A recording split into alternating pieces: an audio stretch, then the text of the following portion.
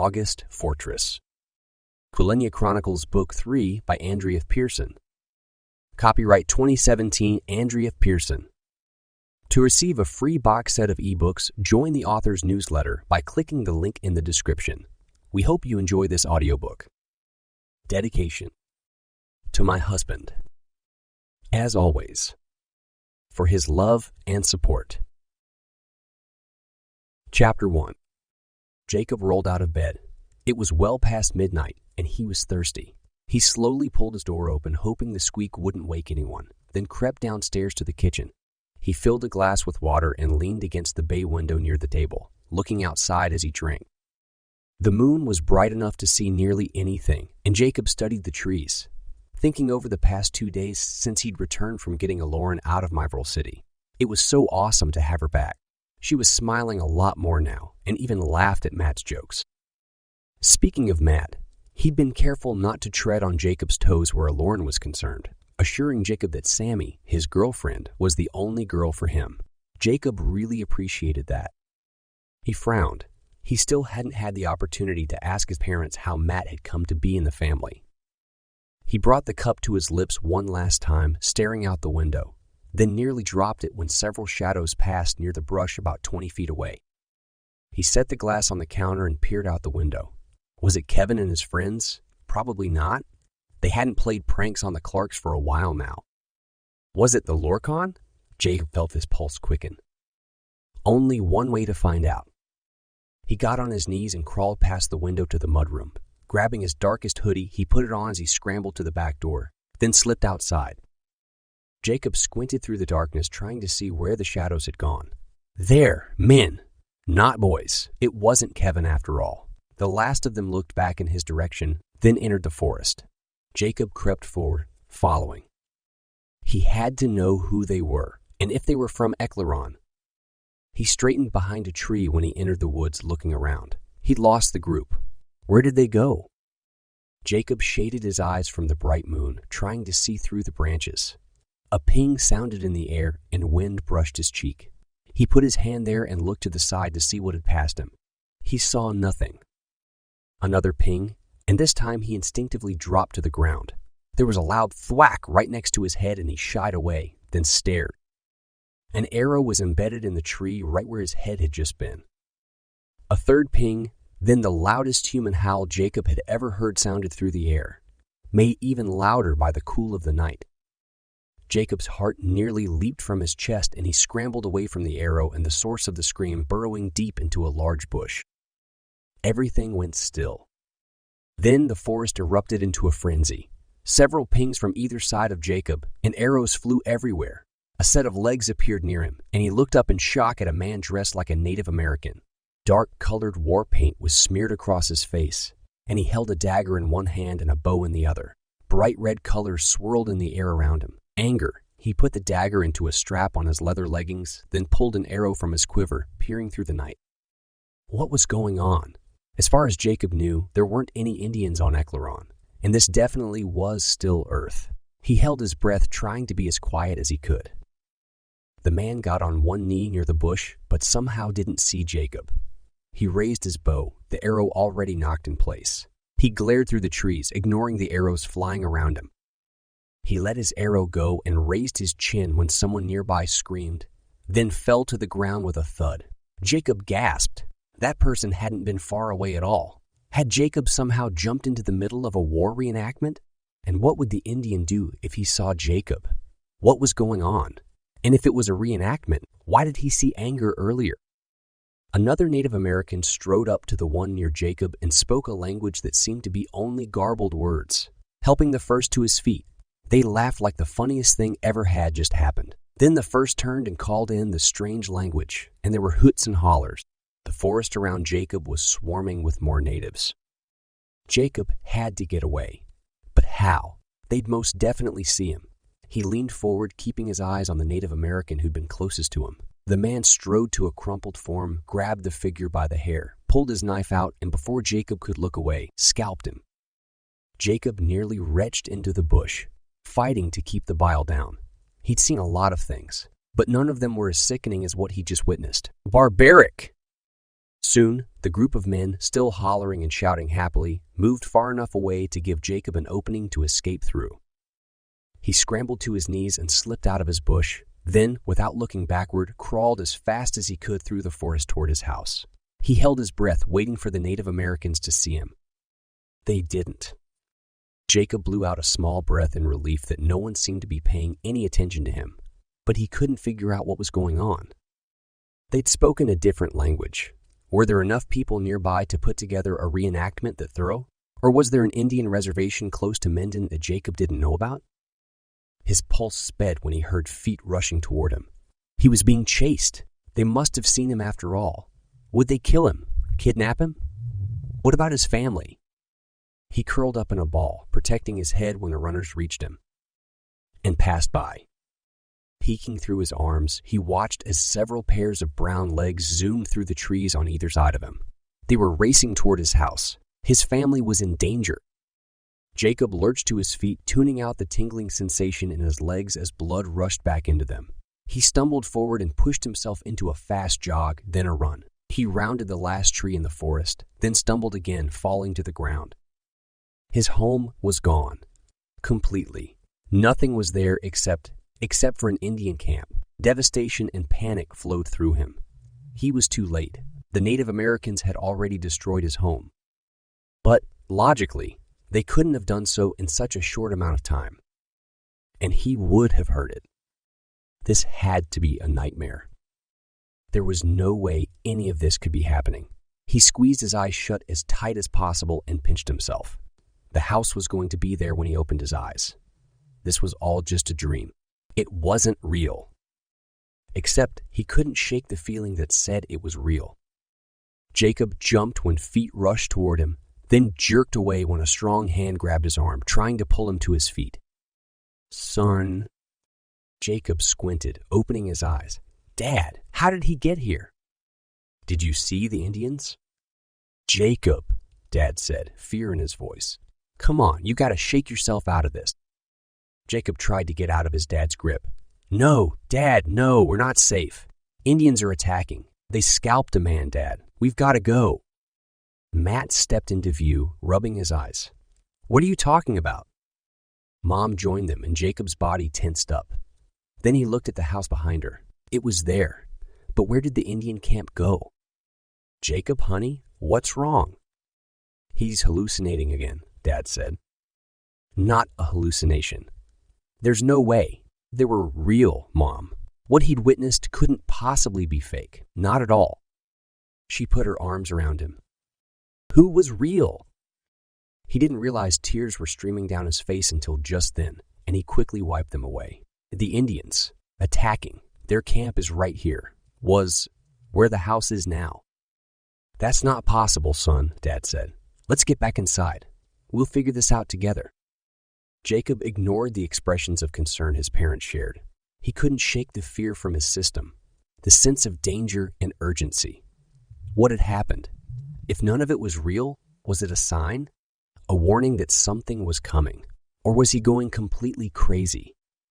His legs shook really badly, and his mom helped him sit on the couch when they got in the living room. "Start at the top. What did you see?" Jacob swallowed a few times, trying to collect his thoughts. "I couldn't sleep. Got a drink. A bunch of people were outside, and I went out to see who, in case they were the Lorcan or something." "You should have woken me up," Matt said. "I'd have gone with you." I followed them into the forest. They were crouching, trying to be quiet. Then arrows started flying through the air, and I saw Indians all over the place, and they scalped someone. Then they raced toward the house, and I thought they were going to attack all of you."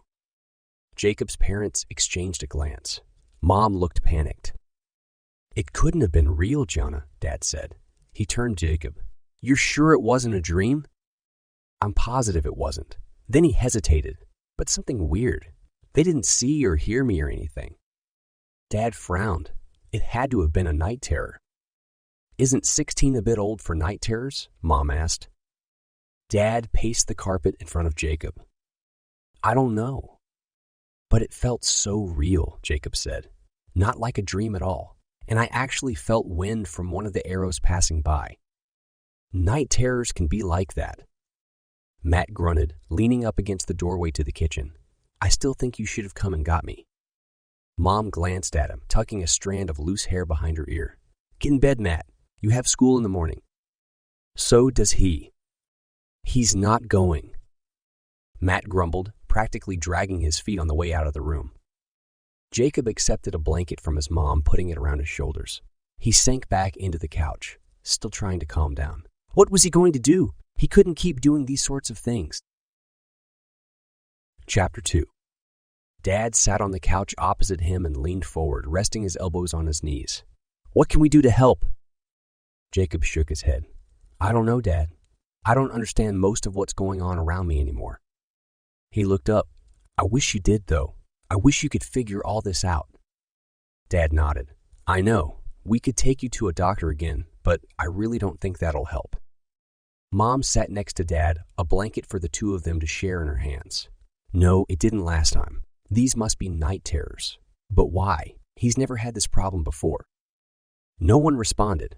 Jacob snuggled further into his blanket, feeling the panic finally leave him. His parents were smart and had access to smart people. They were royalty, after all. They'd figure things out. His mom left to make 3 cups of hot chocolate. He and Dad didn't speak, and he was fine with that. He wanted to relax and stop thinking about his hallucination, or night terror, whatever it was. A few minutes later, Mom returned, handing out mugs. Jacob zipped his hot chocolate, enjoying the warmth as it flowed down his throat and into his stomach. After a moment, he put the cup down, ready to ask something he'd wanted to know for a while. Where did Matt come from? Mom looked up, surprised. You don't know already. She turned to Dad. You didn't tell him? No. Haven't had the chance. Dad's eyes glowed and he rubbed his hands together. You already know that when I came to Arian's kingdom, I brought my best friend Kelson with me. Jacob nodded, and he helped distract the Lorcan when you got Mom and me. Yes, he fought alongside me, faithful as always. He wanted to rescue his queen even though he didn't have to. His wife, your mother's best friend, had been badly abused and left to die. We found her and made sure she was comfortable. I gave Kelson the choice to remain with her or to continue with me, and he chose to continue, and was killed trying to get the Shiengols. Jacob thought he could see where this was going, and he left a son behind. Mom nodded, rubbing her eyes. Yes, there was no way we were going to leave a 1-year-old boy in Myvril City with the Lorcan coming to power, especially the child of parents who were so important to us and loyal. She looked at Jacob. His mom had been my biggest help in the castle, my best friend. She and I were inseparable. And when your father and Kelson came from Trucinal, Midian fell in love with Kelson while I fell more in love with your father. His parents beamed at each other, Mom's cheeks glowing. Green swirled in the air around them and Jacob looked away, embarrassed by their obvious affection. They'd always been so mushy. When we found out Midian had passed away, we brought the boy with us, intending to raise him as our own. Does he know he'd been adopted? Of course, but we've never treated him like he wasn't one of ours. Jacob thought over this new information. Matt wasn't from Earth either. Did he remember living in Eklaron? How would he have forgotten it? How'd you explain to him the whole being from another world thing? Didn't have to. He'd been very traumatized when the Lorcan attacked the castle, and his memories of that time have always been vague. He didn't know the difference between the two worlds. But now he knows the truth, right? Mom folded up the blanket she and Dad had been using. Yes, I told him the night your father and Amberly were kidnapped. He wasn't as shocked as we'd expected. Dad laughed. Quite the opposite. He thought being from another planet was great. He leaned forward, a serious expression on his face. Kenji told him Dallas wants to get a group together to find the Shiengols. Yeah, and they'll need my help. Jacob hesitated. That's okay, right? Of course. And I've been thinking a lot. I've decided I'm coming too. Jacob sat up. Really? Awesome. A half smile crossed Dad's face. And it's about time we taught you how to fight with a sword. Great. Dad nodded. The McCullows want to go during Thanksgiving break. That's this month. Good. All right, Mom said. I'm tired. It's time to get back in bed. She brushed Jacob's hair off his forehead, feeling his temperature, then took his mug. Will you be okay now? Yeah, I think so. Jacob didn't mind his mom fawning over him. It would probably never stop, regardless of how old he got. Jacob climbed the stairs to his room, excited at the thought of learning how to fight from his dad. He pulled the blankets up and sighed contentedly. This would be the best month ever, as long as he didn't hallucinate or have a night terror again. Jacob didn't wake up until nearly noon. He was surprised Mom let him sleep that long. After showering, he went downstairs to the kitchen where Mom was eating a tomato sandwich. The McCulloughs have been asking about you all morning. Everyone over there is worried, especially Eklaron. Eklaron? Jacob's mouth went dry. What did you tell them? That I'd send you as soon as you got up. Jacob hesitated. I can go visit them? Mom laughed. Of course, you're not a prisoner, and you're not sick. Just overly exhausted. I excused you from classes all day. Thank you. Jacob hugged her. She patted his arm, then pulled away, looking him over. You've been really stressed. I don't want it to ruin your feelings toward Eklaron. Jacob rolled his eyes. It didn't surprise him that she'd want him to fall in love with that world. Don't worry, Mom. It won't. I promise. Okay, get going. They're anxious to see you. Jacob grabbed an apple and dashed upstairs to get the key in his shoes. After he'd swallowed the last bite of apple, nearly choking on it in his hurry, he keyed himself to Taga Village. He couldn't wait to see Eklaron. The dark interior of Kenji's place let him know no one was home. Rather than key over to the tree, he decided to walk there. Jacob started down the path that wound between the McCullough dwellings. He put his hands in his jacket pockets and nodded at people as he passed, picking up speed. It was cold. When he got to the ledge, he saw that Kenji and Ebony were down by the tree, talking to Eklaron. Hey, he called, waving, then quickly descended the wall using the holes etched into the stone. He turned as Eklaron threw her arms around him. You're here, and you're alive. He laughed. Course I am. She flushed and stepped away, tucking her hair behind her ear. Jacob's heart thudded in his chest. She liked him, right? Ebony and Kenji caught up. Your mom told us what happened last night, Ebony said, and we've been very worried about your hallucination, especially after what took place when you were in the tunnel with the Ember Gods. Jacob nodded. Yeah, it's pretty frustrating not knowing what's going on. We'll figure it out soon, Kenji said, clapping his hand on Jacob's shoulder. Or you will. We really won't be much help here. Jacob chuckled. Good to know. Ebony grabbed Kenji's arm, pulling him away. We were on our way to visit some friends when we saw Eklaron. Dear, let's keep going. We can leave these two to catch up. Eklaron's face split in a grin as she turned to Jacob, and he marveled at the change in her from the first time they'd met. Where had this enthusiastic, happy person been back then? You've got to see what I've done with Tree, she said. Jacob followed her, wondering if she'd added a secret room or something. The idea of being alone with her was definitely appealing. She opened the door and waved for Jacob to go in first. He stepped into the slightly darker interior and raised an eyebrow. Chapter 3. Eklaron had hung blue polka dot curtains, used a matching tablecloth and a huge, brightly colored rug, and put random things on the bookshelves. Vases or statues or something. Jacob didn't go close enough to see what they were. Isn't it awesome? She said, spreading her arms wide. I love it. And what's even better, there aren't holes in the ground like at the tower. It's great. Jacob grinned, putting his hands in his pockets. They'd started sweating the moment he and Eklaron had walked into the tree. They were alone. He crossed his fingers that things would go well, that he wouldn't embarrass himself by saying something stupid. How would she feel if he tried to hold her hand again? Would it be better to wait? Or should he just reach out and grab it? He chewed the inside of his cheek. No, he'd wait. He needed to figure out how not to be nervous around hers. The last time he tried, it had taken him several minutes to get up the courage. And just as he had, she pulled away. Do you want something to drink? She asked, walking to the refrigerator. This thing keeps food cold. It's pretty awesome. Yeah, I love them too. Jacob shook his head at himself. He loved fridges. He had never even thought about them before, aside from being something that was in the kitchen. And yes, I'd like a drink. What do you got? Water and soda. Do you like soda? Definitely. She pulled out a 2-liter bottle of root beer and poured him a glass. After putting the soda away, she sat across from him at the table, tracing patterns on the tablecloth. The colors in the air around her changed from bright green to a light orange. Nervousness. She took a deep breath. I've been thinking... He put his cup down. About what? And I've talked to the McCullows, and they think it's okay if... I'd like to attend your school so I can meet humans my age and learn more about your world. She'd told Jacob a couple days before that there weren't a lot of teenagers in Mokaria. He was constantly amazed at how many people were killed by the Lorcan. After Jacob and his parents had escaped, the Lorcan went around killing infants and children, trying to find him. Guilt flooded over him. He caused so much destruction to Eklaron simply by existing. Then what she'd said hit him. Wait, you want to come to school? That's a great idea. It made him excited to think he'd see her on Earth too. He paused. We'd have to ask my parents, though.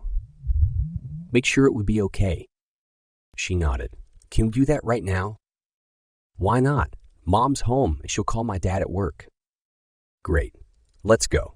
Eklaron got up from the table, stepped to the door, and turned, smiling at Jacob. His heart skipped around inside his chest. Her smile was so pretty, and he felt his ears redden. He looked down, fumbling with the key in his hands. Finally, he got it in the lock the right way and took them to his house. Mom, he called out. You here? In the office, honey. Jacob started across the living room, heading to the doorway of his parents' study, but paused when he noticed that Eklaron wasn't following. She stood at the front door, staring as if she'd never seen it before. He looked around, seeing things through her eyes. The piano, fireplace, couches, pictures on tables and walls would all be foreign to her. He couldn't wait to show her the TV and sound system in the family room. Wow, she said, running a hand across the worn couch, fingering an old blanket and crossing to the fireplace. I love it. It's so... She turned to him, and he was surprised to see tears in her eyes. So much like a real home, where people who care for each other live. He raised an eyebrow, then quickly hid his surprise. That wasn't what he'd expected. She didn't even comment on the things that wouldn't be in her own world. He cleared his throat, determined to ignore her emotion. Yep. He motioned her to follow him to the study. Mom, you remember Eklaron, right? Your Majesty, Eklaron said, sinking to one knee. Jacob's mouth popped open and his mom blushed. Oh dear, Mom said, walking around the desk. Thank you very much. She pulled Eklaron up. It's such an honor to finally meet you. Gallus spoke of you and King Dimitri all the time. Mom's cheeks flushed even redder. It's been many years since I was anywhere other than Taiga Village. Eklaron nodded. Then she looked at Jacob, her expression reminding him why they were there. Oh, Jacob said. She wanted him to ask. He quickly explained Eklaron's idea to Mom. Well, I think it'll work. It's an excellent opportunity for you to increase your experience. She walked around the desk. But I need to talk it over with Dimitri first. Step out for a moment, please, and shut the door. I'll call him. They left the room, and Jacob sat next to Eklaron on the couch. His mom had just called Dad Dimitri. Weird. Neither said anything. Jacob folded his arms and looked at the wall in front of him, careful not to inadvertently touch Eklaron. She leaned back and gazed at the ceiling, staring at the light fixture, twirling a strand of hair in her fingers. Mom's muffled voice came through the door, but Jacob couldn't understand what she was saying. Finally, she put the phone down and came out. King Dimitri and I would like to talk it over with both of you before giving our go. Ahead, come on in. She held the door for Jacob and Eklaron. Eklaron? Dad's voice came out of the speakerphone. Eklaron jumped, then leaned forward, looking at the device on desk. It's really a phone. Wow. Yes, we want to make sure you're absolutely clear on something before we allow you to attend school here. Eklaron nodded. Whatever you think is necessary. No one, not one person, knows anything about another world and the link to it near our house. You must be extremely careful in your communications with others, both students and teachers. I will, I promise. And we'd rather you not get involved in any after-school activities. Once the final class lets out, you'll return to Eklaron right away. Eklaron folded her hands in her lap. That won't be a problem. Last, have you spoken with Gallus about this? He's the one who needs to give permission. Eklaron blushed. I haven't. It didn't occur to me. Do you have your Minya with you? Eklaron lifted the knapsack she always carried. Yes, Hazel is here. I'm getting her out now. Good. No one said anything while Eklaron opened Hazel's container. Hazel's eyes sparkled as she looked up at Eklaron. Then she waved to Jacob, who grinned back at the little creature. Okay, she's ready. Hazel, can you hear me? Hazel nodded. Yes. Dad asked the Minya to deliver a message to Gallus, telling the man about Eklaron's desire to attend school on Earth with Jacob. Jacob leaned forward in his chair, paying close attention to the conversation between Gallus, his parents, and Eklaron as Hazel flitted back and forth, delivering messages. He crossed his fingers, hoping everyone would agree that having Eklaron attend school would be a good idea. Hazel flashed back with Gallus's final message, giving his permission just so long as Eklaron made sure to follow the king and queen's instructions closely. All right, Eklaron, Dad said from the phone. It looks like you're going to be Mountain Crest High School's newest student. Eklaron grinned broadly, getting to her feet. Wonderful. Mom smiled. I'll take you to the school in a minute to meet with a counselor and set up classes. We'll say you're an exchange student. She looked over Eklaron's clothes. Those should work for now. The leather pants aren't too different, and people here occasionally wear cotton tops like that. You won't stand out too much, and I'll take you shopping later. She paused, thinking. But we want to make sure your first day isn't awkward. Jacob, how about you take her over to Tanny's after school? Jacob knit his eyebrows. Why? It would be nice if she already knew someone outside of our family. Oh yeah, Tanny's great. Mom and Eklaron left right away. Jacob shot hoops in the driveway until it started snowing. Then he stood looking up at the sky, enjoying the feel of the falling snowflakes. They didn't stick to the ground, and nothing would for probably another month. He waited outside for a long time, then finally gave up when it got too cold and went to read in his bedroom. Chapter 4. An hour later, he heard the front door open and went to investigate. Dad was carrying several pizza boxes. He handed them to Jacob. Matt'll be home soon, and your mother took Eklaron shopping. We'll eat when they're all back. He went into his study and sat at the desk, opening up the laptop. Jacob put the pizza on the counter, then sat in the living room, occasionally looking out the window. He jumped to his feet when a car pulled up, then sank back down with disappointment. It was just Matt. What you doing? Matt asked, plopping on the couch next to Jacob. Mom took Eklaron to the school and signed her up for classes. Wait, what? Really? That's freaking awesome. Jacob bounced his feet up and down rapidly. Yeah, I know. Anyway, they're out shopping now or something. I'm waiting for them to come back so I can take her over to meet Tanny. Matt raised his eyebrows. Why? You think they'll fight over you and you want to be there to break it up? Jacob snorted. Funny, Tanny has a boyfriend. Matt snickered, punching Jacob's shoulder. 2 girls who'll follow you everywhere. Whatever. Jacob shoved his brother and Matt chuckled again. So, does she like you? Who, Tanny? No, doofus. Eklaron, obviously. Jacob felt his cheeks flush. Don't know, and I'm not going to ask her. I can if you'd like. Give her a nudge in the right direction. Jacob's jaw dropped. Don't, Matt. Please, please don't. Matt rolled his eyes. Dude, you've got to get over this phase you're in. Be the man. Ask her out. Dad entered the living room. He sat on the couch opposite the brothers. What's this I hear? Jacob, you're looking for advice on girls. I've got plenty of experience. You know, wealthy, handsome prince. I courted a lot. Court? Are you serious, Dad? We're not in Eklaron, and I'm not courting anyone. Jacob shook his head, and his dad and brother laughed. The garage door opened, signaling Mom's return, and Dad jumped up to meet her by the car. Matt turned to Jacob. Your car is still in the shop, right? I assume you want me to drive you and Aunt Eklaron to Tanny's house. Jacob nodded. If you could. Matt shrugged. Shouldn't be a problem. Let me put my stuff away. He went up the stairs, lugging his backpack and gym bag with him, then returned just as Eklaron and Mom came in, followed by Dad. Eklaron stepped to Jacob, carrying all sorts of bags. Check this out. She glanced at Mom, an admiring expression on her face, and whispered, You're so lucky. The Queen understands fashion. Jacob didn't know how to answer that.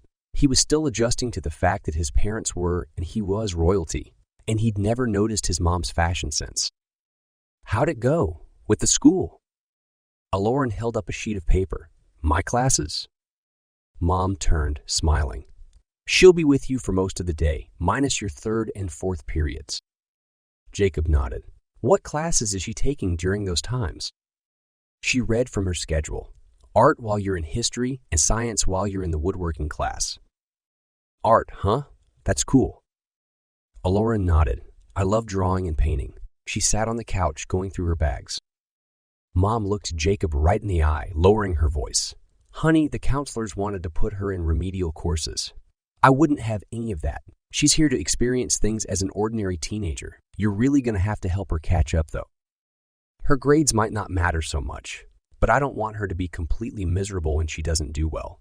Plus, if she decides to attend college here, it would be good if she figured things out in high school. Jacob nodded.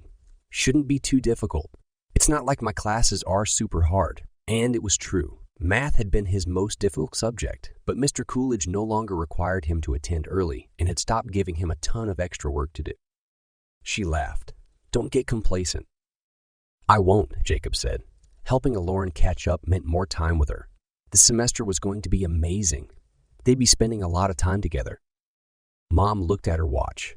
Let's eat dinner, then you can head to Tanny's. The ride to Tanny's house after dinner went quickly. Jacob was very aware of Eklaron sitting next to him between the brothers. Eklaron's colors were so bright it was difficult to see past them. She was seriously excited about meeting Tani and going to Mountain Crest High School. He smirked to himself. She'd probably get over her excitement once she saw how much homework she'd need to do to catch up. What's this vehicle called? She asked. It's a Toyota, a truck, Matt said. Isn't it amazing? Yes, I love these things. She hesitated. They're so fast, though. Jacob sighed in disappointment. He'd missed Eklaron's first car ride when she went to the school with Mom. It would have been really great to see how she reacted. Tanny opened the door when they rang the bell. Jake, she said, smiling. Her smile grew when she saw Eklaron and Matt. She turned, yelling to the back of the house. Mom, the Clarks are here. Can we hang out for a while? Kim, Tanny's mom, stepped into the front room, drying her hands on a towel, only for a few minutes. You've got too much homework. Her eyes sparkled when she looked at the brothers. Jacob and Matt, we haven't had you around for some time. And who's your friend? Jacob introduced Eklaron as their exchange student, and Eklaron shook hands with Tanny and Kim. He turned to Tanny. We're hoping you could help her in school when she's not with me. Mom thought you two would get along well. Tanny nodded. Yeah, it'll totally be awesome sauce. I'll introduce her to Sheena and Jean and everyone. So, Eklaron, where are you from? Kim asked. She must have noticed Eklaron's leather pants. Definitely not American. Eklaron, Eklaron said. More specifically, the land of Gevkan. She gasped, realizing what she just said. Her face turned white and she turned to Jacob and Matt. Who? Tanny said. Where's that? Jacob mentally kicked himself. They hadn't decided which country she'd be from. Kim looked just as confused, and Jacob's mind raced. Eklaron wouldn't know enough about Earth to come up with an appropriate answer. It's, near Hungary. It's a really small English-speaking province, region, place. Kim looked confused, but Tanny accepted the explanation immediately. That's why you don't have an accent. Cool? Eklaron nodded, clearly still panicked. Exactly. Jacob rushed to change the subject. He already felt bad enough for leading them on. So, Tanny, if you could help her feel welcome in school, that would be cool. Sure. She grabbed Eklaron's arm. Just hang with me and Jacob and you'll be fine. Jacob blew out a breath in relief. Thank you, Tanny. You're welcome. Everyone said goodbye and Jacob, Matt, and Eklaron returned to the truck. That was close, Eklaron said, doing up her seatbelt. We've got to find a better story than that. Jacob nodded. Yeah, especially since Kim is probably going to Google Eklaron now. Hopefully she'll get distracted on her way to the computer. Chapter 5. Jacob looked forward to taking Eklaron to school with him. He keyed to the tree to get her, but she wasn't ready yet. So he waited by the door. When she came downstairs a couple of moments later, he sucked in a breath of air. Something was different about her face. Her eyes were even prettier than usual. It took him a second to figure out why. She was wearing makeup. Wow, she looked so hot. Is this going to be okay? She waved at what she was wearing. Queen Arian picked it out. Jacob nodded. She was wearing jeans and a bright pink t-shirt. He'd seen clothes like that at school before. I think so. Girls wear jeans all the time. She laughed. You probably don't know much about fashion. He shook his head. I kept up with it very well in Mokaria. I was sad when your mom told me that Makarian fashion wouldn't be helpful while attending school at Mountain Crest. She's right. Of course. There are dances throughout the year where you'd probably be fine wearing one of the more fancy dresses. Her face lit up. Really? Great, she motioned to the door. Let's get going. Eklaron peppered Jacob and Matt with questions the entire ride into town. Math was interesting. Shirley nearly freaked out when Mr. Coolidge made her move to an empty chair 2 seats behind Jacob, and Eklaron took Shirley's spot. This is stupid, Shirley said, throwing her bag on her new chair. I've sat there the entire semester. Why do I have to move? Why can't she sit here? I'm truly sorry, Eklaron said. I'm fine with going back there. Mr. Coolidge shook his head. No, the note from the front office is very specific. She's to stay near Jacob. Shirley pouted, pushed her bag off the chair, and plopped down. Ridiculous. Instead of continuing to make Jacob come early, Mr. Coolidge simply gave him other material to study during the period. Jacob had given up trying to convince Mr. Coolidge to let him just transfer to a different class. Luckily, things weren't frustrating anymore. His relationship with Mr. Coolidge had changed. They had an understanding that worked for both of them. Jacob helped out in the class whenever needed, and Mr. Coolidge didn't ask him about anything odd he'd noticed, including Jacob molding wood and metal with his bare hands. Math ended, and Jacob walked Eklaron to English, and the teacher rearranged the seating so Eklaron could sit next to him. Being an attractive exchange student who wasn't shy and spoke perfect English really helped her fit in with the others. Jacob reluctantly left her as he headed to history and she to art. When the period finally ended, he ran to the locker room to get his gym clothes, excited for Eklaron to see him play basketball. Kevin was in there too. Hey, no more ball during lunch. What? Are you sure? Yeah, Dad told me this morning. The principal decided it was time to end the tradition. He thinks more work will get done if the admins aren't reffing games. That's ridiculous. Totally. Jacob's stomach churned at the thought of no longer being able to play basketball, but he set the feeling aside, determined to find out for himself if what Kevin had said was true. He wouldn't put it past the guy to lie just to prevent Jacob from playing. Jacob grabbed his clothes anyway and jogged to the orange gym. Tani, Josh, and Eklaron waited near the doors. Jacob stopped when he saw their expressions. Is it true? No more ball? Tani nodded. Stupid principal. Jacob dropped his stuff. Why, though? Oh, the usual. They want to be more efficient. She flipped her hair back. It's dumb, I know. Now what? He wasn't sure where to eat lunch if it wasn't in the gym. He'd only eaten in the cafeteria once since starting his junior year. It felt weird thinking about eating there again. We could try the commons area, Josh said. Yeah, that's where Matt and his girlfriend usually eat, right? Tani asked. And the rest of the football team. Jacob wasn't sure he wanted to eat with all the football players, but he and his friends turned and walked there anyway. Matt scooted over when Jacob, Eklaron, and the others sat near him and Sammy. Heard about basketball, Matt said. Sorry about that, dude. Jacob rubbed the back of his neck and didn't respond. He didn't feel like talking about it anymore. While they ate, Eklaron and Tani got on the topic of guys. Jacob rolled his eyes, but his heart froze when Eklaron mentioned seeing a cute one. What did he look like? Tani asked. Tall, very pretty eyes. We don't have a lot of blue-eyed people where I'm from. Was she talking about him? But then she continued, and his heart fell. And his hair was blonde. Jacob's hair was dark brown, really dark brown. Tani nodded. I'd have to see him to know who he was. Did he talk to you? Oh yes, quite a lot. We sit next to each other. He's an athlete. He spoke of some sort of sport. I think Jacob plays it as well. She turned to Jacob. What's the name of the sport you play? Basketball, Tani said before he could answer. Yes, that's it. Jacob tried to control the feelings of jealousy that hit him in the pit of the stomach. He'd never once considered that Eklaron would crush on someone else. He felt like kicking himself. What had he been expecting? That he'd save her life and she'd melt all over him. He sighed in frustration.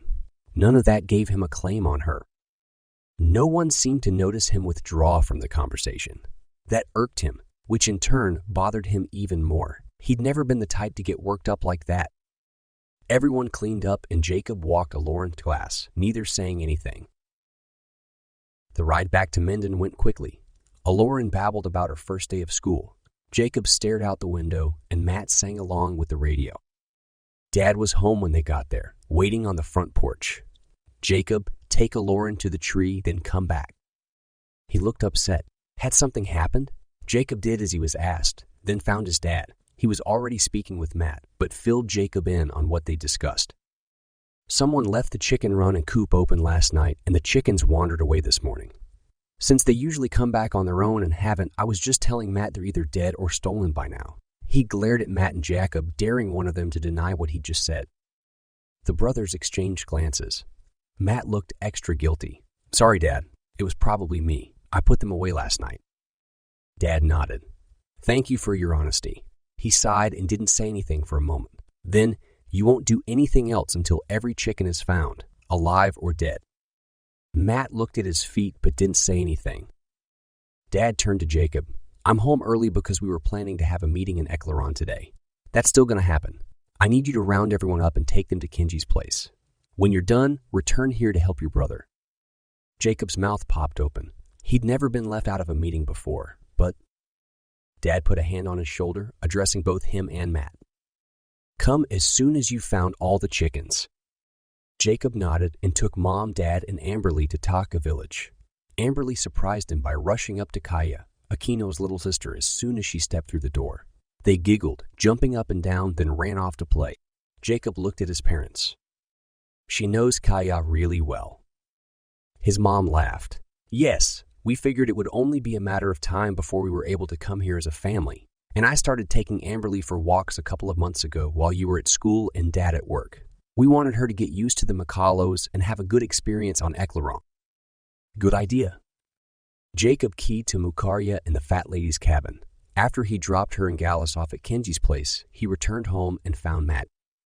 It took the brothers an hour to locate the chickens and get them back to the coop. Luckily, none were injured, but it was dirty, frustrating, and annoying work. Matt apologized several times. When they were done, they cleaned up and keyed to Kenji's. We're nearly finished here, Dad said. But come, have a seat. Where's Eklaron? Jacob asked, looking around. He ignored the slight pang that hit him when he remembered what had happened in school that day.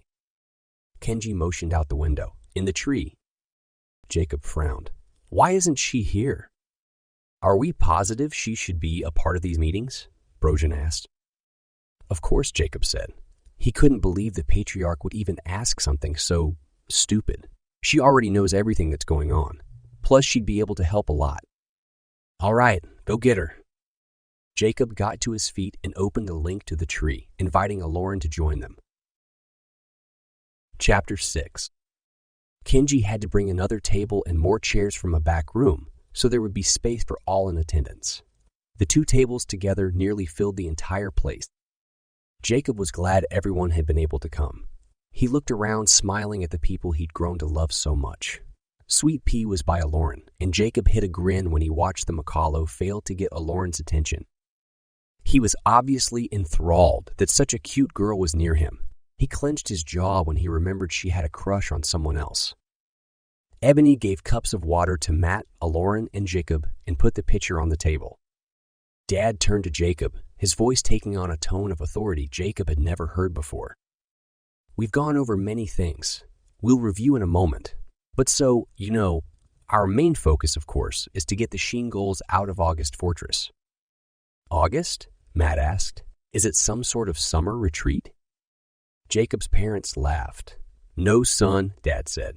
August is an adjective. It means majestic, supreme, grand. Don't they teach you anything in school? Matt snorted. Yeah, that August is a month. He had a point. Jacob chuckled. He'd never heard the word used in any way except when speaking of the calendar. All right, Dad said. He stood and paced. Kenji and Ebony are building as many doors as possible. We'll place them everywhere we feel we'll need quick access. The first we're installing will be at Aldo's cabin to replace the one that was destroyed. Jacob, you'll key Sweet Pea, Jagar, and Akaino to Mukarya today so they can head there. Matt's face clouded. Jagar's really young, isn't he? Only 11 or something. Wouldn't it be better if someone else went? Kenji chuckled. I'm sure you've heard by now that Makalos age differently than humans. Jaeger isn't a child, even though by your standards, he would be. In Earth terms, he's around 14. And since Sweet Pea and Akeno are basically adults, he'll have plenty of supervision. Matt slowly shook his head. Akeno is an adult? Yes. We reach adulthood at 15, so Jaeger isn't far from that. Weird. Dad raised his hand and everyone went quiet. Jacob, tomorrow after all those new doors in place, you and the fat lady will go through Aldo's things there. She's looking for a remedy for what he's done. Yes, I'm positive it's reversible, the fat lady said excitedly. Only a matter of finding out what he did. He had to have left a clue in his cabin. And Jacob, this isn't going to be easy work. The place is in ruins, from what I've heard. She looked at Jacob's dad. Oh, sorry, Your Majesty. Continue.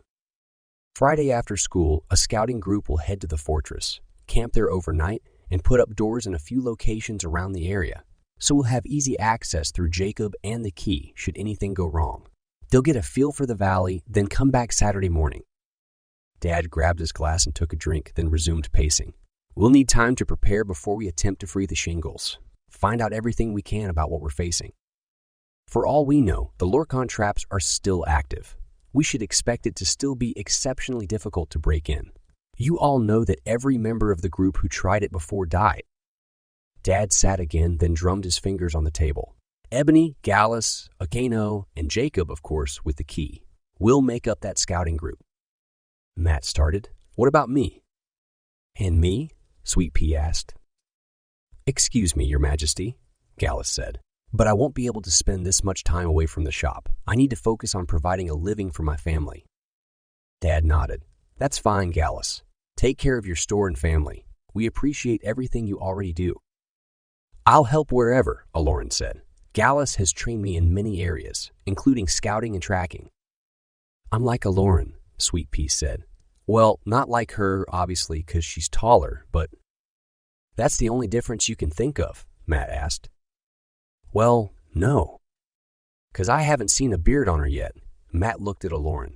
Maybe she shaves her face. Eklaron looked confused. Shave my face? Why would I do that? Sweet Pea growled. Then Mock glared at Matt. The point is, I can help wherever I'm needed. J&O nodded. Same. Send Eklaron, Gallus said. She's got a brain on her. She'll find anything I would. Then it's settled, Dad said, ignoring Matt's no fair. And Sweet Pea's whatever. You'll leave as soon as Jacob returns from school. He waved his hand toward Jacob and Matt. That concludes what we'd gone over before you came. Now we'll discuss the people in the scented air. We need to pull them out. All of them, he looked over the group. How many of you have taken the Melono potion? Matt, Sweet Pea, Gallus, Ebony, Eklaron, the fat lady, and Akeno raised their hands. Jacob hadn't taken it. As far as anyone knew, he was immune to the traps of the Lorcanen. Good. That's enough. This Saturday, after the August Fortress Scouting Group returns, we're going to do a mass rescue. Those of us who haven't taken the potion will wake the people outside the scented air. The rest of you will pull them. Jacob lifted his hand. If the people stuck there aren't marking where the scented air begins, how will everyone know it's there? Won't. More people get stuck. Good point, Dad said. Kenji, will you and Ebony put warning signs together before Saturday? Kenji nodded. Dad took a deep breath. There's one other thing we need to discuss, and that's recruiting Werbies. That's going to be very difficult, Gallus said. They live in Ashe Hills, the most impassable mountains in this part of the land. We don't even know if the tunnels are still open, especially after what happened to Jacob's group. Jacob's throat tightened just thinking about what had happened to Satan and how powerless he'd felt. True, but it's necessary. They're the only ones who can actually help fight against the dusts. Eklaron raised her eyebrows. You've been having problems with dusts. They're really easy to deal with. In small groups, yes, Brojan said. But the Lorcan have gathered a huge army of them. In the war nearly 15 years ago, they'd been trained quite efficiently and caused a lot of destruction. Why are the ones I've come across so stupid then? Jacob asked. The Lorcan haven't spent as much time on tactical things lately, Brojan said. And dusts have really short memories. They forget nearly everything they've been taught after 5 or 6 months and have to be retrained. Plus, they only live around 5 years. Dad nodded. My guess is that the Lorcan will work directly with them again. He paused. The point is, we must have the Werbies. It's time to recruit. He looked at his watch. We'll end now. Jacob needs to take Akano, Jagar, and Sweet Pea to Makarya, and he and I must begin his sword fighting lessons. Jacob felt his chest expanding. His dad was going to teach him how to fight. He got up and stretched, enjoying the pops in his back. Most of the others didn't stand right away. They looked somewhat overwhelmed, the colors swirling in the air around them, switching between excitement, nervousness, and a little fear. He certainly felt the same. It was going to be a busy week. Chapter 7. Jacob keyed the 3 Makalos to Makarya after returning everyone else to the proper homes. Then he met Dad in their backyard in Menden. We'll use wooden swords while we catch up to what you remember, Dad said. He tossed one to Jacob. After you're comfortable with a few of the moves, we'll switch to metal. I'll teach you as many of the basics as possible, but you must recognize something. Good sword fighters practice hours every day for years. The chances you'll pick any of this up within the next month, year even, are pretty slim. Why are we doing this at all then? Because you're a prince, and princes become kings, and people don't respect a king who can't defend himself, even if he never has to. With that, Dad jumped forward, swinging his weapon at Jacob's head. Jacob barely blocked the blow in time and fell to his knees under the force. Hold on, you didn't tell me we were starting. Rule number 1, Dad said. Real fighting isn't like the movies. Your opponent won't wait for anything. If they're going for the kill, they'll take the first opening they see, regardless of how ready you are. He attacked again, this time swinging at Jacob's midsection. Jacob was only partially able to block the attack, and he was knocked to the ground again, gasping for air. Dad circled around him. All right, get up. Let me teach you a few defensive moves. Shouldn't that have been the first thing we went over? I wanted to see if you remembered anything. Right. Jacob took his time getting up. His side really hurt. When he finally got to his feet, his dad showed him several defensive tactics, each more painful on the hands, wrists, and arms than the one before. Then, as if that wasn't enough, Dad wanted to teach him offensive moves. I thought this was going to be fun, Jacob choked out. He grimaced when he saw the grin on his dad's face. It is fun. Jacob snorted. Whatever. Trust me, when you've been doing it for a long time and are evenly matched with your opponent, it can be quite enjoyable. Jacob rolled his eyes. I'm sure. Dad told Jacob to attack, and attack he did. He'd show his father a thing or two, but Dad stopped him only a couple of moments later. You're breaking 2 more rules. First, go for the opponent's body, not their weapon. Striking their sword will alert anyone watching to the fact that you're, what do you kids call it, a noob. Jacob laughed. Okay, Dad. Next, you've got a lot of energy, but if you stream it the wrong direction, flailing around like you just were, you'll burn out really quickly, giving your opponent the perfect opportunity to strike you down. We'll focus a lot of time on ensuring you're channeling your energy into the correct movements. I want to make sure you're learning this completely. They practiced for an hour more.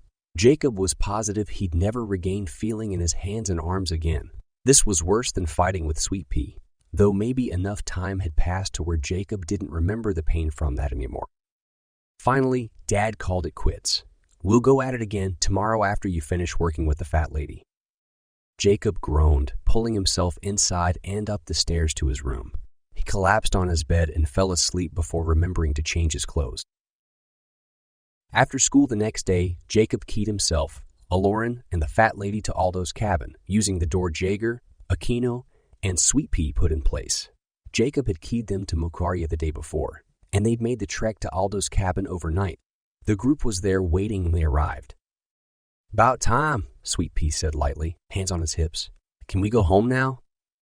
Jacob keyed the 3 Makalos back to Taka village. He was glad Eklaron had volunteered earlier to help. The fat lady put them to task immediately, and it was hard, messy work. Most everything was covered with debris, left over from the Bald Henry's attack. Bits of brick and mortar, wood shavings, glass, etc. Jacob looked around the place, then made a quick decision and keyed home to get a broom and dustpan, along with several garbage bags. The fat lady insisted on cleaning up the entire cabin. Jacob held in a chuckle. Why she wanted Aldo's place clean when hers was always a wreck, he didn't understand. She collected everything that looked remotely important. Papers, books, pictures, random objects Jacob didn't recognize, and even plants and leaves. Finally, after Jacob didn't think he could get sweatier or dirtier, she said they were done. She seemed very excited about a book she'd found. Jacob looked at it curiously. It had plant pictures on the front and was full of illustrations. Jacob keyed them to her house, and she had the two teenagers go through the salvage stuff while she went through the papers. Aldo perked up when they entered the cabin, sitting cross-legged in his usual corner of the room. He grinned at Eklaron and held up something he'd made. From where Jacob stood, it looked like several handfuls of grass tied around a bunch of paper. "I'm free dogs," Aldo said. He jumped up, knocking over a stack of papers in his excitement to get to the group. When he reached Eklaron, he shoved the thing into her hands. She looked at him skeptically, obviously trying to figure out what he wanted her to do. He clapped. "This is what happens to shoes in springtime. Sometimes they dance and sing." Eklaron looked to Jacob for help. "What's he talking about?" Jacob sat on the couch, thoroughly enjoying Eklaron's discomfort. "Who knows? Just talk to him." "Okay, Aldo, tell me about this." She motioned to the paper and grass mess. "I asked her dad about it." "You asked to her? Her dad?" "Sure did not. Winter's true. It's true." "Yes, winter is very true." She turned the thing over. "What is it called?" "It's my frustrating break." Jacob chuckled. "That's a great name. Frustrating break." The fat lady took Aldo's toy from Eklaron, shoved it in Aldo's hands, and motioned for Eklaron to sit next to Jacob. "Okay, we've got work to do." Aldo returned to his corner, sitting cross-legged again, and the others started sorting books and papers. Some of the books Jacob looked through were written in a form of English not hard to understand. Many of them, however, were in a different language. Eklaron was able to read it, so Jacob gave those to her, and he read over the English books. "I don't even know what I'm looking for," Eklaron whispered. "Anything that might make someone go crazy on purpose." He wasn't entirely sure either. After nearly an hour of searching, the fat lady squealed. "I think I've found it!" She held out a book Jacob had already discarded as useless. "The mushrooms that grow near Kaith trees are poisonous." "Yeah, I saw that." Jacob remembered learning about Kaith trees a couple months earlier. They were magical and let people leave messages for other people in their trunks. Taken in very small amounts, the poison doesn't kill the person, but renders their brains nearly useless. And where there's a poison, there's a cure. I'm not sure how that works," Jacob said, "and it doesn't prove that's what happened to Aldo." "No, not the book alone, but when you see what I found here, it does." She showed them a piece of paper. She'd circled something on it, and Jacob had to hold it up close to his eyes to decipher the scraggly writing. "Fat lady, remember to stir twice before administering." Jacob raised an eyebrow. "What does this have to do with anything?"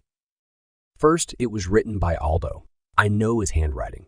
Next, it's for me, obviously. Third, it's a remedy. He and I used to discuss the differences in potions and cures. Cures nearly always require an exact number of stirrings, even numbers usually. But look what it's written on." Jacob inspected the paper, knitting his eyebrows. At first, he didn't notice anything, but then he held the paper up and realized it had a very large, elementary depiction of a mushroom on it, faint enough not to be noticed with a cursory glance. Almost like a watermark. So this means he poisoned himself with a mushroom. He still didn't see how she'd made the connection. "Yup," she said. "We can get to work on the cure immediately." She bent over her papers again. "Keep looking. Books that deal with remedies are what we want now." "Oh, I've got several here," Eklaron said. She handed over a stack. The fat lady fluttered through pages quickly. Jacob wasn't sure how she was taking anything in at all. She squealed again, much louder this time. "This is it. Lots easier to find than I'd expected. And look, I own this one. I wonder why it never occurred to me to go through my own collection." She frowned, staring at the shelf opposite her, then glanced at the first page of the book in her hands. "This is my book. How'd he get it? And why didn't I notice it was gone?" She scowled at Aldo. "That wasn't very smart of you. You know better than to borrow something from me and not return it." Jacob laughed. "You didn't even notice it was gone." "Don't matter."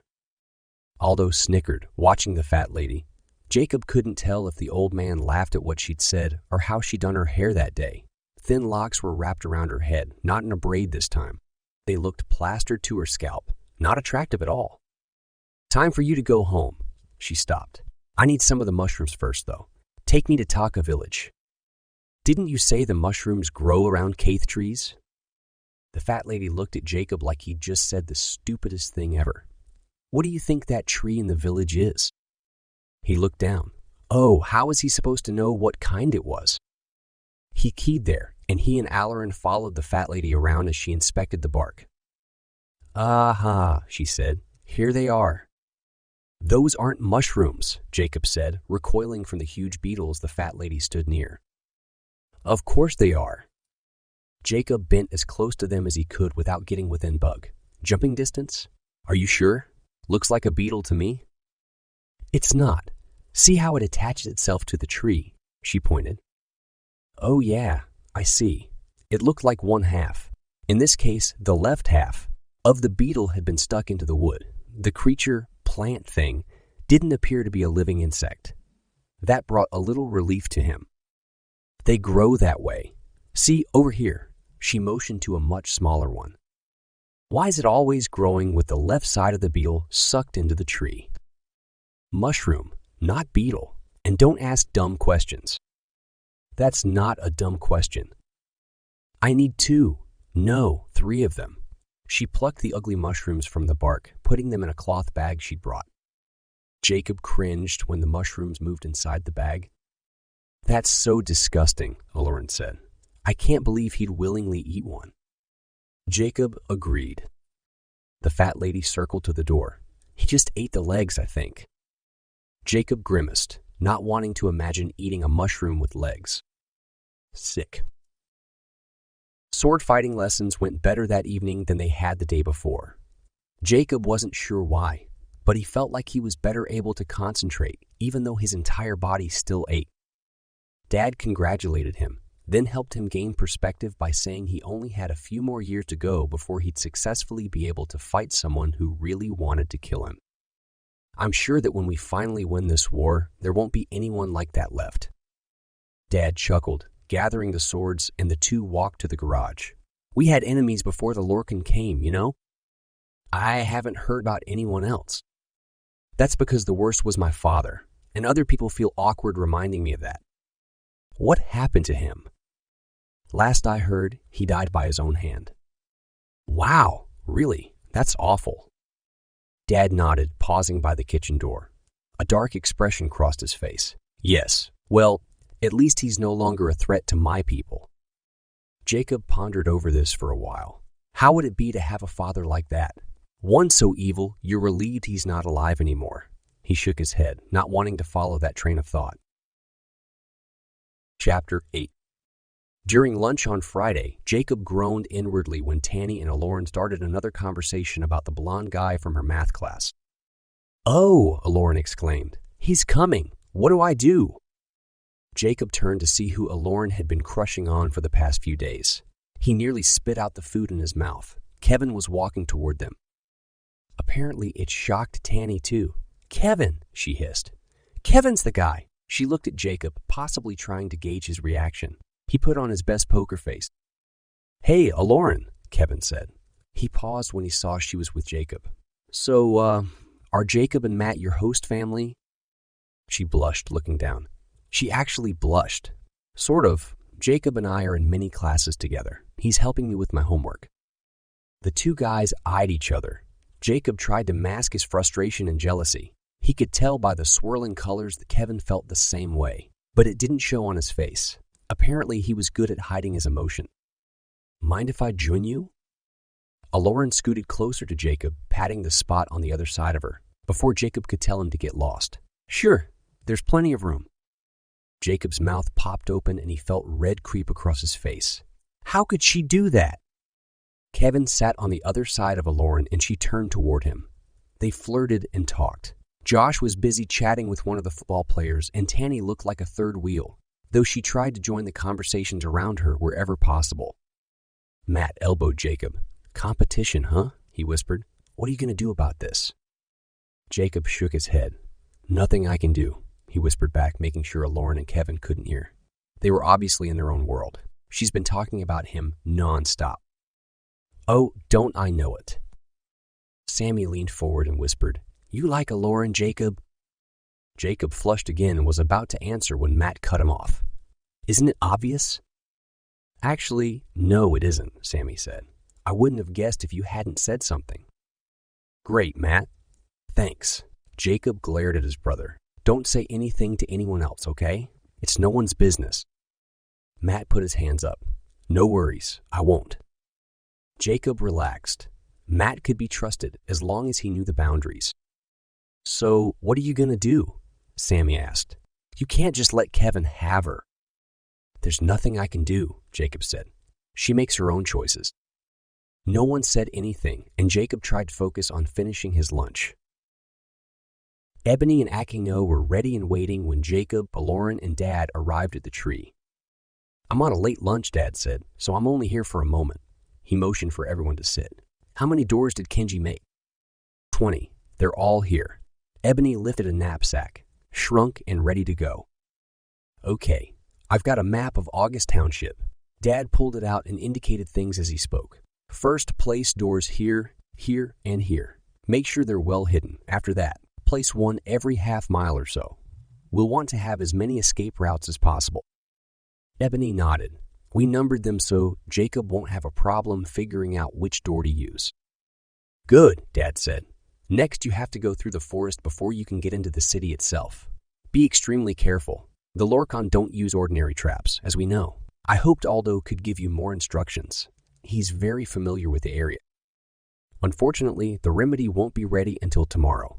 So in the meantime, we're going to learn as much about the place as we can. He folded the map. We'll need one of you to keep a detailed journal of what you find. Dad held up a small leather book. I'll do that, Eklaron said. Gallus has me make notes of my trips all the time. Excellent. Dad handed her the book and the map. Mark the placement of the doors on the map and keep it with the journal. He sighed, running his hand through his hair. What remained of it? You'll leave now or as soon as possible. Check back with us frequently. Oh, and also, which Minya are you taking? Mine, Eklaron said. And Kenji will use early, should he need to get in touch with us. Dad nodded. Be safe. He looked out the window of the tree. I wish I could go. Kenji and Brojan had insisted Dad stay behind. He was too important to Gevkin to put himself in potentially dangerous situations. Maybe when we get the Shiengols. He put his hand on Jacob's shoulder. Be careful, son. Take care of the group. And the rest of you, he motioned to the others, watch over my son. Chapter 9. Jacob couldn't believe they were out on another trek. He, Akino, and Eklaron. The only difference this time was the presence of Ebony. It only took a couple of seconds to key to Aldo's ruined cabin. It looked a bit silly, having a fully intact door when the walls were broken down. At least Kenji had tried to make the door look old, so no one would suspect the cabin was still being used. Ebony and Eklaron chattered a great deal about parties and clothes as the group left the cabin. It didn't bother Jacob.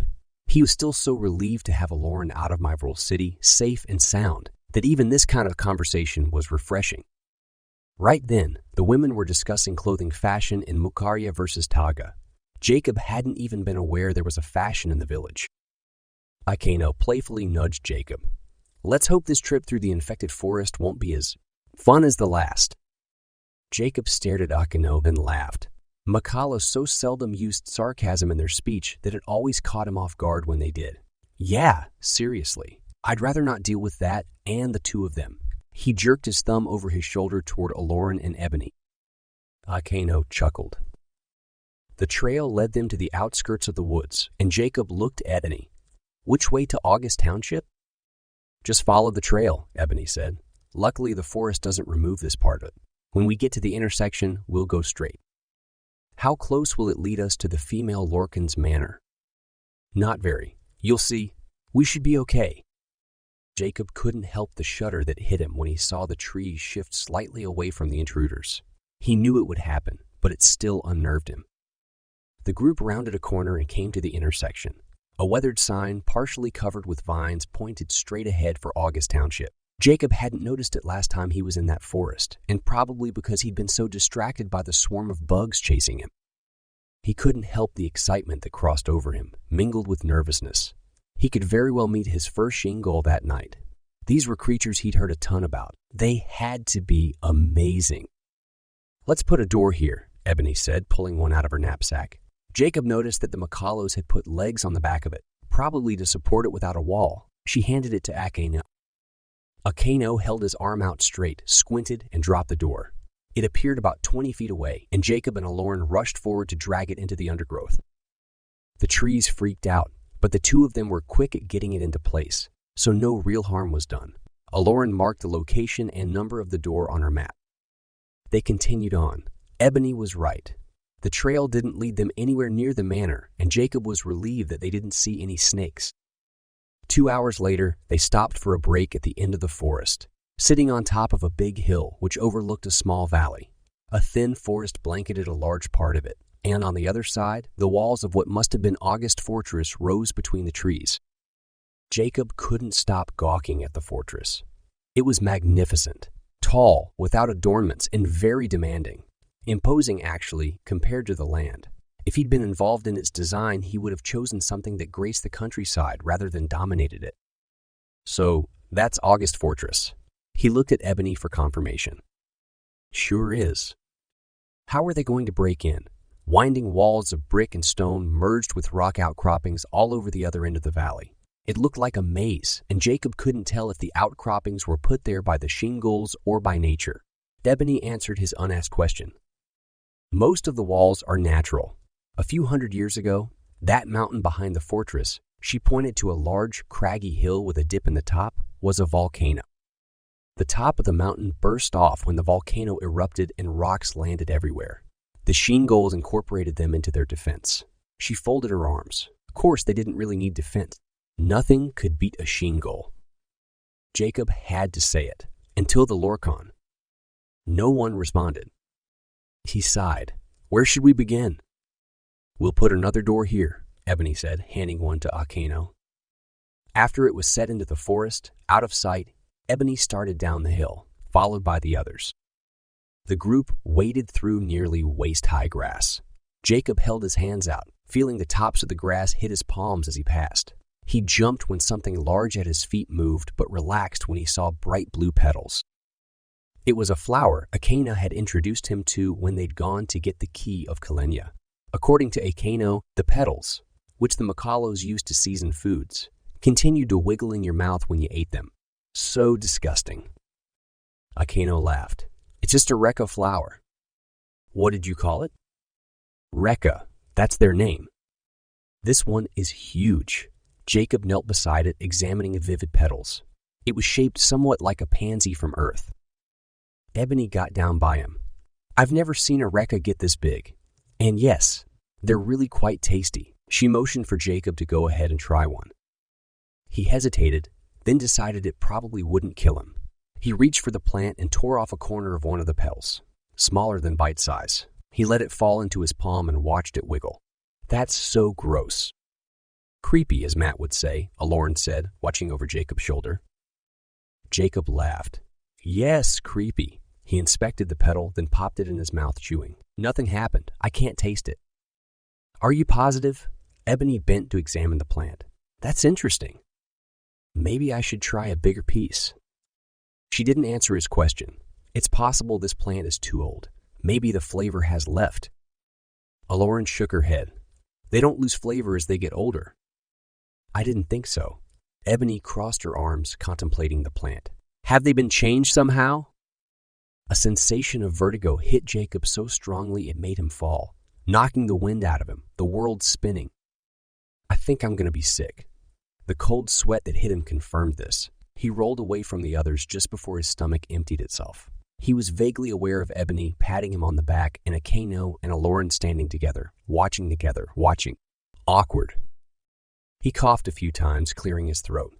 Akeno gave him water, and he rinsed his mouth and sat up. The dizziness slowly dissipated. "Wow, sorry about that." Ebony was inspecting the Rekka flower. Why would it make you become ill? And why couldn't you taste it?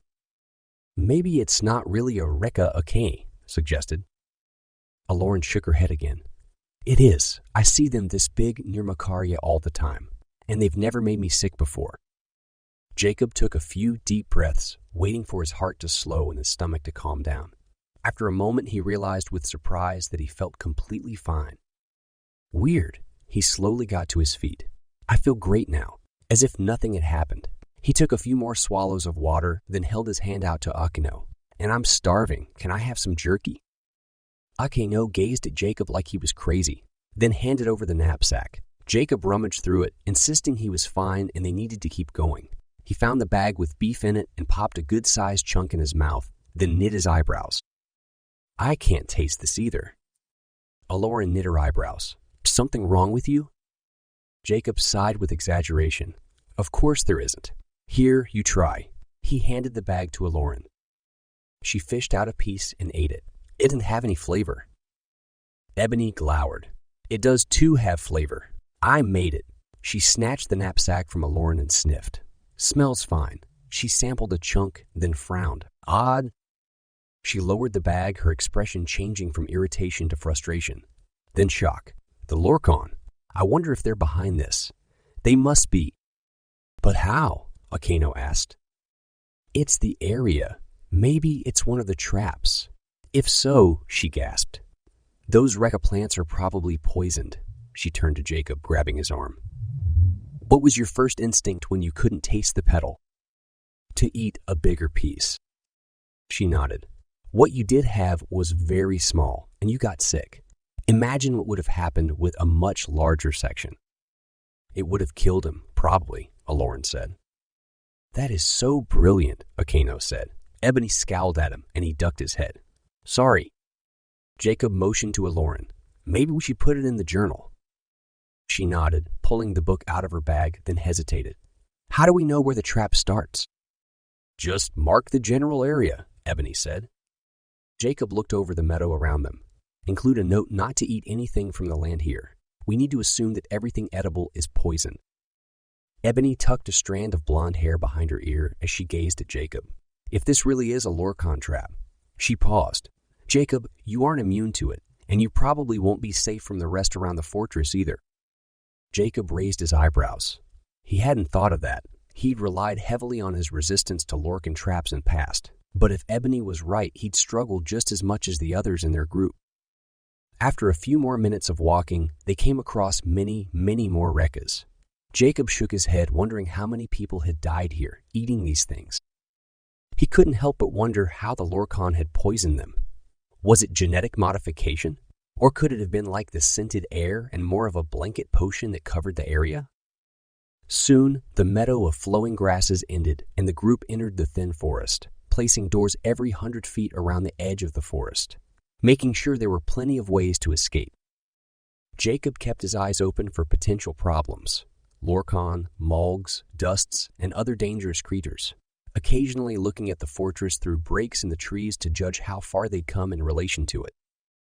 As he stared at it, he noticed something odd and paused, the rest stopping as well. Chapter 10. Can you see the glow around the fortress? Ebony squinted, shading her eyes. No. The color swirling in the air around her changed to a light yellow-green. Interest. Describe it. Jacob frowned in concentration. It's not really a glow. There are a ton of different colors swirling together, very bright colors. It's like emotions. I can see emotions coming through the walls. I've never had that happen before. How cool. He beamed, meeting eyes with Ebony. The Shiengols, Ebony said. It has to be them. Jacob nodded. Awesome. I can't believe I can see them this far away. The group was at least 2 miles from the fortress. Ebony snorted. Doesn't surprise me. They're rather exuberant in the way they feel about things. She looked at the fortress. What are the colors you see? Red, angry. Makes sense. Green, excited. That's odd. Why would they be excited? They've been in the same place for a long time. I hardly think that's worth getting excited about. Ebony shrugged, and Akeno and Eklaron exchanged glances, looking as intrigued as Jacob felt. Also, they're sad and disgusted.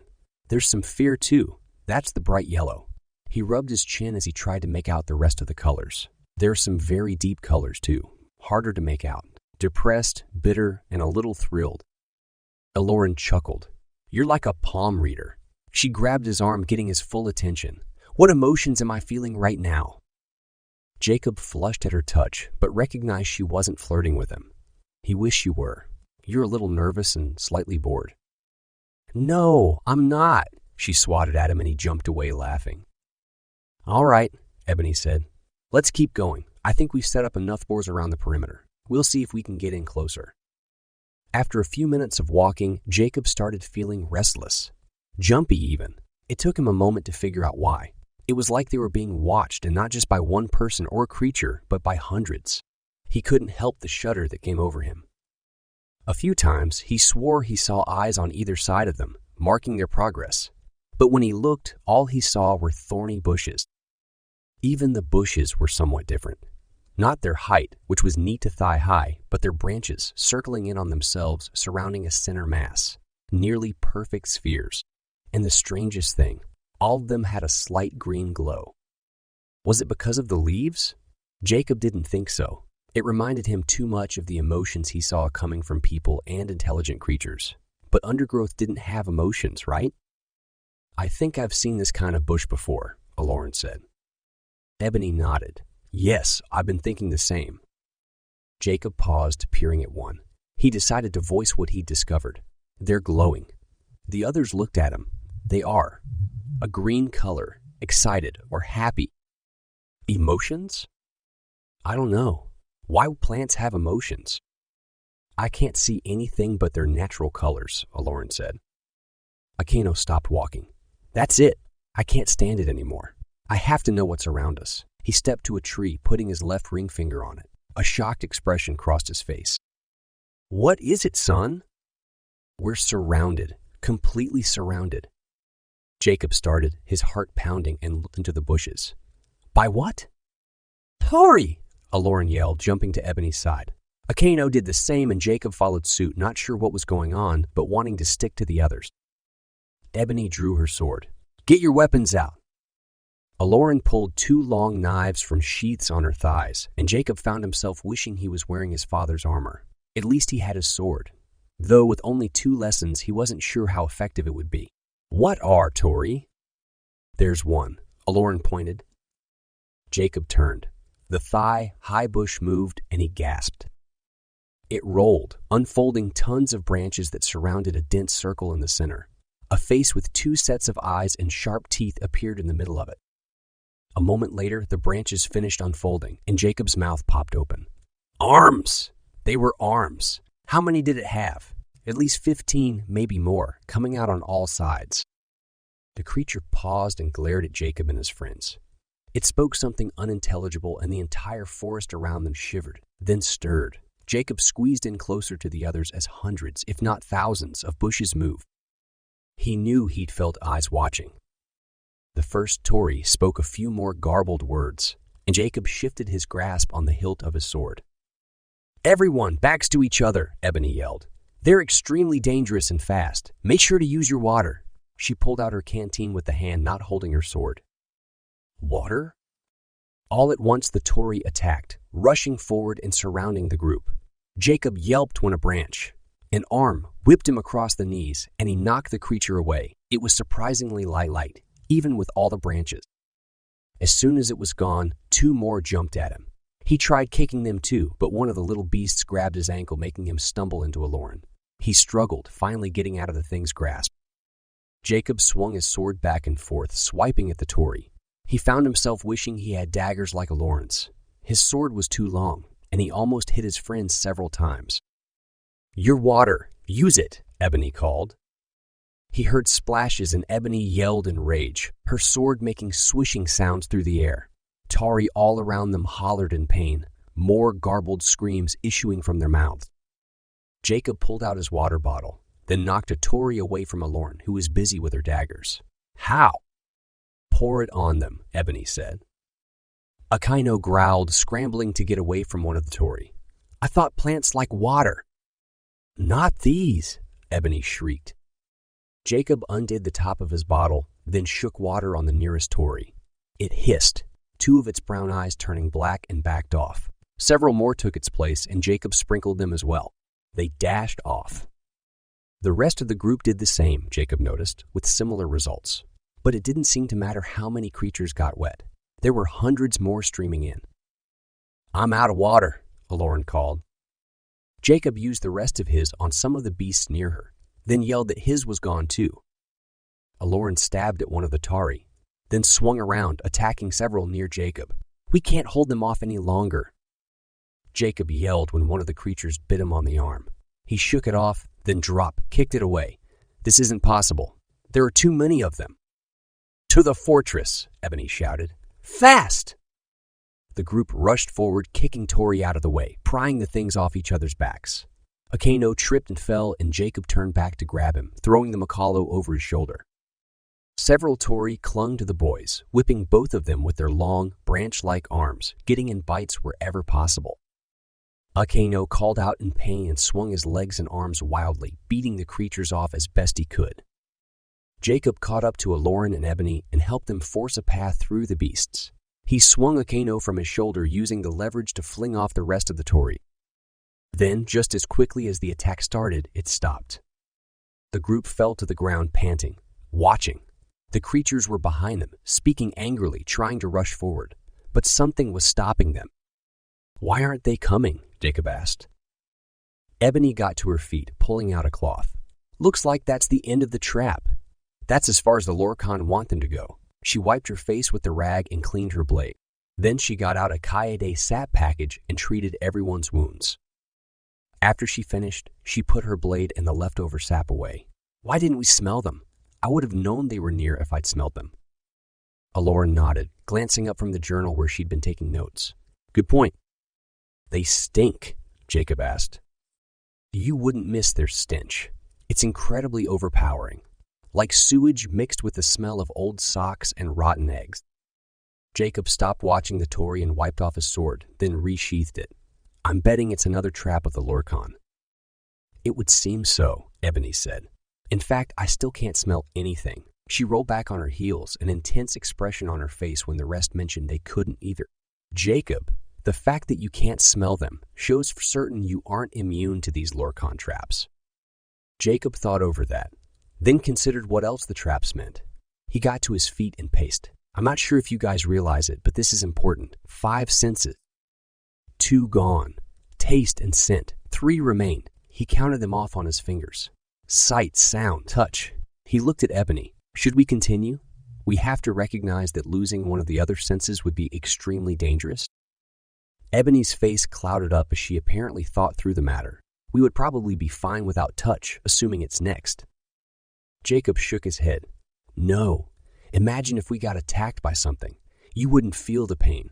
You wouldn't even know that something had touched you. You just keep going until you bled to death.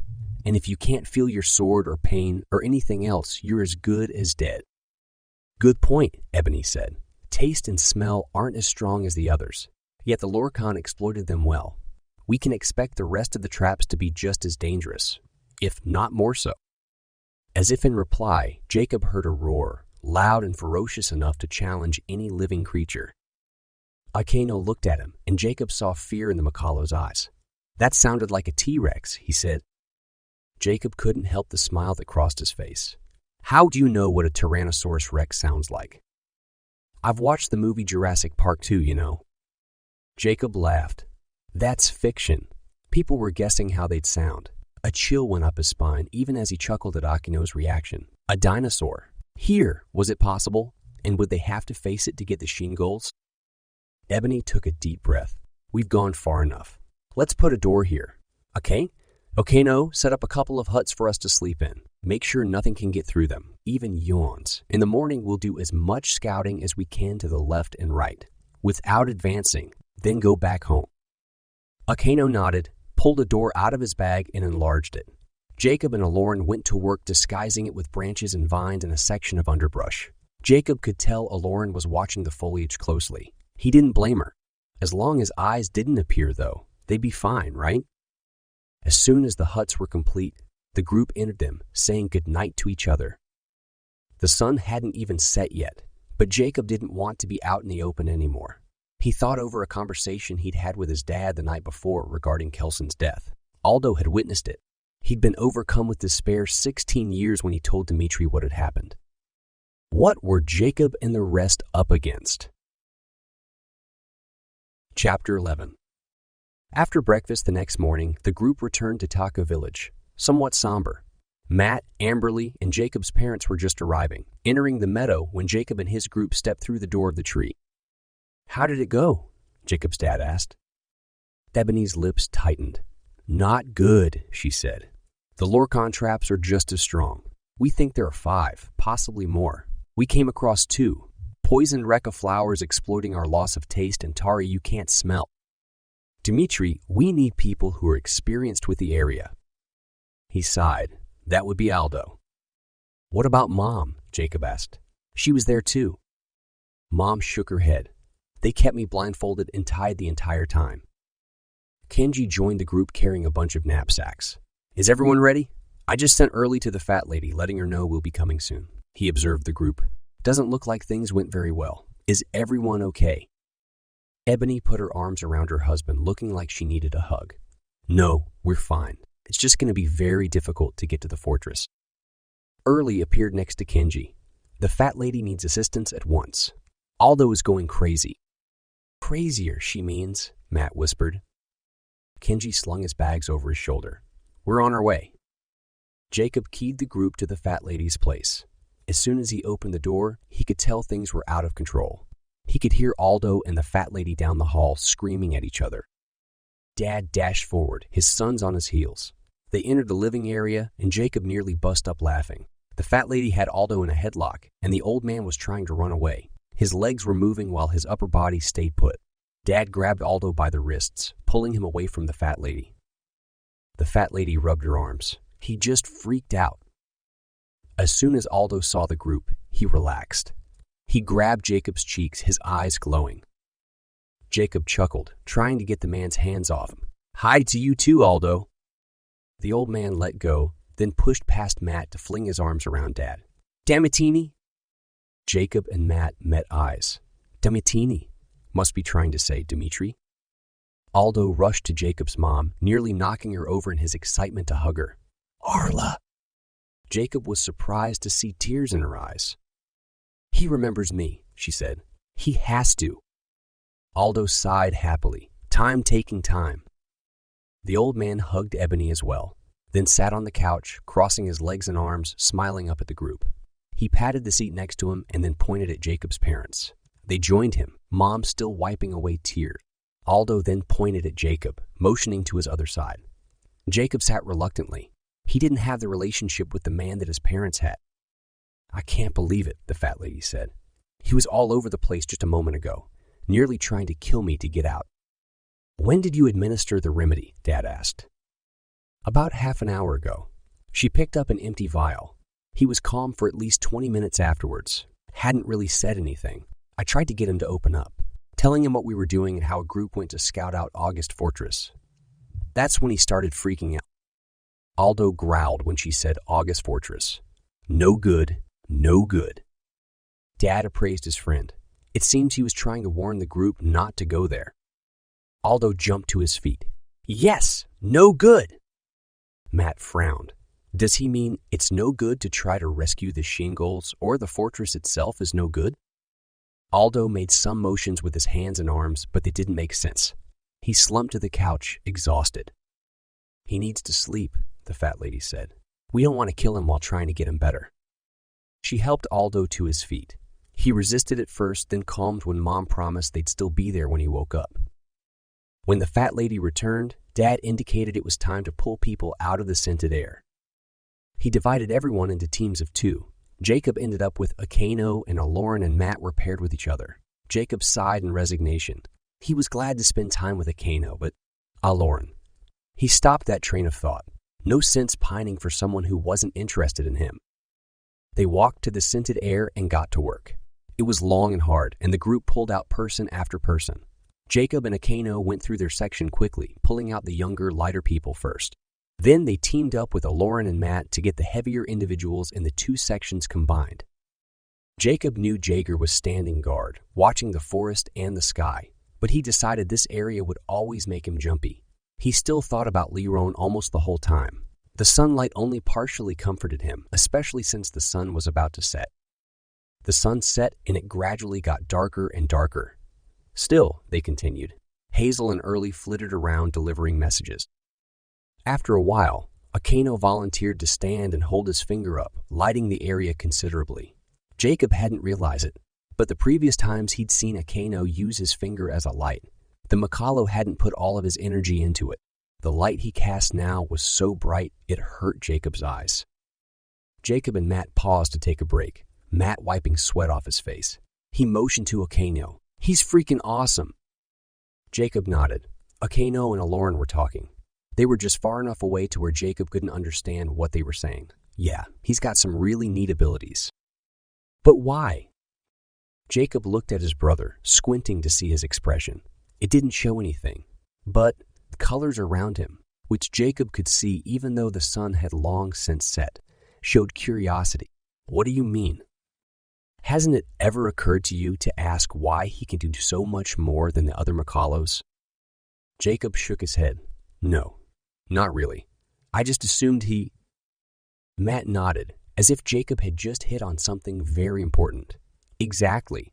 And how did he get that extra magic? Jacob didn't answer. He pushed his hair from his forehead, trying to let the breeze cool his sweat away. He considered taking off his coat, but decided not to. He didn't want to get too cold. Matt made a good point. Why did Eklaron have more magic than the rest? It didn't make sense. Not when his parents could hardly do anything, and the Makalo magic was inherited. He decided to ask Eklaron about it later, but no matter how Eklaron got his magic, Jacob was glad he had it. The adults worked close to Eklaron to take advantage of the extra light. Jacob couldn't help but notice the fat lady. She picked up adult men, slung them over her shoulder, and carried them through the door, then on to Taiga village. Obviously, she had no difficulty doing so, regardless of their size. Jacob and Matt watched her, their mouths open, until Eklaron laughed. "She's going to think you're romantically interested in her if you keep acting like that." "Okay, Eklaron," Matt said, turning to her. "We've got to work on your vocab, especially if you plan to hang out with us on Earth." She nodded. "I'll accept any help you can give." She motioned to a nearby man. "Help me get him out, and we can work on how I say things." Matt and Jacob jumped to the guy, each grabbing one of his arms. "Good," Matt said, "because you've got to speak American." He pointed at Eklaron. "Listen to how he talks. And Sweet Pea, too. They both sound like they're from my country." He sighed in exaggeration, readjusting the man's arm over his shoulder. "But first things first. Romantically interested just doesn't work. You got to say likes." "Oh, I say that all the time." "Yes, I know. But you have to get the context right. Instead of saying, the fat lady might think you're romantically interested in her, you say, the fat lady might think you like her." Then Eklaron paused, still holding the man's elbow. "I don't understand the difference." Matt chuckled. "You will. Just pay close attention, okay? And we'll let you know when you could say something better." Chapter 12. It took a couple more hours to get everyone out. Jacob's arms felt like they'd been ripped from their sockets over and over again.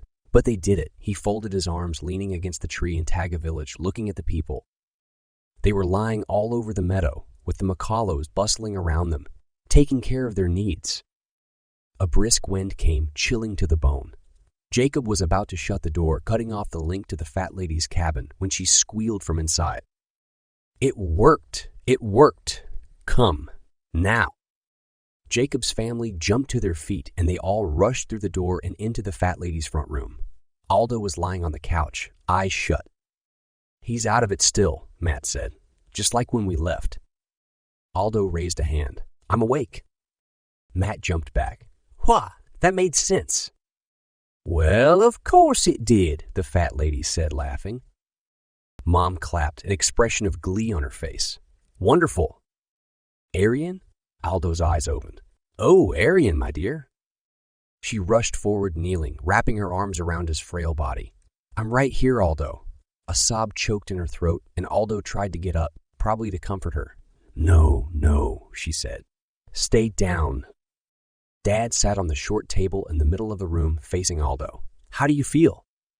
"A little discombobulated, but otherwise fine." He grinned at the others in the room. Birds were flying down, but the rain came. An expression of horror crossed his face. Oops, sorry about that. The fat lady waggled her eyebrows at him. I think it'll take some time before everything wears off completely. Dad pulled Jacob forward. This is our son, Danilo. He goes by Jacob now. He's the child Arian was carrying while at August Township. Jacob blinked. He was Danilo? That was the name the female Lorcan had used in the forest. How hadn't he known before that his name was Danilo? Aldo nodded. Yes, I remember him well. Jacob thought he saw a twinkle in the man's eye, then it disappeared, replaced by an I'm about to lecture you face. Do you like nuts, Jacob? Jacob's mouth popped open. No. A smile broke through Aldo's stern expression, and he chuckled weakly. Jacob tilted his head, unsure how to respond. You remember all that? Oh, yes. He took a breath. I was quite aware of what was going on around me. Another pause as he struggled to concentrate. The fly. Mushroom caused minor problems for me. It messed up my speech. He wiped sweat off his face, made it impossible to communicate, but I almost always knew what was happening. Matt looked confused. But you seemed so loony. Aldo laughed again, more strength behind it this time. What's the fun of being a crazy old man without getting to act like it too? Oh, Aldo, I'm just so excited you're feeling better now. Mom's eyes were still shining with happy tears. And when you're completely well, I'm going to throw a party to celebrate. Maybe next Saturday. Aldo lay back down on the couch, closing his eyes. I would love that. Your parties were excellent. Jacob's parents stood. We'll leave now so you can rest more, Dad said. We're having a meeting tomorrow to catch you and everyone else up on what's going on. Aldo said goodbye, and Jacob keyed everyone home. Sunday after church, Jacob went to Eklaron to get Gallus, Aldo, the fat lady, Eklaron, and the Makalos. They were having the meeting in his living room on Earth. He was so excited to have everyone in his territory. When he returned, Mom had set up extra chairs and pushed the couches against the walls to make room. It wasn't as tight a squeeze as the table in Kenji's place, but still pretty cozy. Like the previous meeting, Dad was in charge. It was much less formal than last time, and Jacob sighed, leaning back against the couch. It was so nice to have everyone here. The first part of the meeting was spent discussing those pulled from the scented air. Ebony reported that it would take time for them to come to themselves. The first group had taken a couple of months at least. Next, they discussed how school was going for Eklaron. Wait, she's gonna school. No fair, Sweet Pea glared at the adults. Why does she get to go and I don't? Well, she is human, Mom said. Sorry, Sweet Pea, but you'd stand out way too much. No, I wouldn't. He paused when everyone stared at him skeptically. Okay, so maybe my exceptionally good looks would get attention. Matt snickered at this, but I'm close enough to a human. Mom nodded. Yes, but your eyes. And your skin, Jacob said. What's wrong with them? Mom's tone of voice was sympathetic. Humans have eyelashes. Jacob nodded. And human skin isn't blue. Sweet Pea snorted. It took you several months to see it. Jacob laughed. It was true. He hadn't noticed that Makalos had a slightly blue tint to them until Matt pointed it out. Yeah, well, most humans notice more things than I do. Eklaron rolled her eyes. It's true. She glanced at Jacob, then smiled at Sweet Pea. Sorry, Sweet Pea. I'll take notes for you. He grunted, folding his arms. The conversation then drifted to something else, but Jacob had a hard time following. What had Eklaron meant? Was she trying to hint at something, or was he imagining things? Jacob, Dad said. Are you there? Oh yeah, sorry. What? Please give a report on what happened on the scouting trip to August Fortress. Ebony was pretty much in charge. You're the reigning prince, Dad said. Ebony nodded. Go ahead. Jacob put his frustrated thoughts of Eklaron away. Well, you already know about the poison Rekka plants. We got past those and put up a ton of doors throughout the forest. Then we headed toward August Fortress and ran into a gazillion Tory. Just then, Aldo jumped from his chair, flapping his hands. No good. Butterflies briskly run. He paused, arms held out from him. A sheepish grin crossed his face. "Oh, oops." He sat down. My brain works faster than my mouth. I have to speak slower, otherwise random things pop out. He grimaced at everyone. "Stop being so serious. It's okay to get a good laugh in every now and then. Go ahead. Don't offend me." A few chuckles broke the silence, and Aldo grinned before continuing. "What I was trying to say is, August Fortress is surrounded by horrible traps. I watched the whole thing with Kelson's group and was powerless to do anything." He motioned to Jacob. "I assume you suspect this already, but the Lorcan traps eliminate your senses one at a time. How did you get past the Tory?" "It was hard. We gave up on fighting and rushed toward the fortress instead." Aldo leaned back, putting his hands behind his head and rubbed his sparse hair. "Yes, if you'd stay behind as part of Kelson's group did, you would have been slaughtered. There's no stopping them." Jacob frowned. "Not even with water?" "You couldn't possibly carry all the water you'd need." Aldo paused. "No, the only way to get through that trap is to push forward, getting away from them as quickly as possible." Ebony nodded. "And they can follow?" "No, they won't." A grave expression crossed his face. Judging by how Kelson's group acted, the next trap would have been the loss of sight. "Whoa, really?" Matt asked. "You guys would have been dead." Jacob nodded. He could imagine them stumbling around, blindly feeling their way. No wonder they didn't make it out alive. Aldo shook his head. "That's not how they died. Yes, a few did, but not the entire group. No, they made it much farther than that, even with Argots." Ebony gasped. "Argots?" "Yes." "What are those?" Eklaron asked. "They live in the dirt," Ebony explained. "Actually, they technically are the dirt. They make up the ground. And when you've gone far enough across them, when they sense the right amount of weight, they open up all around." Eklaron put up her hand, her face white. "Please, no more. I can't handle it right now." Ebony smiled sympathetically at the girl, but Jacob was surprised to find he agreed with Eklaron. He didn't care about the creatures either, a first for him. Dad looked at Aldo. "How does one get through this trap?"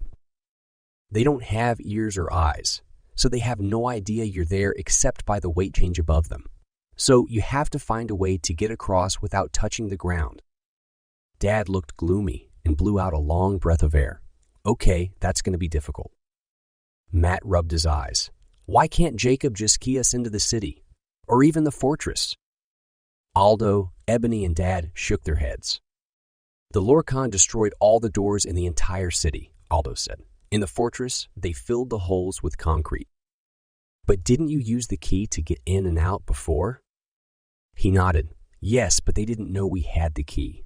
They destroyed the doors of the fortress to prevent the Shiengols from coming and going. But at that point, they had left the doors in the city intact." Jacob leaned back against the couch again.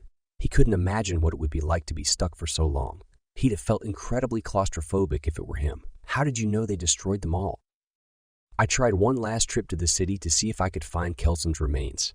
I couldn't get in. Everything had been shut off." Dad turned to Ebony. "Now we have a way past the first two traps, correct?" "Yes." "Are you coming when we get the Shiengols?" Jacob asked Dad. "Yes." "No, he's not," Gallus said. Everyone turned to him. "Your Majesty, I know how much you want to be involved, but having Jacob go is bad enough. We still have you if he doesn't make it. But if you both go, and both of you are destroyed, we need a leader here to take us through the revolution." Dad rubbed his forehead, looking disappointed. "Yes, I know. I'm never mind." He put on a mask of determination, then closed the meeting shortly thereafter. The only assignments he'd given were for the Makalos to work with the people now pulled from the scented air, and for Jacob and Matt to focus on their sports. Everyone else was to continue what they'd been doing already. Chapter 13. The day and time for basketball tryouts were finally posted the next morning, Wednesday, right after school. During lunch, Jacob called up Scott, the older teen he used to practice with, and arranged to get together with the guys both Monday and Tuesday as soon as class got out. The Makalos were busy with the people pulled from the scented air, and since Dad had told Jacob to focus on basketball, he didn't feel guilty practicing. They played for 3 hours on Monday, Scott making sure Jacob knew the ins and outs of tryouts, what would happen and how things would go, then finally called it quits. That evening, Mom helped him ice his shoulders and upper arms so they wouldn't get sore. Tuesday wasn't nearly as grueling, though, and Jacob had time left over to do homework with Eklaron. "Hey, Jacob." Eklaron tucked a strand of hair behind her ear. Mom was curled up on the couch reading a book, and Jacob and Eklaron had just finished working on an assignment for history. "Yeah," he grabbed her math book, glad she was a level or two below him. Made it easier to check her work. "Kevin's going to help me with my math homework.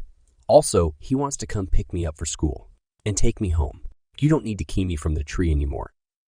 Jacob dropped the book, gawking at her. That's ridiculous." "Why?" She paused. "You don't like him very much, do you?" "No, and for good reason. He's a bully and a complete jerk."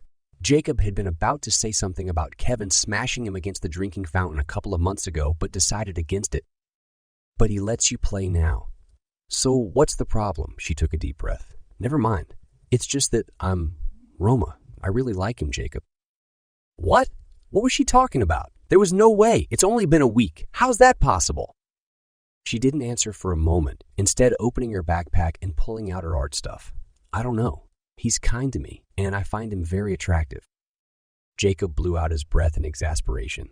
"Well, that's just great. Most girls do." Girls thought Jacob was good-looking too. Why didn't Eklaron? And wasn't he nice to her? He'd rescued her after all. Didn't that count for anything? No one spoke for a while. Jacob leaned against the couch, staring at the ceiling. He didn't feel like doing homework anymore. Eklaron shuffled through her art papers, but he could tell she wasn't concentrating on them. Mom must have sensed the tension. She set her book aside. "Eklaron, why don't you tell us about your family? I haven't heard a lot about your mom." Eklaron fiddled with her backpack. That is, if you're comfortable with it. I've been meaning to ask, but didn't want to upset you." "Oh, Your Majesty, you could never upset me, and you're free to ask anything you wish to know." "Come on, Eklaron," Jacob said, trying to keep the irritation from his voice. "Just treat her like she's a normal person. Mom's not a queen here." Eklaron looked at Jacob, horrified. "I couldn't possibly. You don't treat me like royalty." "That's different." "How? Technically." "That's enough," Mom said. "Eklaron, he's right. Here, I'm his mother, and that's perfectly fine. In Eklaron, it's different. I would expect you to wash my feet, mend my clothes, watch over my horses, and serve me food." Eklaron's mouth popped open. Then she must have seen the twinkle in Mom's eyes because they both laughed. Jacob jerked the zipper down on his hoodie and yanked his arms out of the sleeves. Eklaron took things way too seriously sometimes. "I'm okay talking about my mother. It doesn't bother me. What would you like to know?" "How did she die?" She slipped away quietly. "Gallus thinks she went into a coma." "What caused it? Do you know?" Eklaron rested against the armchair behind her.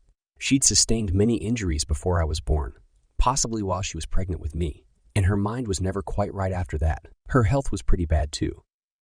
"That's too bad." Mom leaned forward. "Did she ever talk to you about your family? Where you came from?" "Yes, but by the time I was old enough to understand, she'd already forgotten my father's name and who her parents were. I'll probably never know if half of the stories she told were even true. Her energy to talk left soon after she got really sick, and by the time she passed, she hadn't spoken or moved for several months." Eklaron looked at the art papers in her hands. Jacob peered at her from the corner of his eye. No tears. Oh, good. "What did she look like?" Mom asked. "She was very lovely. Brown hair, a little darker than mine, and the prettiest, brightest smile you'd ever see. She was quiet, always said my father was the outgoing one. She missed him a great deal and spoke of him all the time." The front door opened and Dad stepped through, coming home from work. He put his briefcase down, hung up his coat, then kissed Mom and said hello to Jacob and Eklaron. "Dinner's in the crock pot," Mom said. "We'll be eating in an hour." He nodded, loosening his tie, and went to the family room, probably to unwind from work. Mom turned back to Eklaron. "Did your mother always live in Mokaria?" Jacob frowned. So many questions. "Eklaron, you don't have to answer if you don't want." Eklaron shook her head. "Honestly, Jacob, I don't mind. It helps to talk about her." She turned back to Mom. "She was from Myvril City, lived there her whole life." Mom picked up her book again and fingered the pages, a contemplative expression crossing her face. What did she do there? Was she employed? Yes, as a lady-in-waiting, I think for someone fairly high up, a noblewoman perhaps. She didn't quite remember everything. Mom nodded slowly. I should remember her then. Brown hair. Most everyone had brown hair. She looked blankly at the wall opposite her, concentrating. Finally, she shook her head and looked back at Eklaron. I'm assuming your father also worked in Myvril. What did he do? If what she said was true, he worked in stables somewhere. Really? That's very interesting. She put the book down, scooting to the edge of the couch. What did he look like? She asked, urgency in her voice. Jacob perked up. The expression on his mom's face told him this wasn't a random question. I don't know. She never told me. What are you getting at, Mom? Jacob asked. Nothing, dear. Only... She paused. The colors for nervousness and excitement flowed in the air around her. Eklaron, what was your mother's name? She called herself Mide. Gallus said her name was technically Midian of the North, but she never used... Mom gasped, surprise and excitement flooding her features. Oh my! She sprang to her feet, dropping the book on the couch. Dmitri, come here! Jacob jumped up too, eager to find out why his mom was so excited. Dad rushed into the room, panic on his face. What's going on? Mom grabbed his hand, her face shining. Jacob was astonished to see tears in her eyes. Dear, guess who Eklaron's mother was? Guess? She practically bounced up and down. I don't know. Midian. Of the North? Are you sure? Excitement crossed his features. That would mean her dad was Kelson. Chapter 14. Mom squealed and Dad laughed, throwing his arms around her, holding her tight. The brightest shade of green Jacob had yet seen flowed through the air around them. They were really excited about this. Then what they'd said hit Jacob, and he stumbled closer to them. Kelson, as in, you mean Dad's best friend? And then Jacob realized something else. Was it possible? Were Eklaron and Matt siblings? Wait, Eklaron said, obviously very confused. I don't understand. You know my parents. Mom and Dad nodded. Both were crying now. Mom helped Eklaron to her feet, and she and Dad hugged her tightly. They were very close to us, Dad said. Mom laughed. I would never have dreamed Eklaron was their daughter. Not in a million years. Kelson's girl. Dad shook his head in amazement. Midian must have been pregnant when we gave her to Gallus for care. Had to have been. It's the only explanation. She still looked shell-shocked. Kelson? You mean the man who died when he tried to release the Shiengols? Mom nodded. She looked at Dad.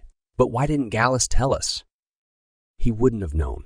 When Kenji and I went back to Mukaria, Midian had run off. Gallus assumed she'd died since it had been a week. Dad shook his head.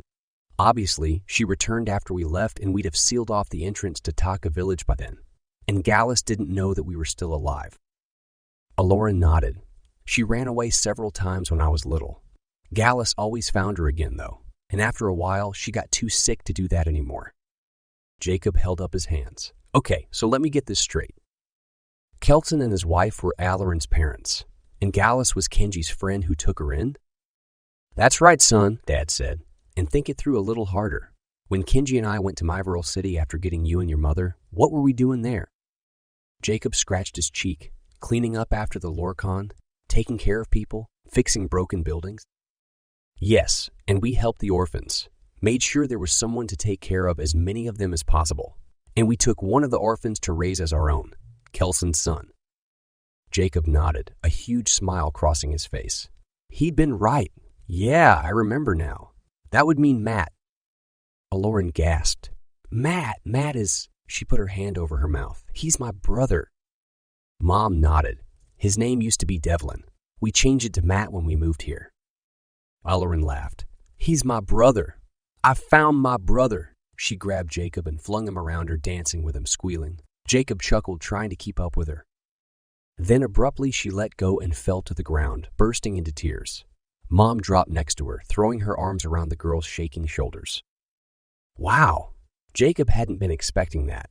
Dad didn't look shocked, though, and Jacob folded his arms, making sure his stance was casual. This is so crazy, he said. And it means that when Eklaron went to Myvril City, all that time her brother was here, safe and sound. Eklaron sobbed louder. Jacob couldn't believe it. Matt was Eklaron's brother. He never would have guessed it. Just then, Matt walked through the front door. Dad chuckled. Speak of the devil. Matt dropped his backpack and gym bag. Whoa, what's going on here? Would you like to tell him? Mom asked. Eklaron shook her head. Matt focused on Eklaron orange-yellow, the color for concern, flowing around him. What did you guys do to her? He grabbed a box of tissues from an end table, holding them out to Eklaron. Oh, nothing, Dad said, a huge grin on his face. Just told her the most important information she's ever heard, and it involves you. Matt's face went white. What's going on? Who died? Am I being sent to prison?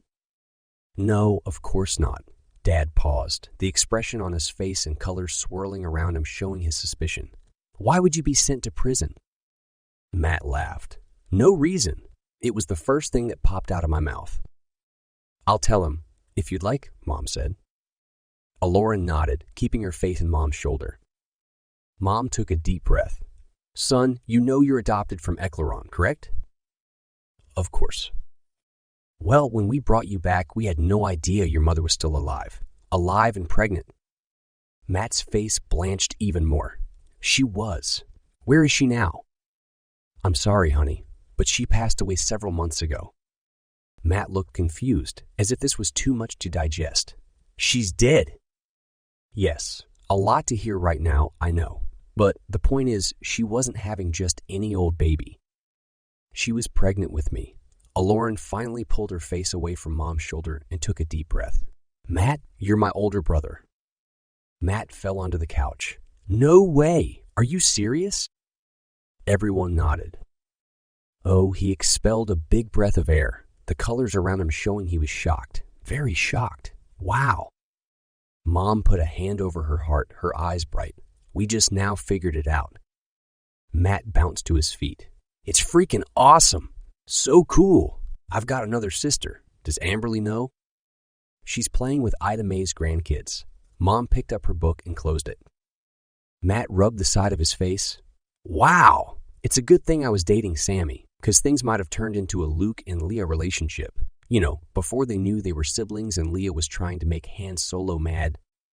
Dad laughed. That's enough, son. We get the picture. Matt sat back down on the couch, staring at Eklaron. We look nothing alike. I mean, I've got blonde hair and blue eyes and hers are all brown. There's always the smile, Mom said. You both have Kelson's smile. Jacob had grown up with Eklaron's brother. It just wouldn't compute. Wednesday, he'd gone to math and history, completely in a daze, and was now walking to Wood's class, still trying to digest this new piece of information. It was weird, really weird, and almost made her his sister. That thought made him stop completely, several students calling out to him in impatience when they ran into him. Did she think of him as a brother? He definitely didn't think of her that way. She'd fallen for Kevin, so it didn't matter either way. Finally, as school neared an end, Jacob's thoughts turned to tryouts that afternoon. He was nervous, but surprised at how calm he felt too. He practiced his hardest. He'd been working toward this for years. He was as good as any of the seniors on varsity and definitely as good, if not better, than Kevin, Coach's son. Right when the bell rang after choir, Jacob sprang from his seat and rushed to the locker room. He changed into his basketball clothes as quickly as possible, then raced to the gym where tryouts were taking place. Fear hit him when he saw how many people were there. Where had they all come from? He only recognized a handful of them, a couple of which he knew for a fact had never played a game in their lives. He jogged onto the court with his ball and shot baskets, warming up. After a couple of minutes, the assistant coach blew his whistle and Coach Birmingham stepped away from the bleachers, calling everyone over. Many of you have tried out for varsity before, and so you know what we'll be doing. For the rest of you, we start by shooting drills and then we'll practice layups. Next, we'll test your endurance and strength. We finish off with a few timed games. The students lined up in front of the different hoops, and Coach and his assistant meandered through the players, watching closely and taking notes. Jacob kept his eyes on the others too, making sure to play harder and faster than they did. He mostly paid attention to how Kevin was doing. Excellently, of course. Kevin waved at him before slam, dunking the ball. Jacob rolled his eyes but smiled just the same. He'd spent more time with Kevin in the past week, through Eklaron, than he had since third grade. And he hated to admit it, but Kevin wasn't all that bad. Jacob growled at himself when that thought crossed his mind. Kevin and Eklaron. Okay, that was it. He had to focus on basketball, not the problems in his social life. He put everything else behind him and pressed forward as hard as he could. Sweat poured down his face and his limbs burned from exertion.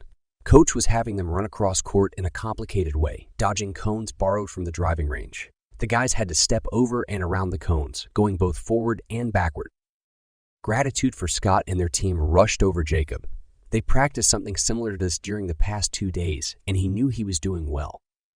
He felt the assistant coach's eyes on him several times and made sure to be at the front of the line every time. If he wanted to make the team, especially as a point guard, showing leadership was essential. Finally, everything was over. Coach congratulated the players on how well they'd all done. Jacob looked around. A few of the applicants had fallen out, but he wasn't sure when. Maybe 20 had made it all the way through, and out of those, only 3 were point guards. Jacob was much better than the others. First cuts will go up tomorrow morning. After school, we'll have the next, also last round of tryouts. Final cuts will be posted Friday morning. The students filed toward the locker room to shower and change. Jacob's heart swelled inside him. He'd done exceptionally well, possibly the best he'd ever done. As soon as Jacob got home, Mom had him run an errand to Taka Village, taking a huge box of Walmart stuff to Ebony. It looked like Mom was planning her party with a lot of energy and excitement, and Ebony would be helping. He sighed in relief about the errand. He'd wanted an excuse not to be around when Kevin brought Eklaron back from school, and using the key to get to Taka Village meant not running into her as she walked past his house. She'd attended tryouts, and Jacob was grateful he hadn't seen her there until it was all over. She would have made him too nervous. After he dropped off the box to Ebony, he spent some time with Akino until dinner was ready back on Earth. He'd missed hanging out with the Makalo. The next morning, Jacob, Matt, and Tanny rushed to see the list of who'd made first cuts. Jacob's name was second from the top. He nearly dropped his bag in excitement. He'd made it. His first response was to look for Eklaron, but she wasn't anywhere to be seen. Tanny threw her arms around him, saying over and over again that she knew he'd do well. Jacob laughed. "I'm not on the team yet." "Yeah," Matt said. "For all you know, he's going to fail miserably this afternoon." "Oh, be quiet," Tanny said, elbowing Matt in the side. When the assistant coach blew his whistle during tryouts that afternoon, Jacob knew things would go well. He was alert and energetic, definitely in the mood to play. He was ready for this. Nothing could stop him. An hour and a half later, he dropped his ball near Tanny and Josh, completely satisfied with how he'd done. If that performance didn't get him in, he didn't know what would. "Congrats on making varsity," Tanny said. Jacob waved her off, looking around to see if anyone had heard her. "We won't find out until tomorrow morning." "Oh, I know, but you're definitely on the team. They'd be complete idiots if they didn't let you." Jacob hoped she wouldn't jinx him by saying that. Chapter 15. When Jacob and Matt got home, Jacob was surprised to see Brojan there. Had he walked the entire way? He was sitting on the couch looking very uncomfortable. He got to his feet after Jacob burst through the door. "How are you?" "Good. You?" Jacob dropped his backpack and took off his coat. "I'm well." "Are you waiting for my mom or dad? Are they around?" Brojan shook his head. "No, I'm here to see you." Jacob pushed his bag into the closet by the front door, then joined Brojan near the couch. "Okay, did you want to talk about something?" The color swirling around the Makalo said he was nervous. "Yes. Would you mind taking us somewhere private, not Taka Village? I don't want to run into anyone." Jacob nodded, his thoughts racing. What could the Makalo patriarch have to say that he didn't want others to hear? And where was Jacob going to take them that would be guaranteed private? How about Aldo's cabin? Brojan shook his head. "No, there aren't any walls." Jacob looked at his watch. 6 o'clock. Tryouts had gone longer than he'd thought they had.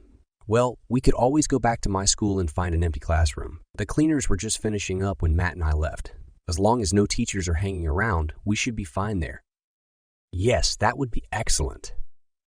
Jacob keyed them to the school but went through the door near the pool, just in case someone was in the offices near the main entrance.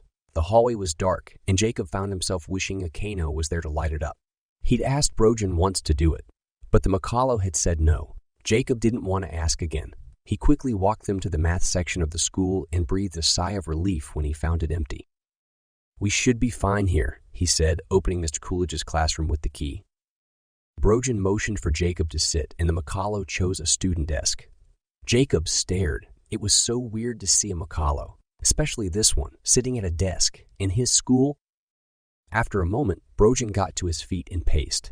Then he turned and faced Jacob, bright orange swirling around him, showing he was even more nervous now. "I've been meaning to talk to you for a while. Tell you something. Confess what I did years ago." Jacob frowned. "Confess." Brojan sat again.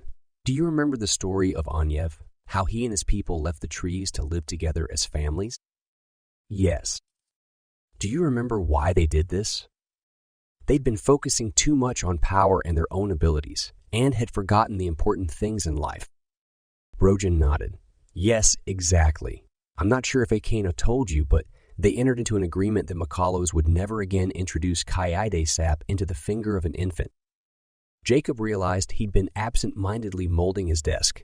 Mr. Coolidge would kill him if he saw that, so Jacob worked to fix it while it was still warm, concentrating on what Brojan was saying. "And that agreement wasn't broken," the patriarch continued, "until 14 years ago." "By who? You?" Brojan folded his hands, looking at them. He flushed, his colors changing to show embarrassment. "Yes, I did it," to one of the Makala children. He looked up. "Jacob, you must understand my reasons for doing so before you judge me." "Judge him?" "I couldn't stand how helpless we were against the Lorcan. So many Makalos were slaughtered. It was horrendous, absolutely terrifying and heart-wrenching. And what's worse, my beloved Subel." His voice faltered, and the pain written on his face shocked Jacob. "What happened?" He sniffed. Jacob gasped. "Why? That's insane." Brojan shook his head. "She hadn't seen everything I had. They thought they could help the Lorcan get better. Our children were adults. They made their own decisions and wouldn't listen to me. It doesn't make any sense. Why would they even try after what the Lorcan had done to the kingdom?" Brojan buried his face in his hands. "I might have led her to believe that things would work out, that they would end up helping us in the end." He rubbed his eyes. "I was what your country might call an opportunist. I saw the Lorcan as powerful beings who desired control. I felt if we talked to them, channeled that desire, they'd come to see our side of things and we could help each other." Jacob nearly scoffed, then remembered his manners, softening his voice. "I'll bet I can figure out what happened. The Lorcan refused to acknowledge us, and I realized I'd been foolish." Sabel wasn't sure. She thought that if they were exposed to even more Makalos, they'd see our potential to create a more dynamic world. Jacob bit his lip. "Why would anyone think that? And the Lorcan killed her." Brojan nodded, didn't even let her speak. "Slaughtered my entire family." He closed his eyes, turning his face from Jacob. Goodness. No wonder Brojan acted the way he did. Gruff, never personal with people. He'd been hurt really badly by what happened. Finally, he spoke again. "After we moved into Taka village and sealed the entrance, I had plenty of time to think about how things had gone. I recognized how weak the Makalos had become. We all did, but I decided to do something about it." He stood again. "What I'm going to tell you, you cannot repeat to anyone." He turned and looked Jacob in the eye. "No one. Not even your brother." "I promise I won't." Jacob was nearly positive he could see where this was leading. Akano. Akano was the firstborn Makalo in Taka. During the welcome ceremony, it is customary for the Makalo patriarch to place a shield on the left ring finger of the baby, symbolic of the early Makalo's decision to protect that finger from Kaede sap. While I was doing it, I pretended to put it on wrong, injuring him in the process. He cried, as was to be expected, but quickly calmed when Ebony held him. The shield covered the wound he'd received when I put a little sap in his finger. Brojan looked up quickly, probably to analyze Jacob's reaction.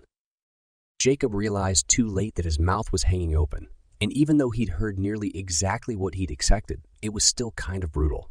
Brojan had actually stabbed Akano's finger. Okay, well, wow. I understand your shock. I also understand what you quite possibly do not. I have broken a very serious Makalo law, and it's incredibly wrong that Akano and his parents don't know about it. What would happen to you if they found out? Brojan shook his head. I don't know. We don't have a consequence in place for this sort of action. It was unthinkable that anyone would ever do it. Jacob scratched at some pin markings on the desk, trying to figure out what to say. Why are you telling me all this? So that someone knows the real reason behind Akano's abilities, why he's more powerful than the others, so that person can help him progress more quickly than he would otherwise. That made sense. My brother already asked me why. He'll figure it out. Brojan shrugged, looking worried even though his body language said otherwise. Just do your best. Okay. Akano shouldn't know for several more years what's happened to him, at least not until after I've gone. Jacob scowled. Why? So you don't have to face all of this yourself. He immediately felt bad for his disrespect and quickly said, I'm sorry. It's just... Brojan held his hands palms up. It's been difficult living with this lie for the past 13, nearly 14 years. Wouldn't telling them help get rid of the guilt? I've told you. Why would I need to tell anyone else? Jacob blinked in surprise. He decided to keep his thoughts to himself, but it was very much unlike a Makalo to act so selfishly. How am I supposed to keep this a secret? What if you live another 20 years? You've become very adept at hiding things. How many of your schoolmates know what's going on in your life? Jacob didn't answer. He didn't have to. Brojan was right. Some of the biggest things he ever experienced couldn't be shared with anyone, aside from his family and the Makalos. It's time for me to return. If you wouldn't mind taking me home, I'd appreciate it. Jacob did so, his thoughts jumbled. Chapter 16. Jacob rushed to the locker room Friday morning, so excited and nervous he felt like his insides were about to jump into his throat. A group of people already clustered around the list, and Jacob had to push his way through. Sorry, man, a guy said, putting his hand on Jacob's shoulder. Jacob ignored him, determined to see where he'd ended up. He quickly scanned the sheet for varsity, a sick feeling dropping his insides back into place when he didn't find his name. What? No way! He scanned again, making sure he hadn't missed anything. How did he not make it? Wait, Kevin's name was on the list. Kevin, he got in and Jacob didn't. Jacob was much better. He looked at the paper for JV and found his name there. What, He couldn't find an appropriate word to fit his thoughts. It had to have been rigged. And Jacob's heart nearly stopped when this new thought hit him. Kevin's dad was still favoring his son. Of course he was. Hadn't they gotten past that? He backed away from the list, oblivious to the people around him, and left the locker room in a daze. He barely acknowledged a couple of girls saying hi to him as he wandered the halls. What a piece of junk tryouts had turned out to be. He played so well, so much better than anyone else. Why hadn't he made it? He and Kevin played different positions. There was room enough for both of them. Jacob didn't notice Tanny and Eklaron until Eklaron touched his arm, making him jump. You didn't make it, did you? He shook his head. Tanny's mouth popped open. Not any team? Not even sophomore again. I made JV. What's that? Eklaron asked. Junior varsity, Tanny said. It's a step below varsity. Jacob, you were robbed. Where did they put Kevin? Eklaron asked, her voice too nonchalant. Jacob fisted his hands, too frustrated to answer at first. Why was she even asking? She probably knew already. Varsity, of course. His dad wouldn't have him anywhere else. Not wanting their words of sympathy, he left, heading to math early. Eklaron and Kevin. Kevin on varsity. This was the worst day. No, the worst week of his life. Math, woods, and lunch crawled by. Jacob ate in his car, wanting to distance himself from Eklaron and Kevin, but history and science were especially painful. Not only did Eklaron keep trying to comfort him, but Shirley tried too. He could barely handle Eloren's awkward attempts, knowing that she was keeping her excitement for Kevin well hidden, but Shirley put him over the edge. She did everything she could to get the attention of the entire class, and by the end of the period, Jacob had heard "Dude, I'm sorry" so many times, he couldn't stand it. Anytime he saw Kevin in the hall, he turned and walked the other way. even when Kevin called to him to stop. There wasn't a thing he could possibly have to say to Jacob. That night was the last game of the football season. Jacob sat with his family, Tanny and Josh, to watch Matt in all his glory. Jacob glowered nearly the entire game, barely able to keep up with what was happening on the field. His parents had been disappointed that Jacob didn't make varsity, but said maybe coach thought he'd still been too young, until he told them Kevin was on the team. Neither said anything, but Mom's lips tightened and she and Dad shared an annoyed expression. During halftime, Jacob was listening to Tanny and didn't notice Kevin and Eklaron coming until they sat right in front of him. He didn't have the opportunity to escape. "I don't want to talk about it," he said before Ear could say anything. "Dude, knock it off," Kevin said. "Stop being petty. I'm not trying to gloat. I want to tell you how mad I am that you didn't make it too." "Yeah, well, that's good and all, but..." Jacob paused. "What?" "You heard me. Dad knows varsity needs you, but he says you don't have enough experience." "That's the stupidest thing I've ever heard. I'm just as experienced as you are, and you know it." "That's what I told him. He's being an idiot." Eklaron nodded, the expression on her face showing how badly she wanted Jacob to understand. Jacob sighed in frustration. He believed them. Kevin had been a lot nicer since he and Eklaron had hit it off. It didn't make Jacob any happier. At that moment, he'd rather be talking to the Lorcan. "Okay, well, thanks for saying something. The game's about to start again." He turned back to Tanny and Josh. He knew it was rude, but he didn't care anymore. From the corner of his eye, he saw Kevin and Eklaron leave. Tanny acted like she wanted to say something. Finally, she blurted, "How do you feel about those two going out?" "Doesn't matter. They can do what they want," Jacob mumbled under his breath. Tanny blushed. "Oh, sorry, bad timing." She turned back to watch the game. Jacob had a hard time paying attention to the last quarter. He was glad it was the weekend. He didn't think he could handle going to school in the morning and facing more disappointment and I'm sorries. Matt led Mountain Crest to victory. Jacob didn't realize it until Tanny pulled him to his feet, jumping up and down, screaming, "We won! We won!" Chapter 17. Saturday morning, Jacob's mom burst through his door, making him jump up in bed. "Whoa, Mom! Everything okay?" She nodded excitedly. "We're having a ball." The ball? The first thing that popped into Jacob's mind was that she was really enjoying herself. "Did you want me to join you?" "Oh, wait, you mean one of those big dances?" "Yes." She hesitated. "Well, no, much smaller. No carriages or big dresses. More like a party, remember? We're celebrating Aldo's recovery." She pulled his hand. "Get up. I need your help. We're going to make this place shine. It's going to be here." She scowled at him. "Of course. Where else would it be? Somewhere bigger? Maybe in Eklaron?" She folded her arms. "And where in Eklaron would be big enough? Everything in Myvrel City is off limits." She had a point. He knitted his brows, thinking. "The castle in Mukaria? Oh, Sondelaine. That's a great idea. It's completely falling apart, and we couldn't get it ready in time for tonight." Jacob jumped out of bed, glad he always slept in a t-shirt and pajama pants. "It's tonight. Why didn't you say so? The yard's a mess." "I know. I'll get Matt up. Could you guys rake the leaves? The weather is going to be nice enough for us to grill and to have a couple games of football or basketball or whatever you want. So the yard needs to look good." He agreed to help, and she bounced out of the room. Jacob hadn't seen her so hyper since she'd found out she was pregnant with Amberly, and that had been a really long time ago, 9.5 years at least. He changed quickly, putting on warm clothes before going outside with Matt. The brothers took turns raking the leaves into a pile, then jumping into it, scattering the leaves everywhere. Amberly joined them, and they tossed her into the pile a few times before getting serious and cleaning everything up. After a couple of hours, the place was perfect. Mom came out and looked the yard over. Made sure the grill was ready and the yard presentable. She reported that Gallus was bringing his wife and kids. Dad came back from running errands. He and Mom had decided to have a full-out feast, including steak, ribs, hamburgers, chicken, and hot dogs. Jacob picked up Eklaron, who'd volunteered to help Mom make sure things were ready. Matt watched her enter the house with Mom. He shook his head.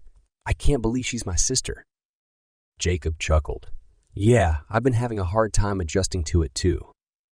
"I'll bet," Matt elbowed him in the side. You having a crush on your brother's sister is definitely weird. Jacob pushed Matt away, laughing. Stop it! I don't want to think about that. The brothers pulled stuff up from the crawl space under the house. Old Thanksgiving decorations that Mom hadn't used in years, folding tables and chairs and boxes of cloth, napkins, and tablecloths. Eventually, everything was ready.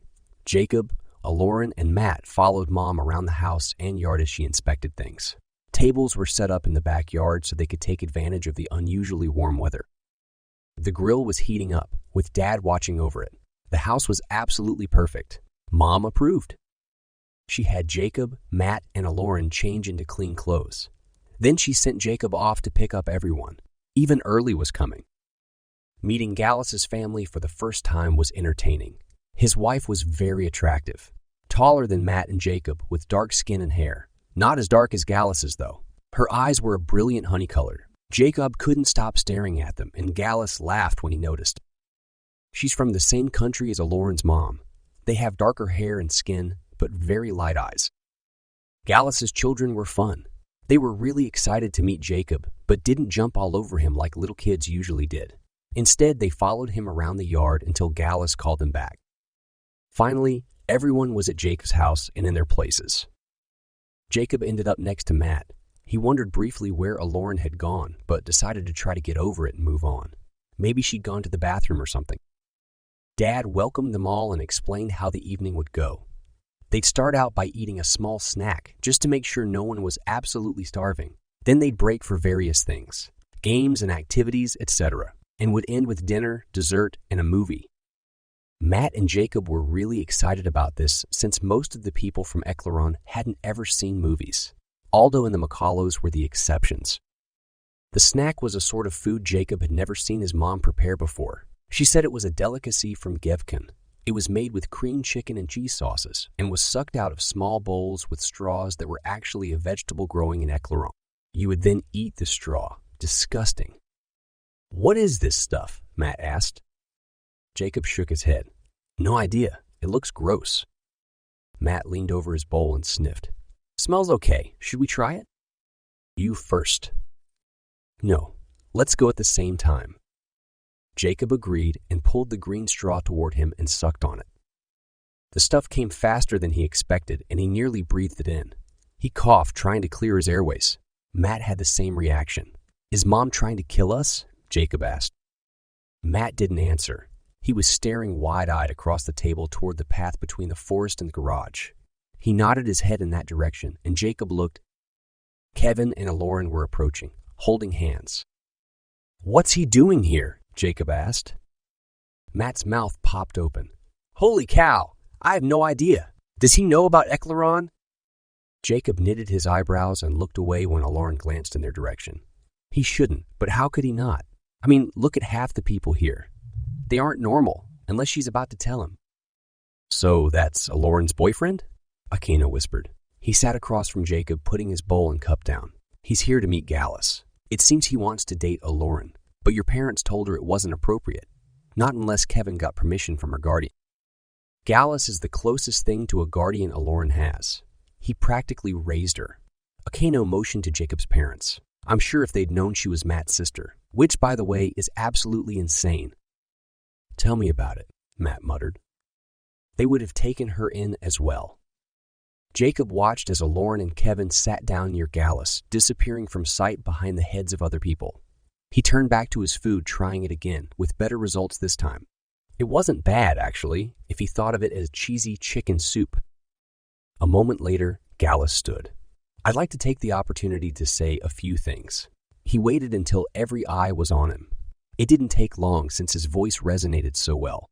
As is the custom in Gevkin, whenever young people wish to declare their engagement, the parents announce it first to all the loved ones and friends. He motioned to where Jacob assumed Eklaron and Kevin were sitting. Eklaron's parents aren't living, so they're not here to make the announcement themselves.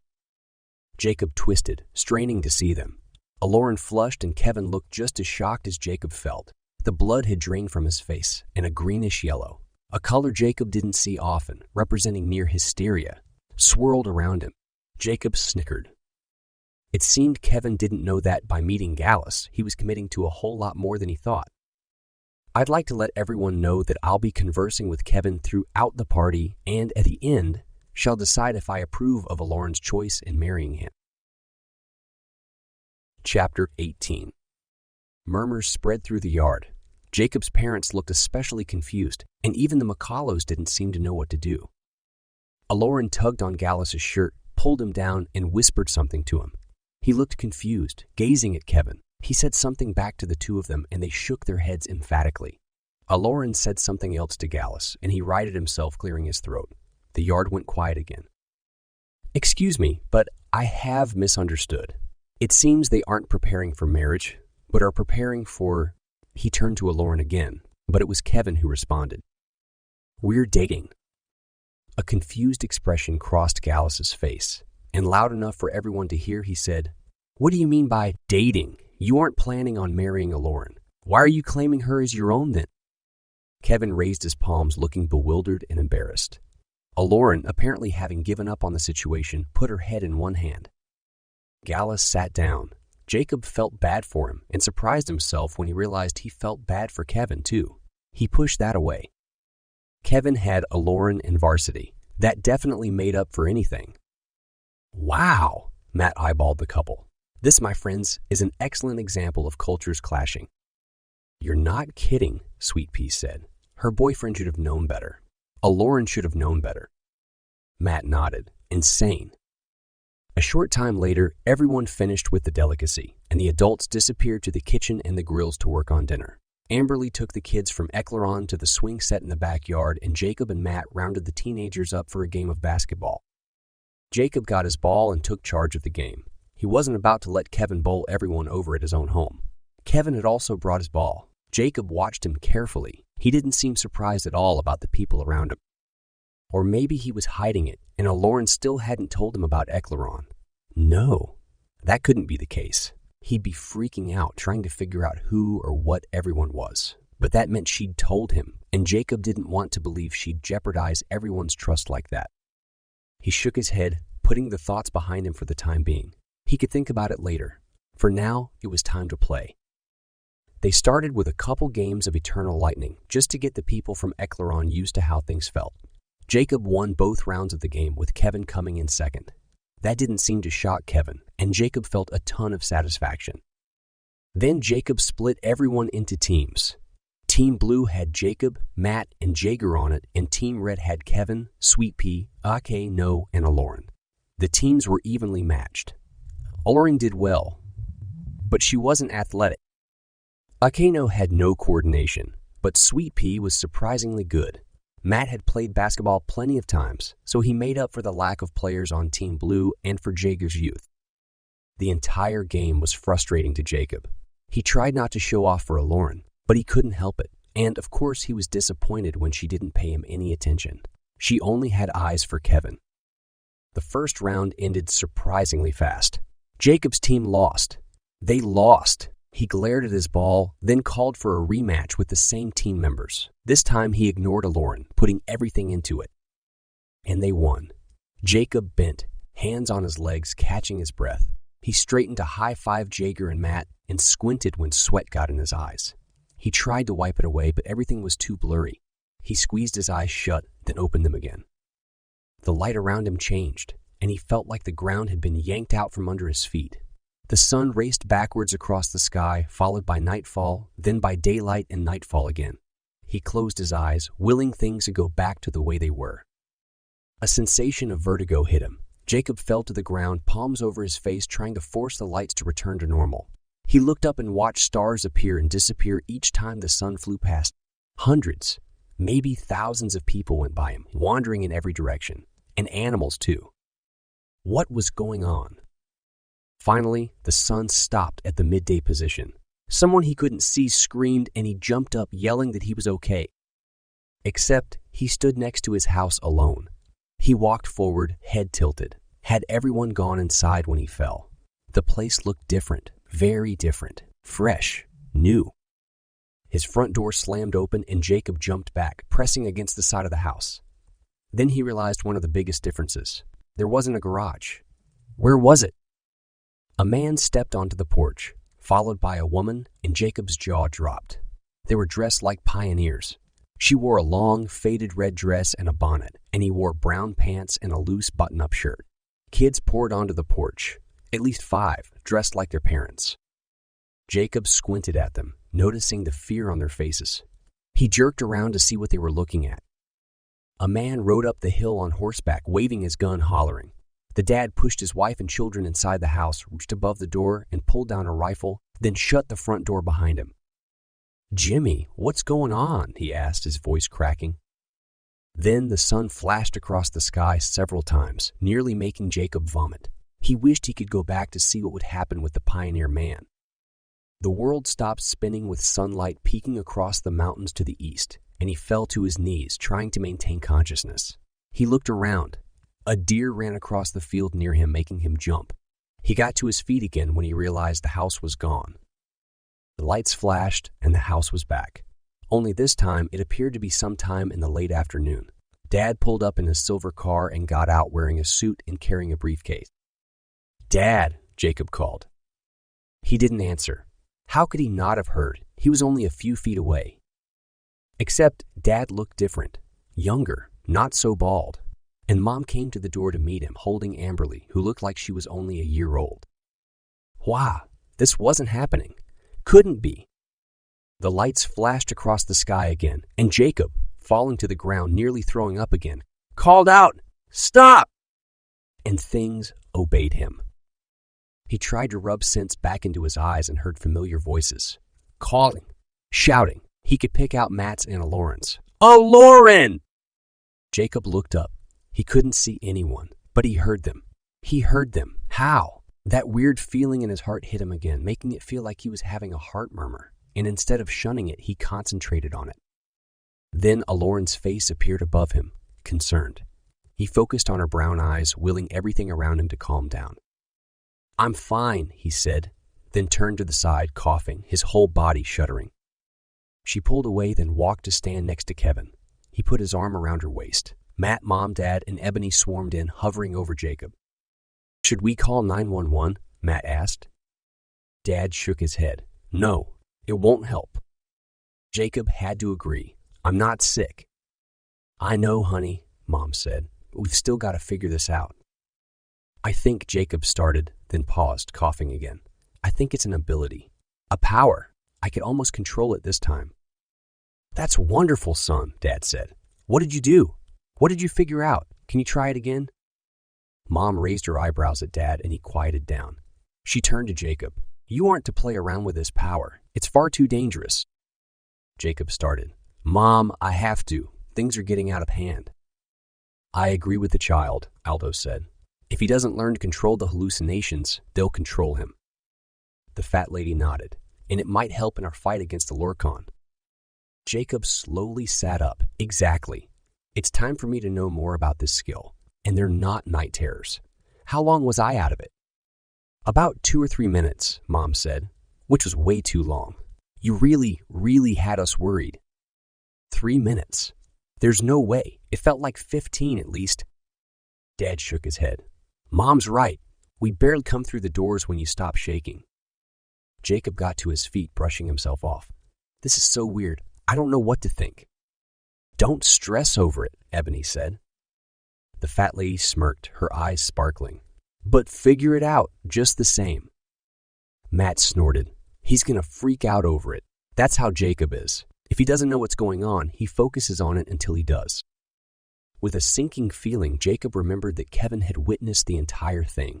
He turned to see how the basketball player was reacting. He looked like he was trying not to run away. "Sorry you had to see that," Jacob said. "Nah, it's cool." The color around Kevin's face told Jacob it was anything but cool. Jacob laughed. Then a thought hit him really hard. He looked at Eloren. How much does Kevin know? The colors that made up the emotion of guilt flowed through the air around her. "Well, he knows I'm not from Earth." Jacob's mouth popped open. "So, you did tell him. Why?" If the murmurs around Jacob didn't show the surprise of the adults present, the colors emanating from their faces definitely did. Most of them were shocked. The rest were upset, really upset. Jacob understood. He was upset too. But he couldn't figure out why they felt so strongly. Hadn't they gotten over it earlier when Eklaron and Kevin first showed up? Was it possible they'd hoped Eklaron hadn't said anything to him? Eklaron rushed to explain herself. I'd made way too many mistakes. Things didn't add up. He asked me all sorts of questions I couldn't possibly answer. Like where my parents were, who I'd grown up with, my favorite things to do, favorite foods, who's my best friend. How could I tell him that Hazel is only 2 inches tall and then he saw her? I tried to cover it. She doesn't need to explain herself, Kevin said. I believe her and I won't spill what's going on and where she's from. The expression on his face, not to mention the colors, showed he was serious. Jacob's parents looked at their son for confirmation. He's telling the truth, Jacob said, or at least he thinks he is. When did you find out? Ebony asked Kevin. This morning, when she invited me to come. He laughed. She told me I was going to meet some pretty interesting people. He put his arm around her. After the things she'd said, and after seeing Hazel, I knew she was being honest. Matt snickered. Yeah, well, did she tell you that none of our family, except for Amberly, are from Earth? Not even our parents. Kevin's jaw dropped. What? Are you serious? And what's more, Matt said, ignoring his parents' facial expressions. My parents are royalty. My dad is the king of Gevkin, where Eklaron is from, and my mom is the queen there. Oh, and Jacob and I aren't brothers. And Jacob has magical... That's enough, Mom said. You're saying way more than you've been given permission to tell. Matt blushed slightly. Sorry.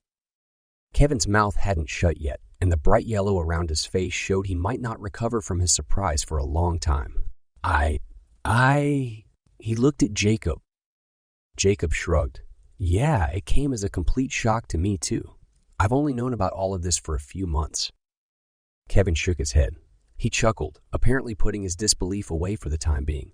Clark, I always knew there was something wrong with you. Jacob laced his fingers behind his neck. You have no idea. It felt weird to joke with the guy. Kevin laughed, then kissed Eklaron on the forehead, and Jacob turned away to find his basketball. Okay, enough serious stuff, Mom said. Time for dinner. Everyone cheered and returned to their seats to get their plates. Chapter 19. After dinner, Mom ushered everyone except the kids, who went to Amberly's room to play, into the large family room. Dad had insisted on adding it to the house several years back, wanting the extra space for watching movies and basketball games. It made Jacob smile now to think of how exciting America would have been to someone like Dad, who'd never seen an NBA game. The movie started. After nearly 10 minutes of blankly staring at the TV screen, the only thing Jacob knew was that it was an action film of some sort, shot in New York City. He couldn't stop thinking about his episode. Why hallucinations? Or were they closer to visions? Obviously, they weren't night terrors, as his mom had originally believed. And the fact that he'd seen his family in the past had to mean something. He thought back on all the times he could remember it happening, whatever it was. The first instance had been while playing basketball in the orange gym. What had been unique about that situation? He remembered being tired, not having gotten much sleep the night before. Then there was the time when he'd woken up in the middle of the night to get a drink of water. Maybe the episodes had something to do with sleep. Maybe his body was kicking him into a freakish sort of REM cycle. But what about in the tunnel, when he was fighting the Ember Gods? He hadn't been sleepy then. Exhausted, yes, but not sleepy. And playing basketball earlier. He'd had plenty of rest the night before. Jacob thought everything over. Was it the time of day? His temperature? Was he sick? What if it had to do with the amount of danger he was in? Or, more concisely, the intensity of the moment? Fighting the Ember Gods was pretty freaky, and he was always super focused while playing basketball. But no.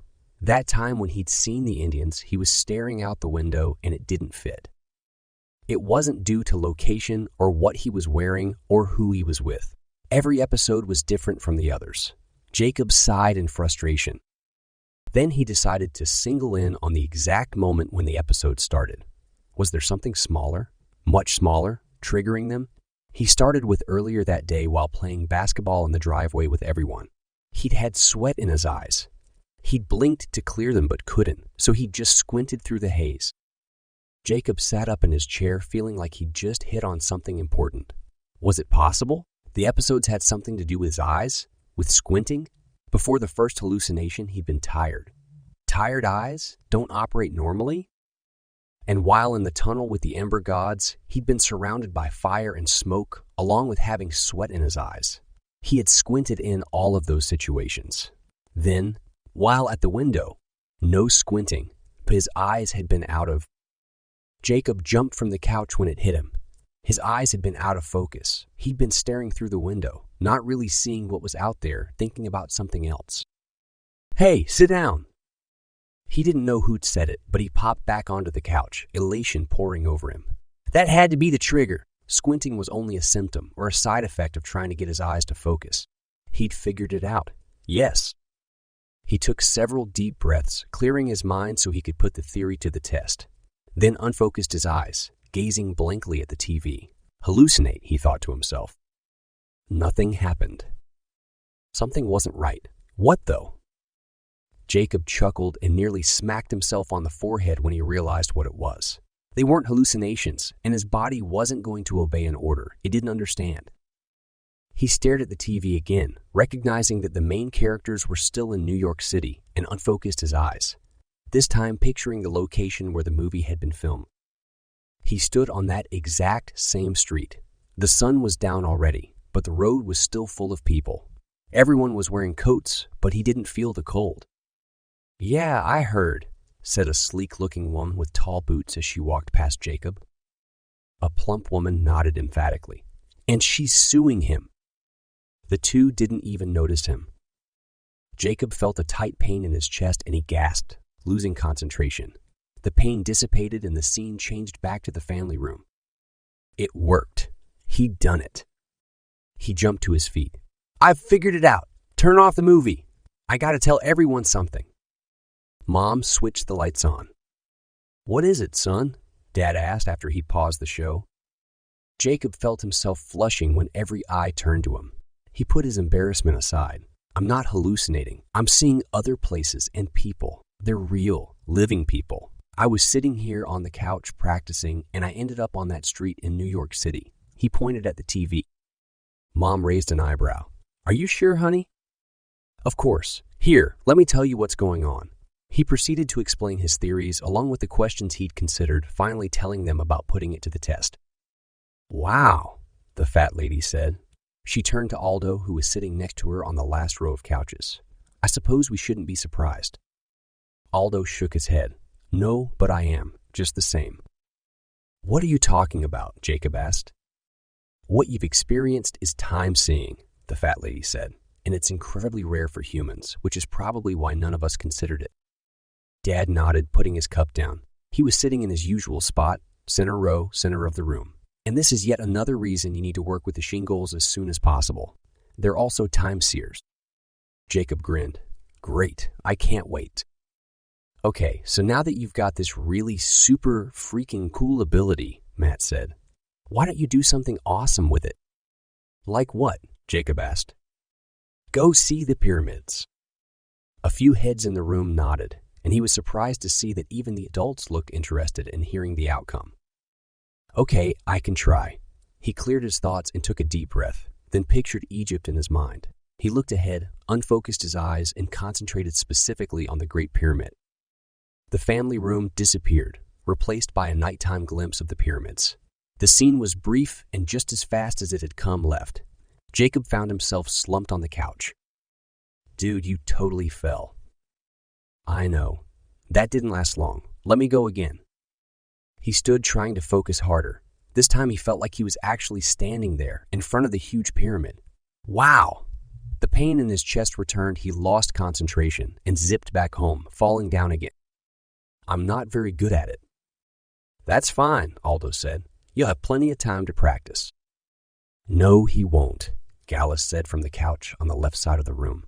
"This new ability is an extremely powerful one." He leaned forward. "Don't you all see? He could use it to spy on the Lorcan to figure out what their next plan will be. He needs to gain control of it, and fast." Jacob glanced at his mom. How would she respond to that? She bit her lip, grimacing, then took a deep breath. "He's right." She pressed her hands against her cheeks, glancing apologetically at Jacob. "Honey, don't stress yourself, but continue practicing." Jacob nodded, trying to keep from smiling. He couldn't believe Mom had actually agreed. She was always so overprotective. Being something more than an errand boy with a magical key was going to be great. Not only that, but this ability really did have some cool advantages, if he could figure out how to use them. He glanced at Kevin and Eklaron. He'd nearly forgotten they were there, sitting next to Aldo and the fat lady on the last row. Eklaron was leaning back in her chair, hands behind her head. She gave Jacob an encouraging smile. Kevin gawked at him as if he'd turned into a new video game. Awe, excitement, and a little nervousness flowing in the air around him. Jacob couldn't help but chuckle, wondering how long it would take for Kevin to adjust to this new knowledge. Long after everyone had left, Jacob stayed in the family room, trying to time-see. The best he did was to get brief glimpses at places around the world, but he had a lot of fun doing even just that. He could travel without going anywhere. It didn't take long for him to discover, though, that he felt sick if he didn't wait at least 2 minutes between tries. He took advantage of that extra time by pulling out some old encyclopedias and reading up on the places he was visiting. During one of his breaks, a question popped into his mind. Before he'd known what this ability was, his body had sent him to some really random places. Why? And what had chosen those locations? Maybe nerve firings in his brain. The tunnel while fighting the Ember Gods had been really hot, and he'd gone to a snowy mountainside, perhaps to cool off. Of course, that didn't really explain all the other places he'd been, but there might not be an answer for those occurrences. Around 1 a.m, his mom came downstairs and told him to get to bed. You won't improve if you overtire yourself. That might actually make it easier. Mom shook her head and pointed at the door. She waited for him to leave the room first before turning off the light and shutting the door behind them. Jacob pulled himself up the stairs to his room. He'd been so excited to practice that he'd ignored his body, and he was surprised to find that he really was tired. As he fell asleep, he smiled to himself. Today, he'd seen some of the coolest places in the world. Turkey, the Great Wall of China, the pyramids, the Mediterranean, Hawaii, and he'd even visited ruins from the Incas, Aztecs, and Mayas. It was like using the key to get anywhere, only it wasn't illegal or off-limits. This was going to be great. Chapter 20. Jacob's parents decided that he, Matt, and Eklaron would stay home from school Monday, Tuesday, and Wednesday the following week to help recruit Warbies. Jacob couldn't believe they were actually in favor of that, but after hearing Gallus's argument that there weren't many other people who could help in recruiting, it made sense why they'd say yes. Jacob was the only one who could use the key. Matt was as strong as an adult. None of the Makalos could keep up in that area, and Eklaron knew dusts really well. Apparently, they were very similar to Warbies. Gallus was in charge of the trip, so naturally he was also going along with Sweet Pea and Akano. Sweet Pea because he was an experienced fighter, and Akano because he could knock out creatures' light areas up and sense living things. At a meeting right before leaving, Gallus explained they'd be using Eloran's Minya, Hazel, to keep them in contact with Taka Village. He went on to say there would be a lot of dangers. Getting to Ashe Hills wasn't an easy thing, and we'll most definitely run into E2 fish. Really? Matt asked. They live out of water too? Gallus shook his head. No, but to get to the mountains, we have to go through tunnels that run beneath Sonda Lake. Jacob almost threw up just thinking about going there again. His palms started sweating and dizziness made it hard to see and hear. He breathed deeply, refusing to let himself think about the tunnels under Sonda Lake and all the things that could possibly happen. Why can't we just walk around? The water is right up against the mountains, and since there isn't a gradual slope, it's impossible to get to the canyons of Ashe Hills by doing that. Anyev and the earlier humans and Makalos built tunnels a very long time ago to provide safe passage. Eklaron nodded. They're not very safe anymore, as we've discovered. They'll be, let's just say, interesting. I've only been to the mouths of them. Too creepy. Gallus turned to Akano. Your father made more doors, correct? Akano lifted his bag. 30 at least. We'll be very well prepared. Good. Let's get going. Make sure you have everything you need. We'll stop by my shop to pick up extra supplies, then head to the castle.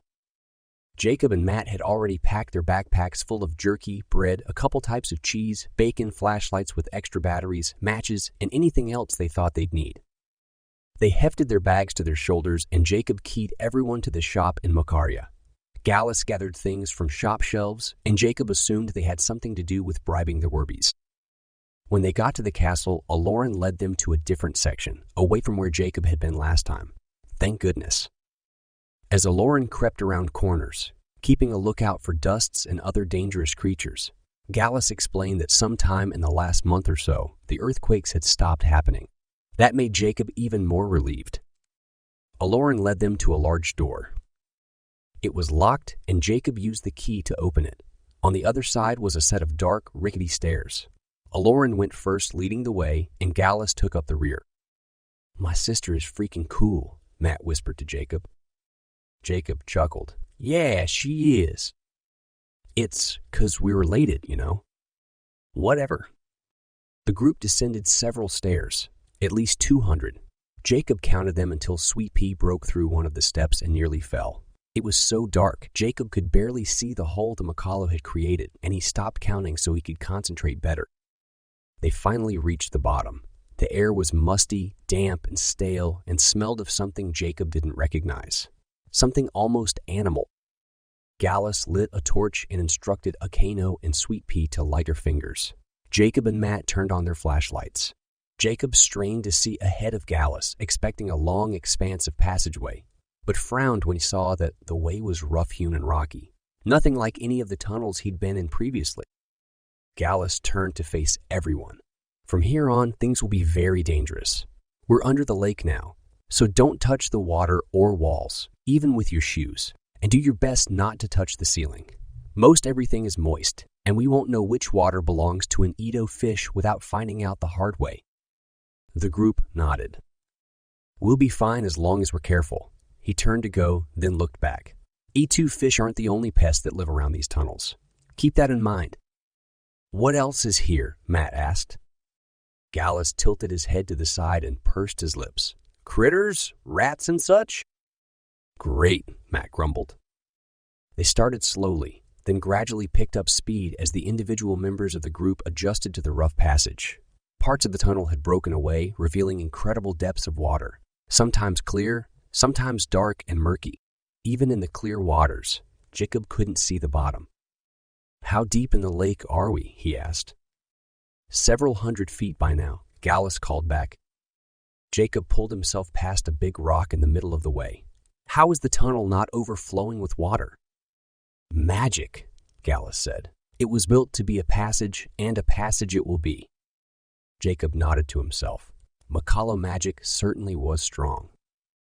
How much of this sort of thing would Akano be able to do once he figured out his abilities?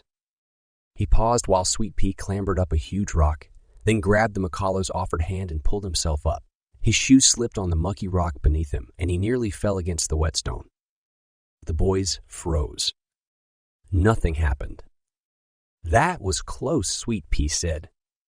Jacob nodded and turned to help Matt up. During a particularly difficult section, Matt started muttering. Jacob chuckled, listening to his older brother.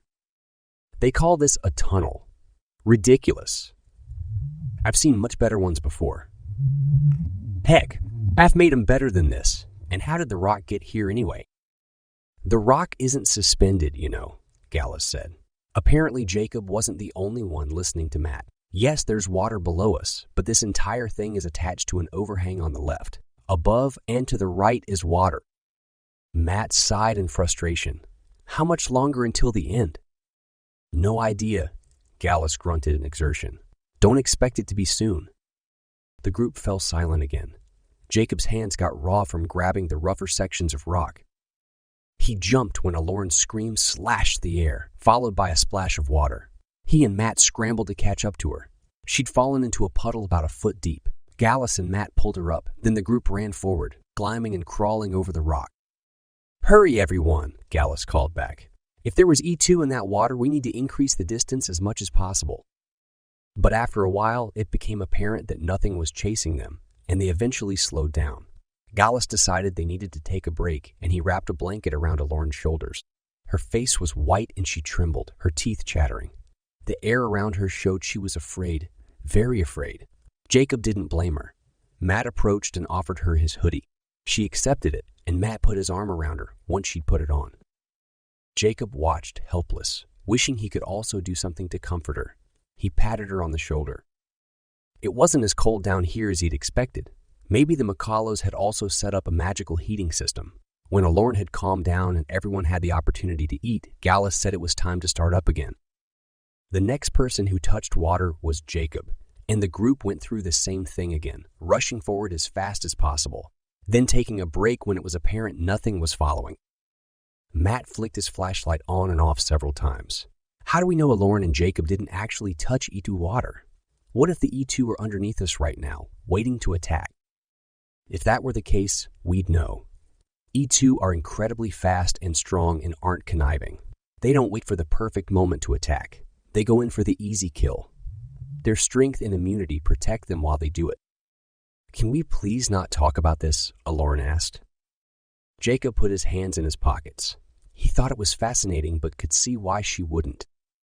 Something to the left of him scurried and he sprang from the ground, backing up against the other side of the tunnel.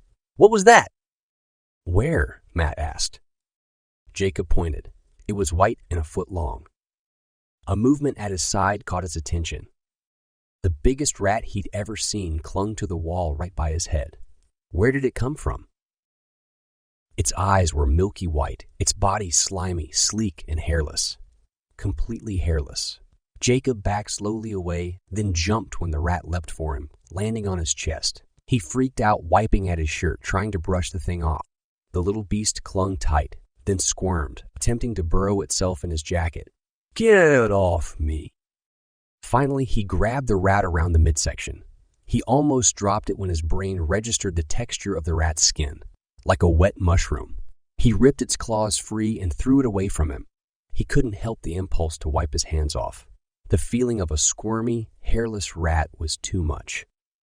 Jacob turned to ask why no one had helped him and saw that they were all fighting to get rats off of themselves. The rodents were everywhere, jumping onto the group, climbing up legs, and scurrying around. Chapter 21. Get moving, everyone, Gallus called. They bolted forward, shaking off rats as they went. It didn't take much to discourage the beasts from following, and after a moment the group reached another wet section. The rats didn't pursue. Why did they attack us? Matt asked. I suspect they were going for our clothing, Gallus said. They don't find much material for nesting down here. Eklaron grimaced, curling her lip. They're disgusting. Jacob had to agree. Why couldn't Jacob just key us into the Werby village? Matt asked. Because that isn't polite, Gallus said. You don't just barge into people's homes without getting permission from them first, especially when no one has talked to them in years and you want them on your side. The group fell silent. They were passing over a part that had many holes, and they had to be careful. At one point, Jacob's heart nearly stopped beating when, while he hung over a huge gash in the stone, he saw a large, dark creature pass directly under him. He could have sworn it looked up at him and smiled. Could fish smile? We shouldn't be far from the inn now, Gallus said. Somewhere along the way, Matt had passed Jacob, and Jacob ended up in the back of the group. He didn't mind. He just made sure to be extra cautious. The idea that they were almost to the end of the tunnel gave him goosebumps. He couldn't wait to feel the sun again. It had been at least 2 hours since they'd last been out in the open. He rushed forward, going as quickly as he could, shimmying underneath a large overhang of rock. Once on the other side, he pulled himself up, catching up with Matt. Jacob was crawling across another hole when he misjudged his foot placement and slipped. Crying out, he grabbed at the rock all around him, attempting to stop his fall. He hit his head against the stone, scraped his hands and elbows, and knocked his knee really hard. With a splash, he plunged into the dark water below him, wind whooshing out of his lungs. It was so cold. He panicked, flinging himself around. Which way was up? His foot kicked something in the water, something that wasn't rock, something fleshy. He splashed around even harder, his fingers finally brushing the stone above him. Hands grabbed him, pulling him out of the water. Matt and Sweet Pea. He spluttered, coughing and gagging for air, doing his best to increase the distance between himself and the water. His lungs felt like they were on fire, and it was all he could do to control the spasms as his body expelled liquid from his airways. Hurry, Jacob, Gallus called. That may have been E2 water. Jacob nodded, jumping to his feet. Then Matt screamed, and without thinking, Jacob looked back. The most awful, frightening thing he'd ever seen peered at him from the water. Spikes protruded from the sides of its pale face. Gills lined a thick neck. A webbed hand flashed forward and gripped his leg. Beady eyes intelligently bore into his, and the colors for determination flowed in the air around the creature. Jacob tried to jerk away, but the grip was too tight. The E2 fish shrieked. It opened its fleshy jaws wide and lunged toward him, holding his leg in place. Thousands of teeth lined 3 rows inside its mouth. Jacob screamed, yanking his leg as hard as he could, scrambling to get away. Just then, Gallus jumped down, swung his sword, and struck the fish's arm.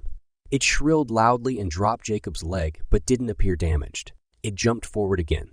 Gallus was ready. He struck the creature over and over again with his sword, but the fish ignored him. Oh, crap. Gallus pulled Jacob to his feet and flung him up toward Akeno and Eklaron. Matt scrambled to help, and he and Jacob managed to get over a ledge to stand near the Makalos and Eklaron. Sweet Pea, Eklaron, and Akeno pulled out their weapons, joining Gallus in the fight against the E2 fish. Jacob and Matt watched, their mouths open. The E2 moved so quickly Jacob could barely focus on it. It lunged through openings, trying to get to him, completely ignoring the people who were battering it. Its scales must have been made from something indestructible. Jacob caught a brief glimpse of the eyes again. They were cold and green, staring into his with an amazing intelligence. It knew what it wanted. Almost mesmerized, Jacob didn't hear Gallus until Matt shook him. Jacob! He blinked, looking at Gallus. Run! The black man hollered. Matt! Okay! No! Go with him! But, Jacob started. We're not in danger. Jacob, it only wants you. Go! I'll alert the Makalos you're on your way. Jacob's mind cleared, and just as if he were back on the court at school, he jumped into action. Come on, he called to Matt and Akeno. They dashed forward, guided only by the light of Akeno's finger. Matt and Jacob had both lost their flashlights. Jacob's was probably somewhere at the bottom of Sonda Lake. They raced down the tunnel, scrambling past boulders and cracks in the rock like someone competing in the Olympics. Jacob winced when his wet clothes started chafing. He forced the discomfort out of his mind, concentrating only on avoiding the water. No sense in having more than one E2 try to kill him. They hadn't been far from the end, and Jacob nearly collided with a metal ladder when he got there. He skidded to a halt and started climbing. Inhuman shrieking and the sound of clanging swords from behind sent Jacob's hands and feet into frantic motion, and he climbed even more quickly. Akeno and Matt followed him. His hands had been bruised and scraped from the rocks before, but now the pain tripled as he clung to coarse metal. The space around the ladder hadn't been chopped away very well, and several times Jacob scraped against the walls. He'd probably have scars. A distant screaming reached his ears, and he recognized Gallus's voice. Hurry, boys! It's heading your way! Oh, no! Jacob's legs cramped up and he lost his footing, swinging into Akeno. The Makalo nearly fell off the ladder, but Jacob saw Matt grab him and pull him up. Must climb faster.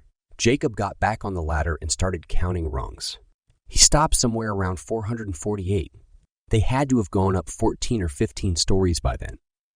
He felt it when the E2 fish reached the ladder. A clang vibrated painfully in his hands, and he almost slipped again. The fish shrieked beneath them, and the ladder vibrated even more when the thing started climbing. Jacob pushed himself harder, wishing Hazel could come give him extra strength. Finally, long after his hands had begun bleeding, Jacob reached the top. He pushed on the ceiling above him, sliding a slab of stone out of the way. Why couldn't it have been a door? He would have used the key to get them out of there faster.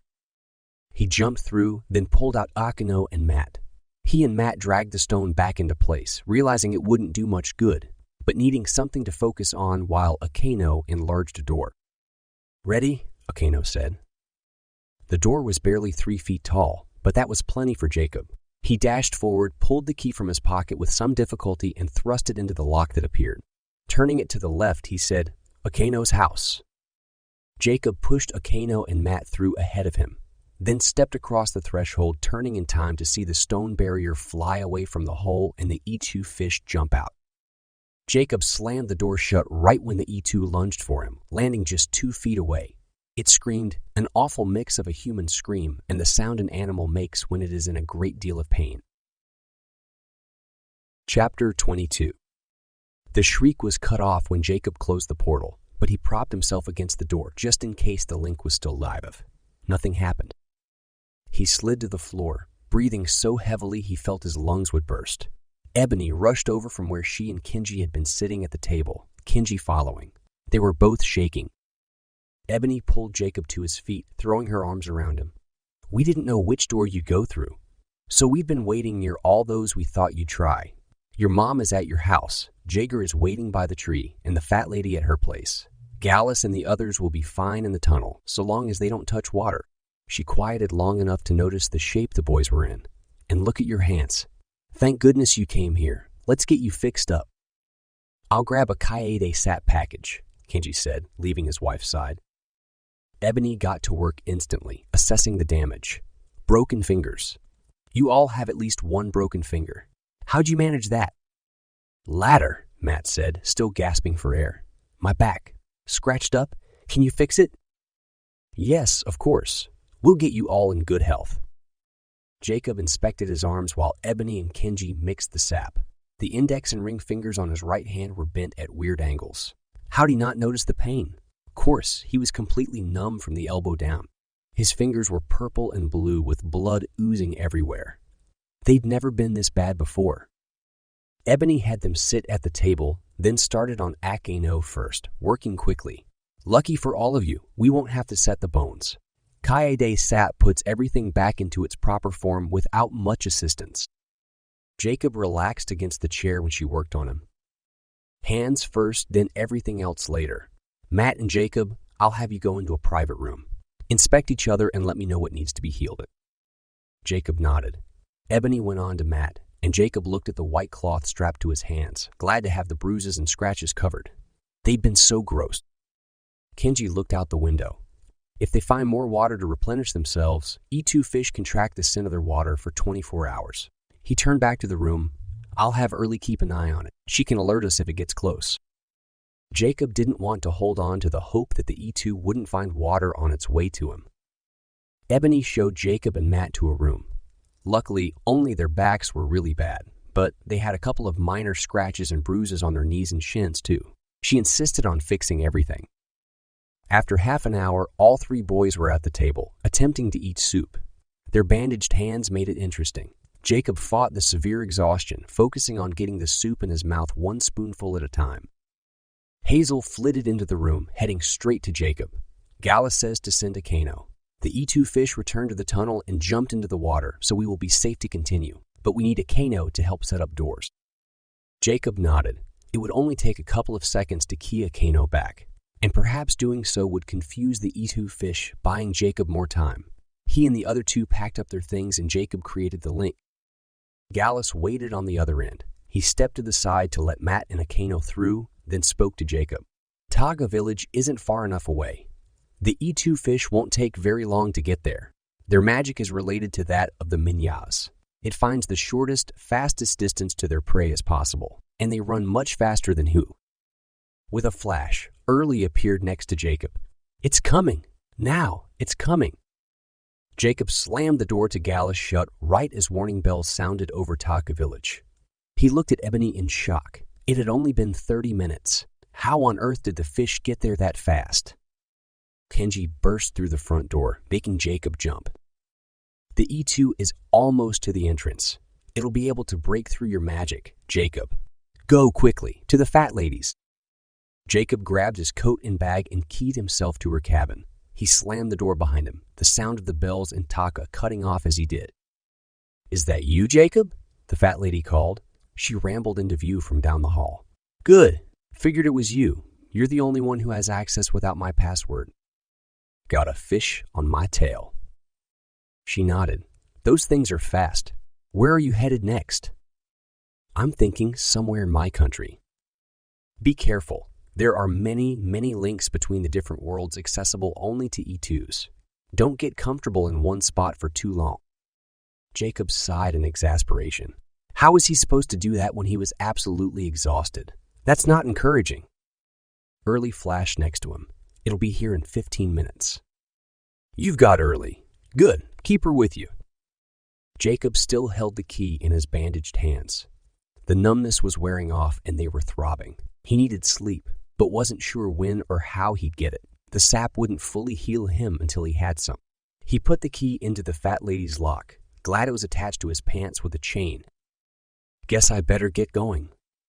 "Yes, so."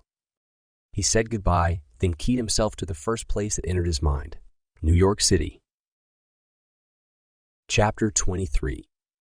The next several hours were long, exhausting, painful, cold, and tedious. It took hours for Jacob's clothes to dry, and when they did, they were stiff and uncomfortable. He keyed to many different locations around the world, only able to stay in each spot for a couple of hours at a time. He took naps where he could, and the pain in his hands gradually lessened. He was so glad he had the key. Without it, there was no way he would have been able to stay away from the E2. It wasn't any wonder that no one had survived an attack. The fish found links in the most random and illogical places, through stone and small holes where its body couldn't possibly fit. While in New York, he purchased several postcards depicting places around the globe and showed them to Early so she would know where to find him in case they ever got separated. The first time she gave him a report on the E2 fish's whereabouts, she'd also thrown in a question regarding how he was feeling. That surprised him. He looked at her, eyebrow raised, wondering if she had ulterior motives. But then he realized she did it because she actually cared. From then on, she asked him all the time how he was feeling, if he was tired or hungry. "Thanks, Early," Jacob said when she gave him the latest update. She brushed his hand with her fingertips. "You're welcome. Do you need anything?" A warm feeling started at the center of his chest and spread across him. He couldn't believe how much she'd changed over the last several hours. She was loyal and attentive now, constantly proving her value. It was completely different from the last time he'd spent time with her, and he was so grateful for the change. He wouldn't have been able to survive without her. "I think I'm good. Thanks for asking." "No problem." She patted him again, then flitted away, staying within sight, a new development, considering how much food had been around them to tempt her. The only time he couldn't see her was when she was checking on the fish. At her insistence, Jacob stopped by his house to eat and catch up with Mom and Dad. He was thankful for that. It felt good to relax, even if for only a couple of minutes. They reported that everyone was doing well and there hadn't been any more run-ins with E2 fish. He breathed a sigh of relief, hugged them goodbye, then keyed himself to his next location. 30 minutes before the 24 hours were up, Jacob decided to visit one of his favorite places on Earth, Arches National Park. He keyed to a bathroom near one of the trails, holding the door open for Early. She zoomed past him, squealing in excitement, then did a few somersaults in the air. Jacob smiled at her enthusiasm. He couldn't figure out why she was so excited to go through links created by the key of Kilenya. She'd acted this way after everyone they'd gone through together. Jacob wandered aimlessly. He made sure to stay within running distance of the bathroom door, in case the E2 was lucky enough to find a link in time. Pausing on a bridge, he looked into the water below him, then absent-mindedly picked at some fuzzies on the sleeve of his jacket. It was great to have the bandages gone from his hands. He'd removed them a few hours earlier when he got tired of getting strange looks from people. Residual bruises and a little tenderness were all that remained of the broken bones. The blisters and cuts were mostly gone. He left the bridge and walked down the trail, following it as it led up a couple of short switchbacks and past a really large rock where tourists gathered to take pictures. He stepped to the side of them, not wanting to be part of their groups, and gazed at delicate arch, admiring the rugged beauty of the landscape. Just then, someone screamed. Jacob whipped around to see why. The tourists were pointing into a gulch, yelling, panicking, some pulling out cameras. Jacob climbed on top of the huge boulder and shaded his eyes. It only took him a split second to find where they were pointing. His stomach fell. A huge fish was running on 4 legs through the gulch far below him, fins and tail flapping. Why hadn't Early warned him? Just as soon as Jacob saw it, it saw him. The E2 went into a frenzy, scrambling up the side of the gulch. No way it could make it. The cliff was completely sheer. Jacob backed up anyhow, then jumped off the boulder and ran for his life. Literally. Maybe he could make it to the bathroom in time to key away. Early appeared next to him and started crying. "I'm sorry, Jacob. I'm sorry." "No worries," Jacob said, pushing his shock away. "Where is it?" She disappeared, then came back, almost to the top. More screams from behind, and Jacob heard footfalls as other people finally started running. Maybe they'd distract the E2? He wouldn't count on that. The switchback slowed him down. He took shortcuts wherever possible. A moment later, as he crossed the bridge, he realized something. The fish wouldn't follow the trail. It would go straight down the hill. Jacob looked over his shoulder, trying to see where it was. Just then, the E2 jumped out of the water to the right of him. Jacob skidded to a stop so he could run the other way, but the creature tackled him, hissing loudly. With a hard thud, he landed on his back on the wooden planks, people scattering and screaming around him. The wind knocked out of him. He shoved and kicked, trying to get away from the fish, trying to push it away. Green, the color for excitement, flowed in the air around it. The E2 was incredibly strong. It repelled all Jacob's attacks. Faster than Jacob thought possible, the beast picked him up. It slung him into the air, mouth open, ready for a bite. The fish went limp. Its intelligent eyes appraised Jacob. Then it dropped him hard on the bridge and jumped over the side. Jacob gasped when the cold water splashed him. He watched the fish swim leisurely away, then spring out of the water and run off the way it had come. Early? Here, Jacob. He rolled into a sitting position until he saw her floating above him. It's gone, did it? It gave up. It lost scent of the water. You're okay. You're fine. Jacob slumped in relief, holding his knees to his chest. Oh, man. Oh, man. She patted him on the head. I'll go watch it. She disappeared. Hey, dude, you okay? Jacob turned. A man in his 30s was staring at him. Yeah, I think so. That was really close. What on earth was it? Jacob shook his head, not sure how to answer, and the man pulled him to his feet. That was insane. You have no idea. Are you sure you don't need anything? The guy reached into his bag. Here, my name's Jared. He handed Jacob a business card. Jacob looked at it. He was a photographer. That explained the huge camera hanging around his neck. Please, call if that thing comes again or you need help in some other way. He peered down at Jacob. Where are your parents? Jacob shook his head. They're waiting at another trail. I'll give you a ride. I think I'm going to be sick. I'll walk back when I can. He turned and stumbled to the bathroom, shutting the door behind him. Luckily, no one was inside. He took a few deep breaths, then keyed home. Jacob's parents were understandably relieved at his return. Dad insisted he fill them in on all the details. Then Mom insisted he sleep. He was glad for that. When he woke, his mom said he'd been in the news and showed him the article. Jared, the photographer, had been taking pictures of the E2 as it ran down the hill. The last shot was of the fish right as it jumped for Jacob. Only Jacob's back was visible, but the picture of the E2 was pretty awesome. With all the eyewitness reports, authorities were looking into the event, though they doubted anything would come of it. Jacob agreed. He finished his breakfast, then pushed away from the table. Okay, time to go recruit Werbies. He ran upstairs to grab his spare backpack, since the usual one was probably at the bottom of Sonda Lake by then, and dashed to the kitchen to stock supplies. Mom was waiting by the counter. Sorry, honey, but the meeting has already taken place. What? They didn't wait. Disappointment flooded over him. Why? Apparently, the Werbies found them and forced them to enter the village to talk. They had to negotiate terms for their release before the Werbies would consider untying them. Even though he was really disappointed to have missed it, Jacob couldn't help but smile at the thought of his friends being tied up by the Werbies. He'd been in a similar situation once, but with dusts. What happens now? They're waiting for you. The Werbies wouldn't release anyone until they were promised you'd go meet them. And even though they've already discussed the upcoming war, they want you to make things official. She put her arm around him. Go, make us proud. This is your first official act as prince. Jacob felt a blush cross his face. He wondered if Eklaron had been impressed. He could see himself striding into the village, commanding attention. But underneath the excitement was a nagging worry that they expected something from him he couldn't give. He'd never met Werbies after all. What would they want? Chapter 24. Highness, what want? Jacob stammered when he realized this was the most important part of his visit to the village. How was he supposed to sound official? He decided that being straightforward was the best route. Fubble the Werby, we'd like your assistance in a war. Would you recruit Werbies to help us? All joviality left Fubble's face. Sir, yes, we will. He bowed low, swinging his arms to the side.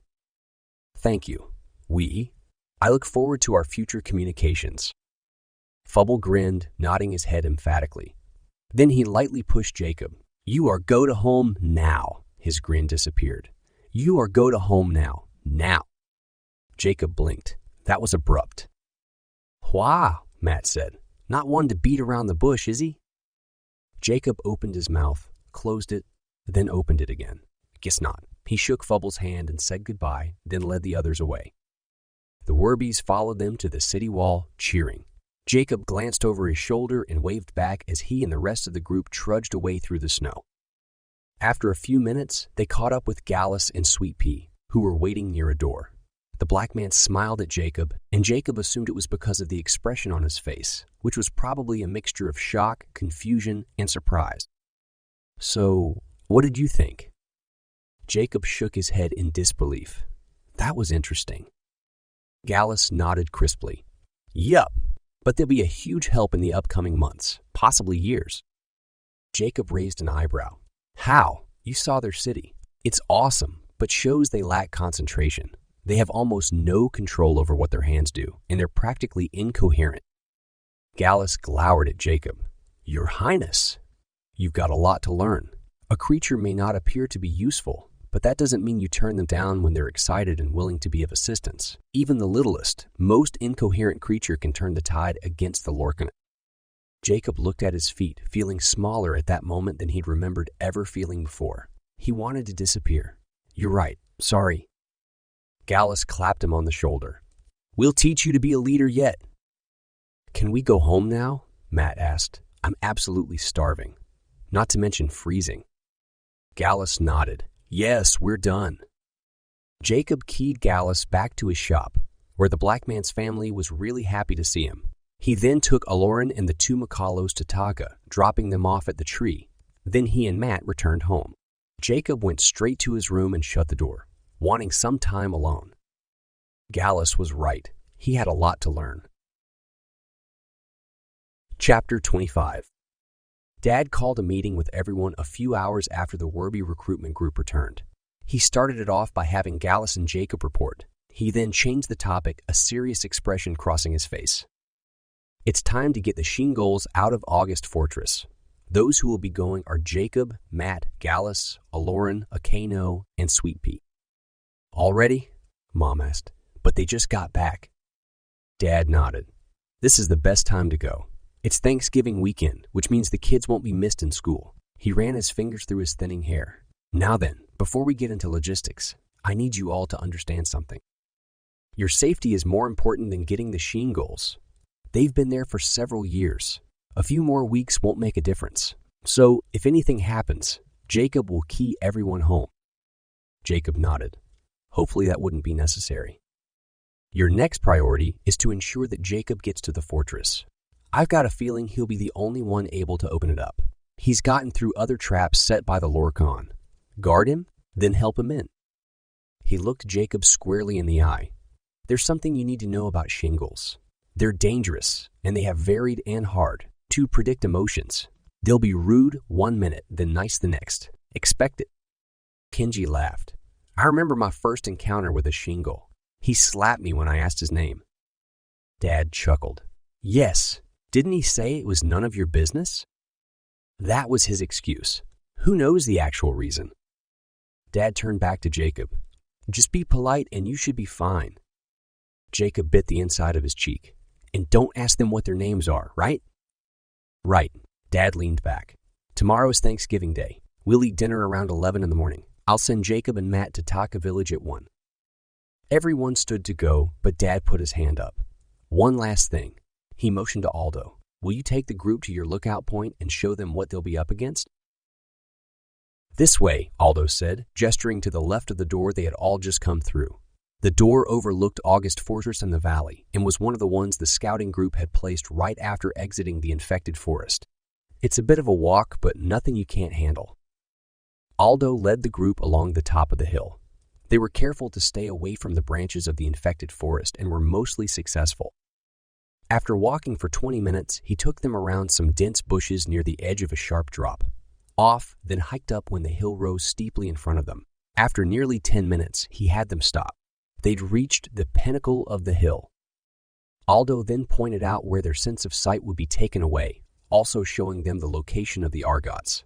He continued pointing at the outer wall of the fortress. "You'll lose your next sensation there. Feeling." Gallus stepped up between Jacob and Aldo. "We plan to bring a potted plant. Akeno will use it to see living creatures, since that ability doesn't have anything to do with physical senses." Aldo nodded. "Good. Once you enter the township, you'll need to remember the following. Walk 30 paces. Turn right. Walk 7. Right. Walk 15. Left. Walk 27. Left. Walk 130. A roar echoed through the valley, originating from somewhere near the fortress. Jacob looked out but didn't see where exactly it had come from.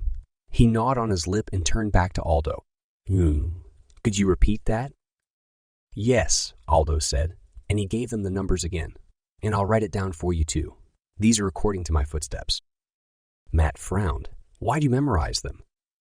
"I figured the Lorcan would do something to prevent people from entering the area, and I wanted to know how to get to the fortress from the entrance, just in case."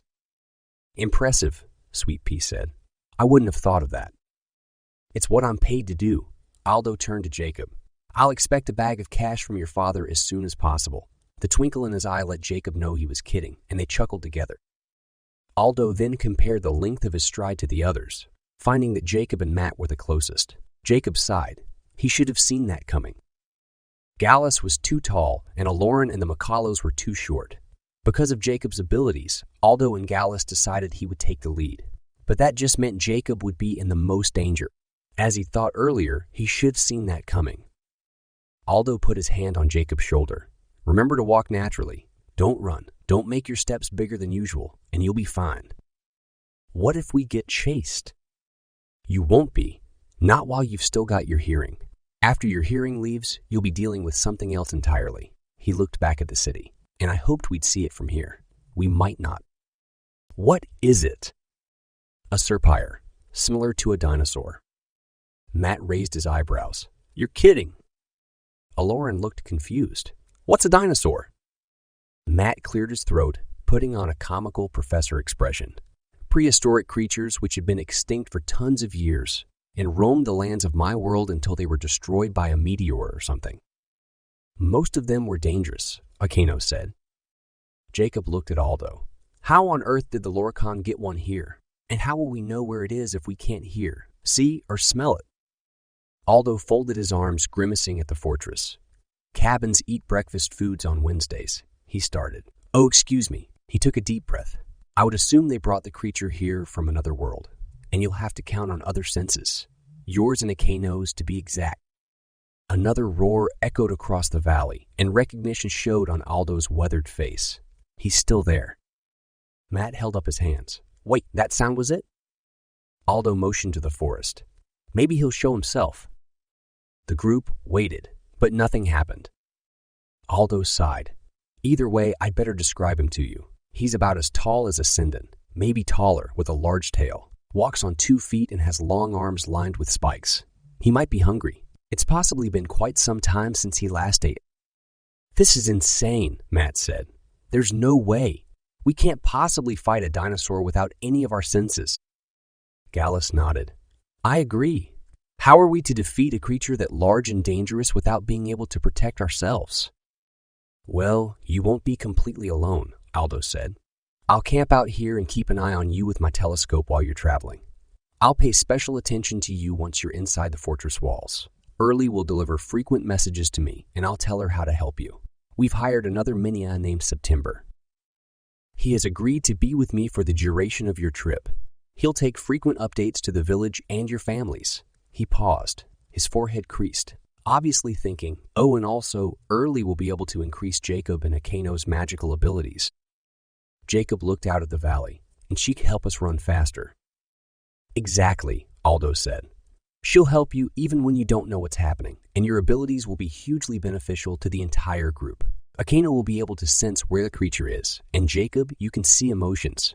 You should be able to see the Serpires. But sometimes I can't see them when they're coming from animals. Could you see the E2s? Jacob nodded. Then it will work out. The Serpire is as intelligent as an E2 fish. Eklaron gasped. You've got to be kidding! But not as advanced. It has magic, but can only use it to benefit others, like to give power to other dangerous creatures. And remember, Serpires, like E2 fish, go for the obvious, easy kill. When Kelson and his group were there, the Serpire didn't sneak around, but jumped out right in front of them. Also, its size is against it. They're not fast. Aldo put his hands behind his back. You'll be fine. You've got things Kelson didn't have. And don't forget your abilities. All of them. I hate to be a downer, Matt said. But this is a death trap, regardless of our abilities. The chances of survival are 0, and I don't know about any of you, but I want to live. I just found out I have a sister. Another sister. I want to keep getting to know her before we die. Eklaron nodded, sending a grateful expression to Matt. Aldo put his hand on Matt's shoulder, looking concerned. What other choice do we have? The Lorcan will win unless we release the Shiengols. Without the training, they'll provide Jacob. We can't do anything. Besides that, they're incredibly powerful, and if the Lorcan hadn't caught them by surprise, they wouldn't be trapped now. You can bet they'll never let it happen again. Having them on our side will most definitely turn the tide against the Lorcan. What if we don't care about the Lorcan? Matt asked. I'm sorry, I don't want to offend anyone, but what if Jacob and I go back home and forget about all this? Eklaron, you come too. Don't get me wrong, Aldo. I'm usually up for a challenge, and I think you all know that. But this isn't a challenge. It's suicide. We'd allow you to do that if that's what you choose. Not having grown up here, you're not emotionally attached to this world. Not really. But what about Earth? As soon as the Lorcan realize Jacob can time see, they'll be doubling their efforts to get their hands on him. They want him. They want the other key, the key of a Yunli. And I promise you, they will succeed. They'll find Jacob, enslave him, and eventually destroy your world as they're trying to do here. Matt's shoulders slumped, and Jacob felt bad for him. Heck, he felt bad for himself. They were basically sacrificing themselves for every living person on both planets.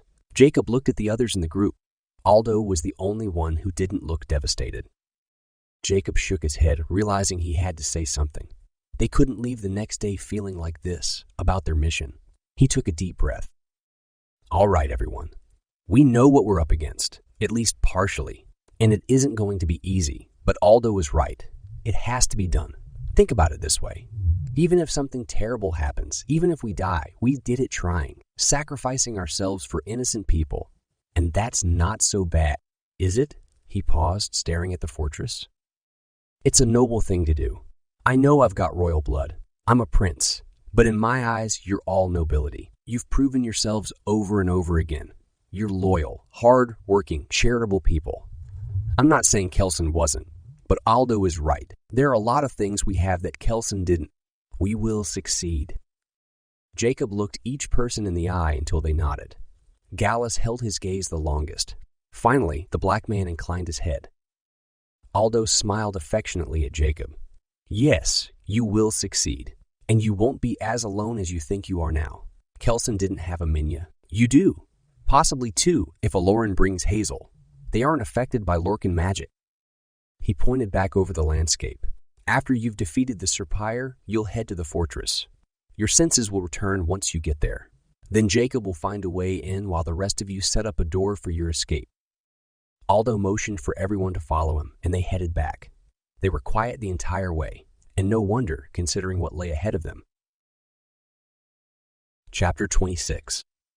Jacob returned everyone to their homes, experiencing feelings of dread and despair, but also determination. He believed what he'd said earlier. They could do this. He just wasn't sure they would succeed on their first try. He had strange dreams that night of blind dinosaurs trying to sell him wreck of flowers. When he finally woke the next morning, he had a headache and sore joints from tossing and turning. He took his time, showering and dressing, then finally headed downstairs to see if he could help Mom. She was making gravy while Dad carved the turkey, separating the white and dark meats onto 2 platters. Neither looked up when he entered. and they didn't respond when he asked if they wanted help. He sat on a bar stool and watched instead. Mom kept her back to him, busy at the stove. Jacob frowned when he heard sniffling noises coming from her direction. "Mom, you okay?" She didn't answer, but after a moment she came over and hugged him. He patted her arm, not sure what to say. Then she pulled away, clearing her throat. "You'll be fine, Jacob. I can feel it." "I hope so." He kicked himself mentally. He was supposed to be encouraging and uplifting his mom, and here he wanted comfort from her when she was clearly suffering. She might be losing 2 of her children over the next few days, not to mention some very close friends. He wrapped his arms around her tightly, not wanting to let go. He felt like a little boy again, running to his mom after falling off his bike. Dad came over and hugged them both. Jacob enjoyed the feel of having his parents close. It didn't happen a lot since they were all so busy. Matt came downstairs looking for Jacob, and Mom pulled him into the embrace too. She finally extracted herself, sniffling and laughing. "We're all such babies." "With good reason, honey," Dad said. He put his arm around her and she snuggled up to him. Thanksgiving dinner was much more relaxed than Jacob had thought it would be, considering the trip he and Matt would be taking soon. Matt and Amberly teased and joked with each other, and Jacob found himself following their conversation closely, enjoying it more than he normally would. Mom beamed at her kids. "I have one thing to say." Everyone looked at her. "I'm so very proud of our family, of our children. Jacob and Matt, you are growing into fine young men, and Amberly, you're a sweetheart. An example to all of us."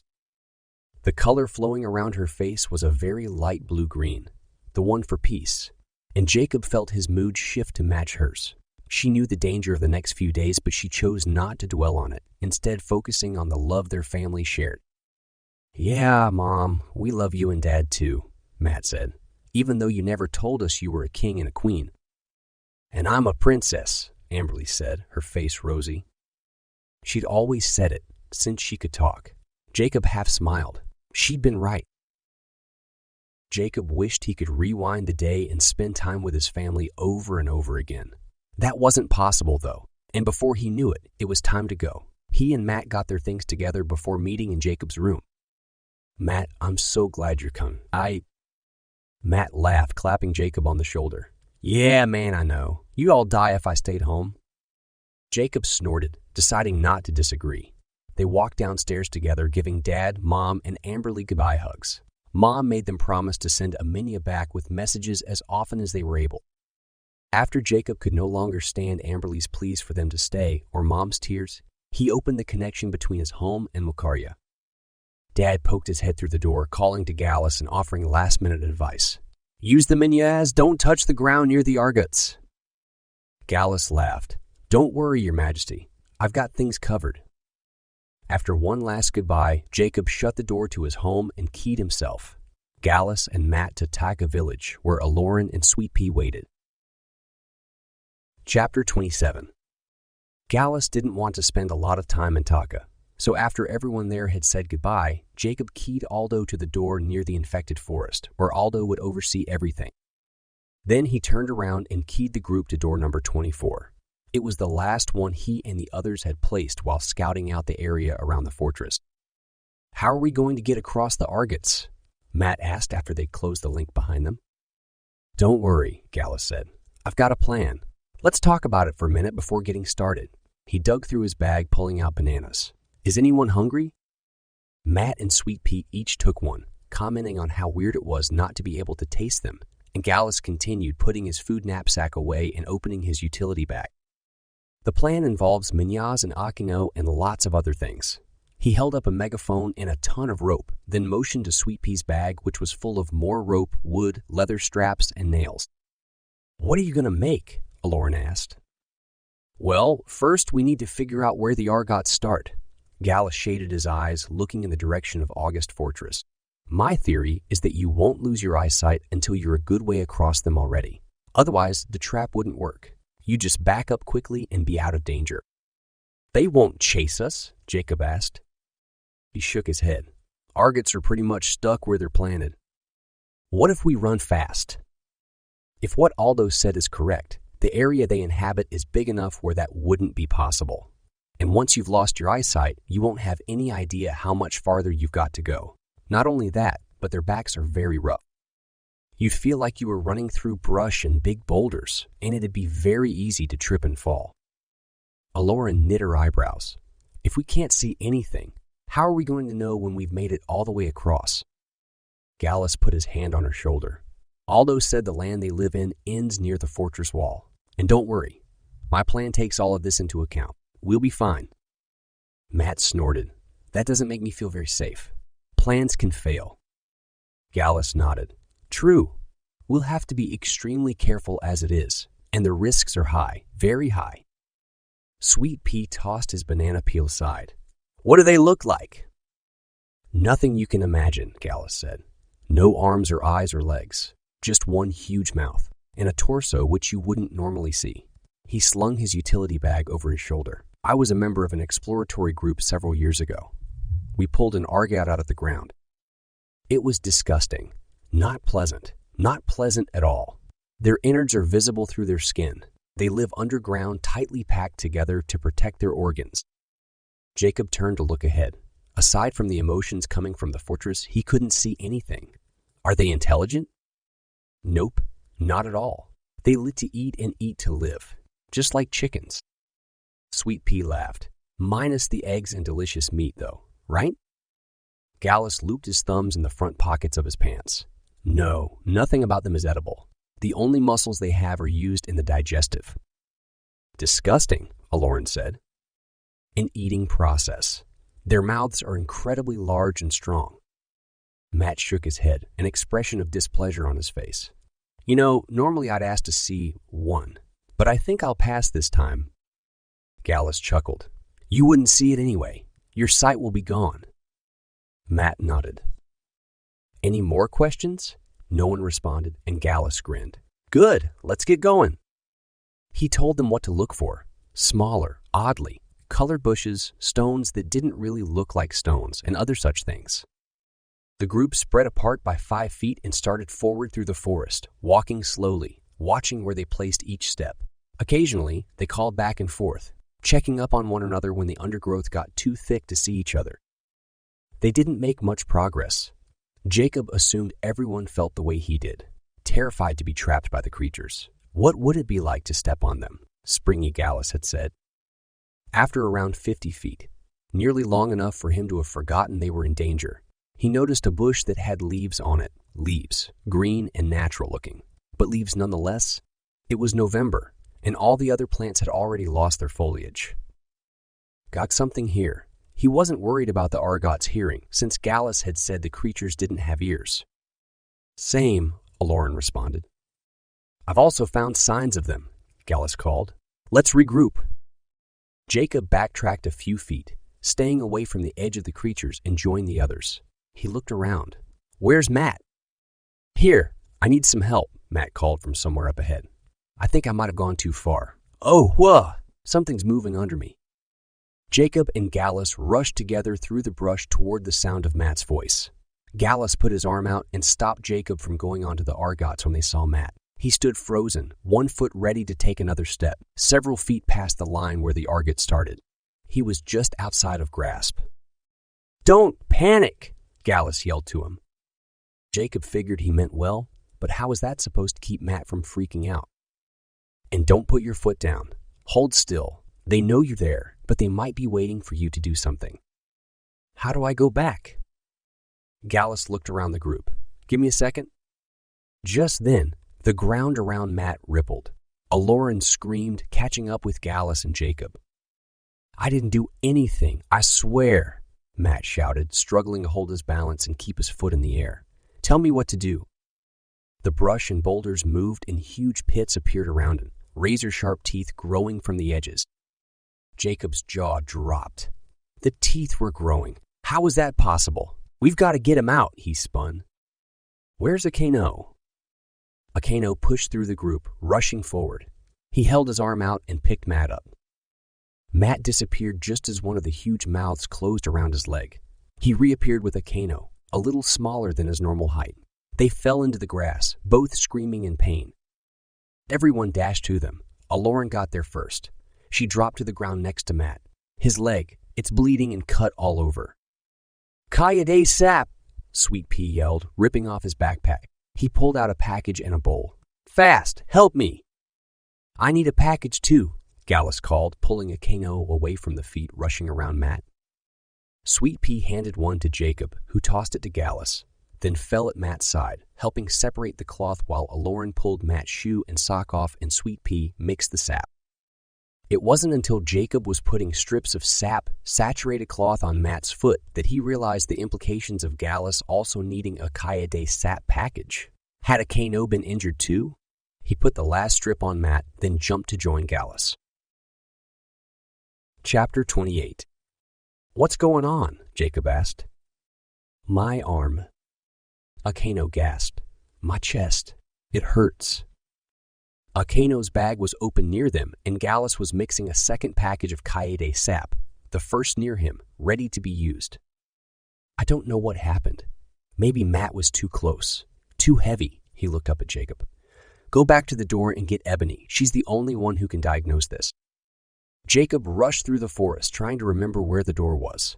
He nearly ran into the Torii, but saw the door just in time, veered for it, and keyed to Kenji's house. Ebony jumped up from the table. What's wrong? What happened? Akano, come. Ebony raced through the door and followed Jacob. She fell to her knees, and her panic was replaced with urgency and determination. No wonder she was good at this sort of thing. She poked and prodded at Akano through his shirt, checking his skin first, then the bones. Several broken ribs, a broken collarbone, shoulder, and his arm bones, she said. There are probably other things broken, in his legs. Too bad he can't shrink himself to be put in a mini container. Akano moaned. Sorry, Mom. She brushed his hair off his forehead, a tender expression crossing her face. Rest, love.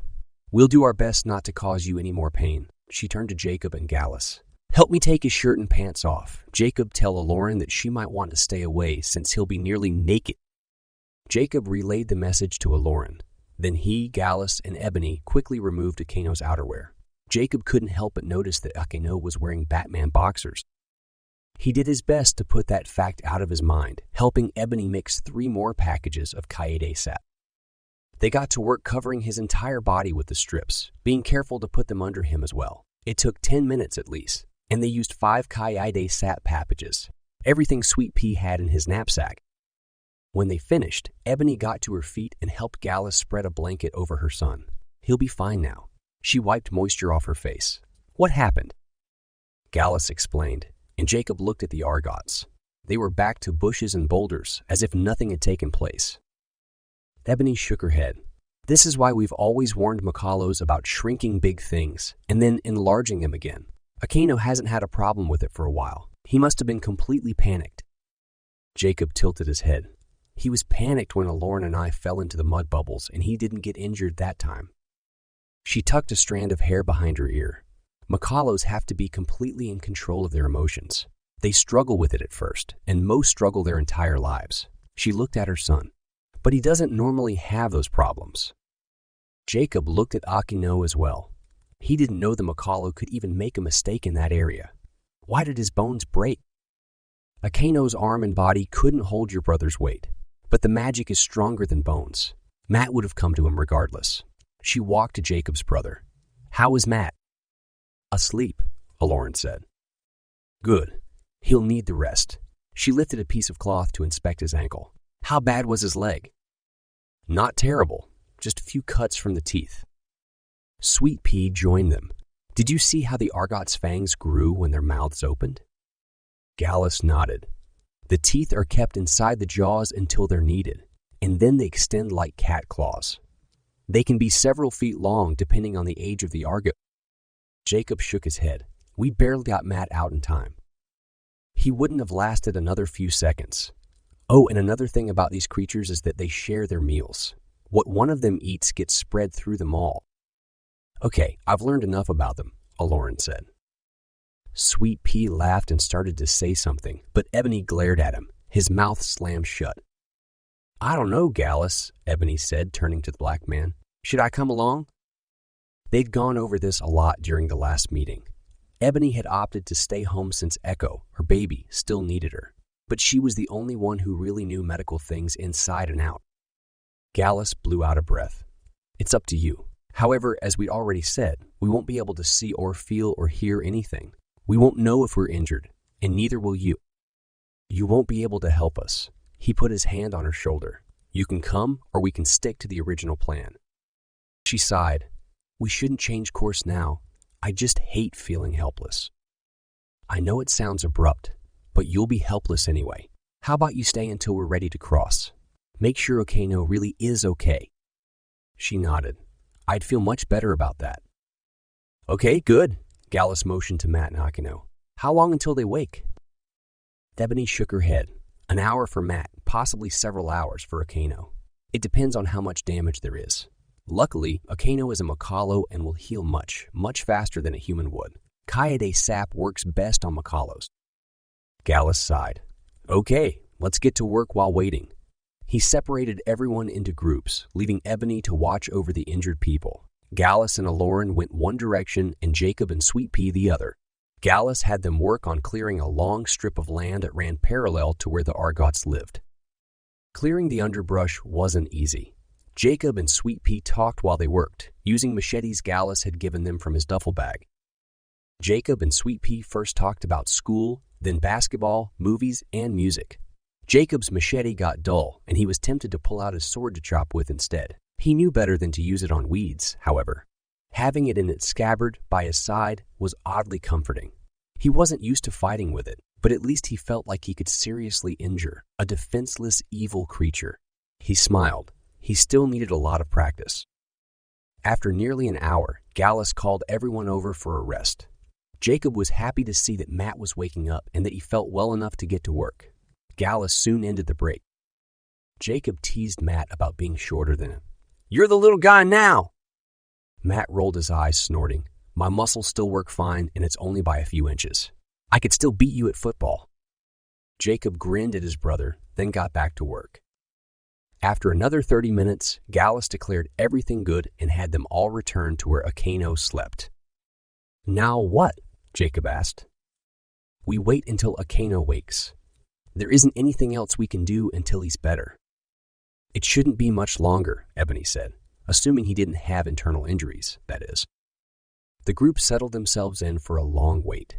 3 hours later, when the sun was ready to set, Okano woke up. Ebony checked him out, declared him healthy, then had him get dressed and eat. When he was finished, he jumped to his feet.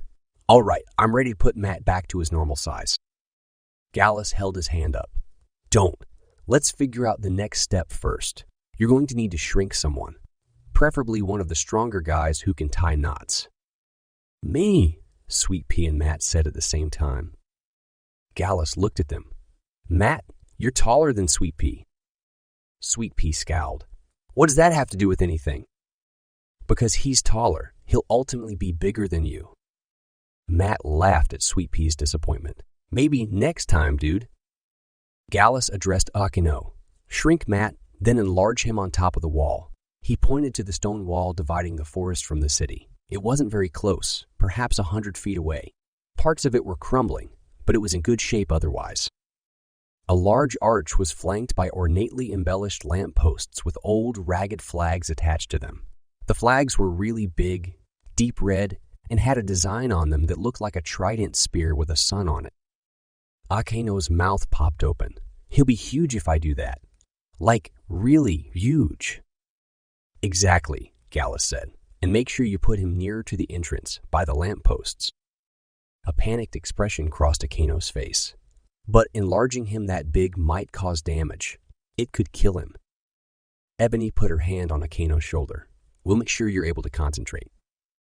"It has to be done," Gallus said. "Otherwise, we won't make it across the Argots." Uncertainty remained on Okano's face. "You're sure?" Gallus nodded. "We need him on the other side to tie ropes to support the plank. Take a few deep breaths, then go when you're ready." Okano hesitated, then finally turned to Matt. "All right, walk over there." He pointed to the place Sweet Pea and Jacob had cleared. "It might hurt a little when I pick you up. It's hard for me to tell if I'm holding too tightly." Matt ran to where Okano had pointed and turned, a huge smile on his face. "For Narnia!" he yelled, fist in the air. Jacob snorted. His brother was so ridiculous. Akano reached out and Matt disappeared, reappearing in Makalo's palm. Did I hurt you?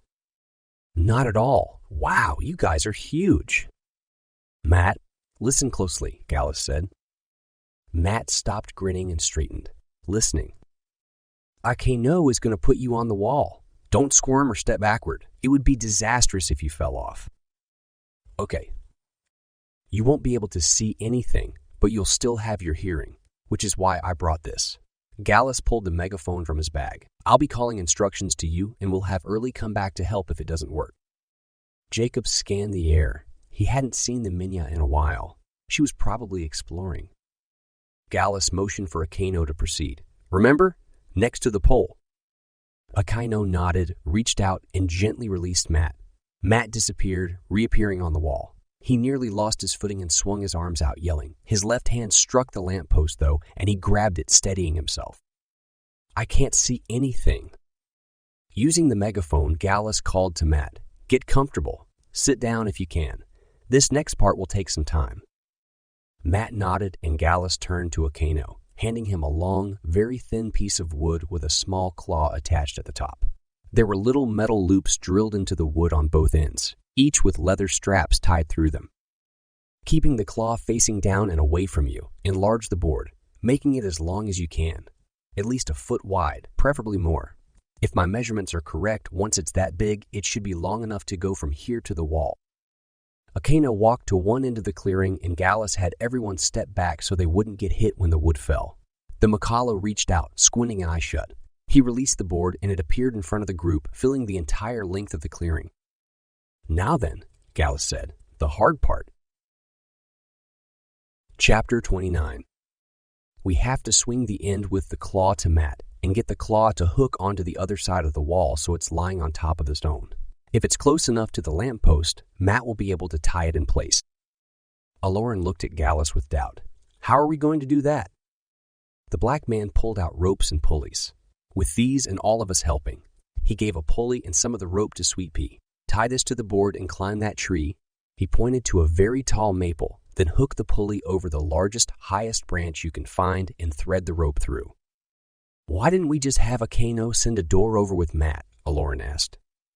I'd thought of doing that originally, Gallus said, but opening and closing the door on top of a wall would have been dangerous.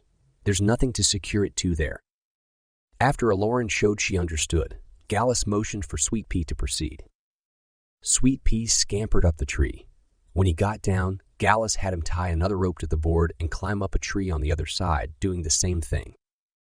Gallus had Ebony and Eklaron stand at the foot of the board to steady it, and he pulled on one of the ropes while Jacob and Sweet Pea took the other. They practiced for a while, trying to figure out who had to pull the hardest and at what time. It got tangled in branches, and the group slowly maneuvered it just right to get it untangled. Luckily, the foliage where the Argots lived was short and stubby. Gallus called to Matt to be ready as the board neared him. Matt reached out, feeling blindly, and grabbed the board, pulling it toward himself, then hooked the claw in place so the board went all the way across the wall. He tied the leather straps to the lamppost. Everyone cheered when he called out, saying he was done. They now had a plank of wood that completely crossed the Argots. A businesslike expression crossed Gallus's face, and he addressed the group. One last thing. Remember, we'll be losing our sight halfway across. We need a rope to hold on to. He turned to Eklaron. I'm sorry, dear, but you're the most nimble. Ebony cleared her throat. Actually, Gallus, it would be better if I went. I'm smaller, and it'll be easier for me. Gallus nodded. Oh yes, of course. I hadn't thought of having you here to help. He tied one end of another rope about 6 feet up a tree, then handed the rest to Ebony. Take this across and have Matt tie it to the pole as high as he can.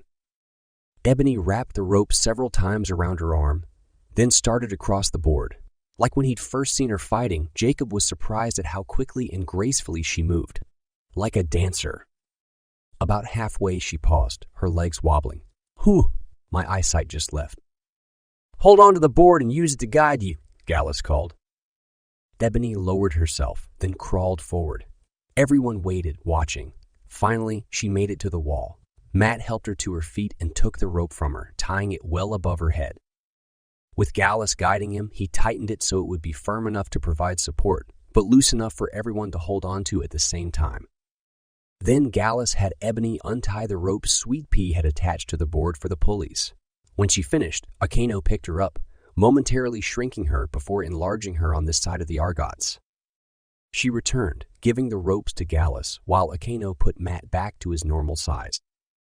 "Let's eat, then set up a door near here," Gallus said. The group sank to the ground, eager for a break. Jacob wished he could taste the beef, jerky, fruits, and veggies, but his stomach loved the food, and after a moment he felt mostly satisfied. 10 minutes later, Gallus got to his feet and had Akeno enlarge a door. Matt and Jacob put it in place. "Time for us to cross." Gallus held up the rope, "but we need to tie ourselves together first." "You've only got probably half an hour left until it's dark," Ebony said, motioning to the setting sun. Matt laughed. "We'll be blind anyway, so it doesn't even matter." Ebony chuckled. "Good point." "We'll set up camp just inside the arch," Gallus said, making sure everyone tied their knots securely. "Hopefully we'll find a spot before we lose the sensation of touch." He turned to Ebony. "Jacob will need to take you back now, rather than later." Ebony nodded. She turned to her son, holding him close for several moments, then gave everyone else hugs and last-minute advice, including not to die or get hurt. Jacob opened the door to Taka, let her step through, then shut it. Gallus lined everyone up. Jacob first, then Akeno, Eklaron, Matt, Sweet Pea, and finally himself. He had early let Aldo know they were about to start across the Argots. Jacob could just picture the old man. He'd probably keep his face glued to the telescope the entire time the group was on the board. Even though Aldo couldn't do anything to help, just knowing he was watching brought Jacob a sense of calm. Gallus looked Jacob in the eye, blue the color for peace whirling in the air around him. "It's up to you now. You and Akeno are the only ones who'll be able to help us, and I've got a feeling you'll be better at this next part than I will. Maybe one of your gifts will surprise us." Jacob took a deep breath. He hated having pressure placed on him like that, but he agreed with Gallus. He was still adjusting to the fact that he could do things other people couldn't. He faced the fortress, squinting against the bright emotions emanating through the stone walls, concentrating on picking out individual sources. He raised an eyebrow when he noticed something. One of the Shiengols' emotions is brighter than the rest. Gallus shrugged. "Wouldn't surprise me." Jacob turned to him. "What do you mean?" "I can't tell you without causing offense." "To whom? The Shiengols?" "This particular Shiengol, yes." Jacob found himself wishing he were on a different mission. "Great. We're about to rescue temperamental, powerful beings with lots of emotional baggage. Just what we need." He looked up in shock when the emotions of the brightest Shiengol flashed from anticipation to annoyance. "Wah!" Had it hurt him? How was that possible? He hesitated. Watching when nothing happened, he turned to Gallus. "Are we ready?" Gallus nodded. "Yes." Chapter 30. Jacob put his foot on the plank and looked up to find the rope. It was level with his head, which would make things more difficult. It was at that height for a reason, of course. Sweet Pea and Akeno wouldn't be able to reach it if it was higher. His hands were still sore from using the machete. He should have taken the time to fix them with Kaede ASAP. No chance to do that now. Jacob walked slowly, looking back occasionally to check on the progress of those behind him.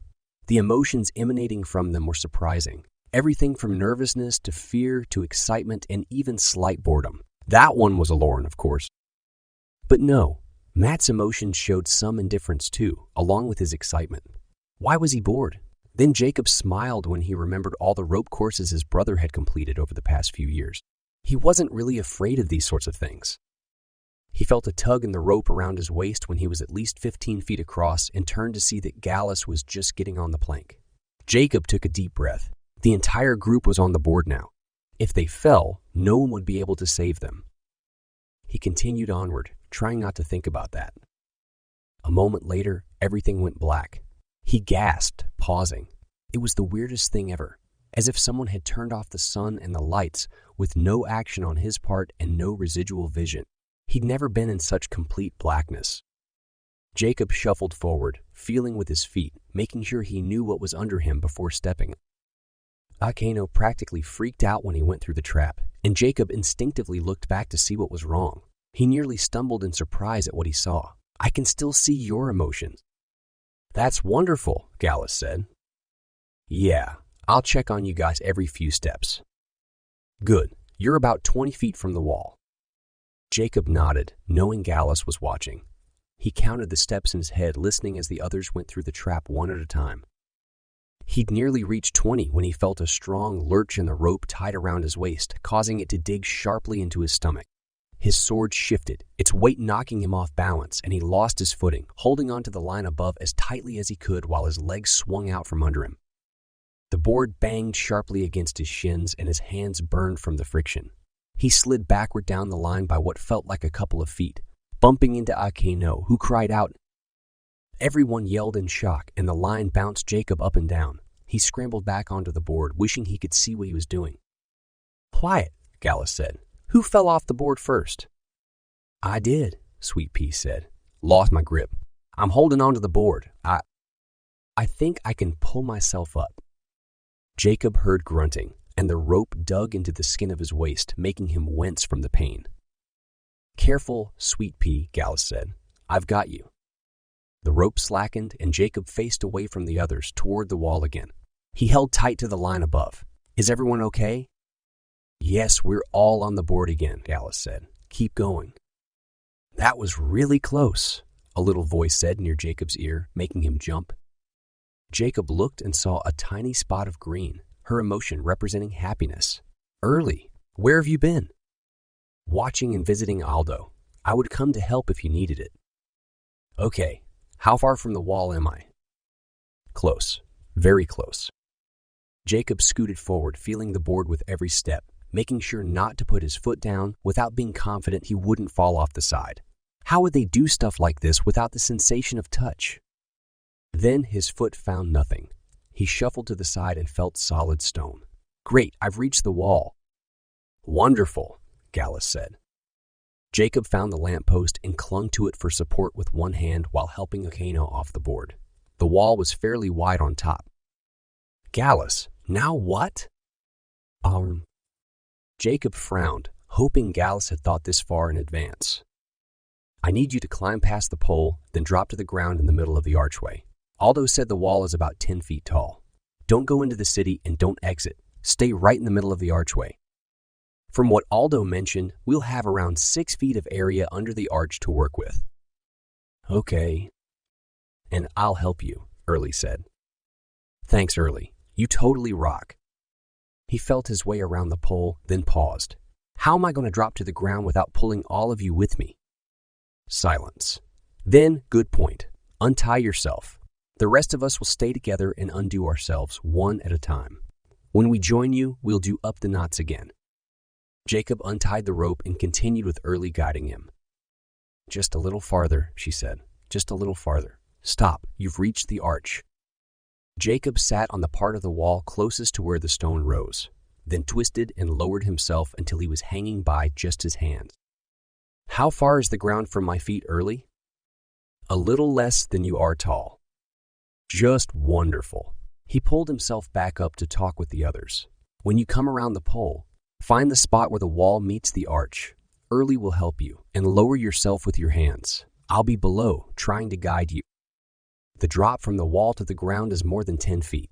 I'll do my best to catch you. Luckily, I can still see your emotions, so I'll know where you are. The others acknowledged that they understood, and he watched the colors of their emotions brighten, reflecting anticipation, panic, confidence, and fear. No boredom now. Jacob took a deep breath and wiped his sweaty hands on his pants. After a moment, he lowered himself once again, took another deep breath, then let go. The wind rushed by him, tickling his ears. The fall was over and he landed, stumbling a bit, then righted himself. He froze, waiting to see what happened. No pain. The tension he'd felt earlier dissipated. Being an athlete had its perk. And he definitely still had the sensation of touch, thank goodness. I'm ready for you, Akeno. Akeno's emotions showed he was about to go hysterical. All right, he squeaked. All right, he squeaked. If you get hurt, we have plenty of Kaede sap. You've got to calm down. It's going to be okay. I'm fine. Jacob narrowed his eyes when Akeno's colors didn't change. Seriously? Okay, no. I can see your emotions, remember? You aren't relaxing. Just breathe. Gallus chuckled. He's probably not going to feel better until he's on solid ground again. Jacob agreed and changed tactics. Just take your time. You're light enough. I'll be able to catch you. Sack of potatoes, remember? Akeno laughed, a bit of yellow coloring the air around him. Yeah, I remember. He paused. Okay, I'm coming. Jacob watched the emotion come closer. He was going to have to get used to this. There wasn't a real shape, and the color faded in and out, stronger in some areas than others. It was interesting to see it without Akeno's face, and it was even stranger to realize Jacob saw it without using his eyes. While waiting, Jacob glanced in the direction where he imagined the fortress to be, and sure enough, the strong emotions were still there. He detected slight movement and figured the Shiengols were restless. He would be too, after being trapped for over 16 years. Jacob looked back and saw Akeno's color lowering. He wasn't sure if it was around Akeno's head or his torso at that moment, but at least it gave Jacob an idea of the Makalo's position. He reached up on tippy toes but didn't feel anything. Are you hanging by your hands yet? Nope. Give me a minute. The deep yellow lowered even farther. Then Akeno said, Now I am. Jacob reached up again, swishing his hands through the air, and finally his fingertips brushed the bottom of the Makalo's shoe. Wah, Akeno said. Was that you? Yeah, I can't really reach your feet. A pause. I guess I'll just let myself fall then. And I'll do my best to catch you. On the count of 3. 1, 2. You're still down there, right? Yes, Akeno. Another hesitation, then 3. The emotion rushed down to Jacob and he put his arms out, trying to keep them below Akeno. Chapter 31. With a loud umph and a painful kick to his face, Jacob caught the Makalo. Sorry, I felt that. Was it your head? Jacob put Akeno down, his cheek smarting. I'm fine. He rubbed where he'd been kicked, hoping it wouldn't bruise too badly. It sure hurt. His eyes watered. He blinked several times, then shook his head to clear it and called up. All right, Eklaron, we're ready for you. Eklaron didn't hesitate before coming. That wasn't surprising. She'd had a lot more practice doing insane things. Determination was the emotion that guided Jacob. The colors flowing around her were red and green, anger and happiness.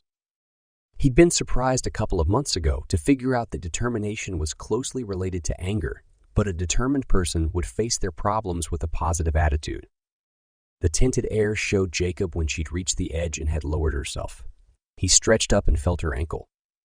A blush crossed his face, and he was very glad no one could see it, except Early, who probably didn't care. Speaking of the Minya, she was most likely observing and making sure no one got hurt. Jacob hoped so anyway. He couldn't see her emotions right then. Okay, I'm dropping now.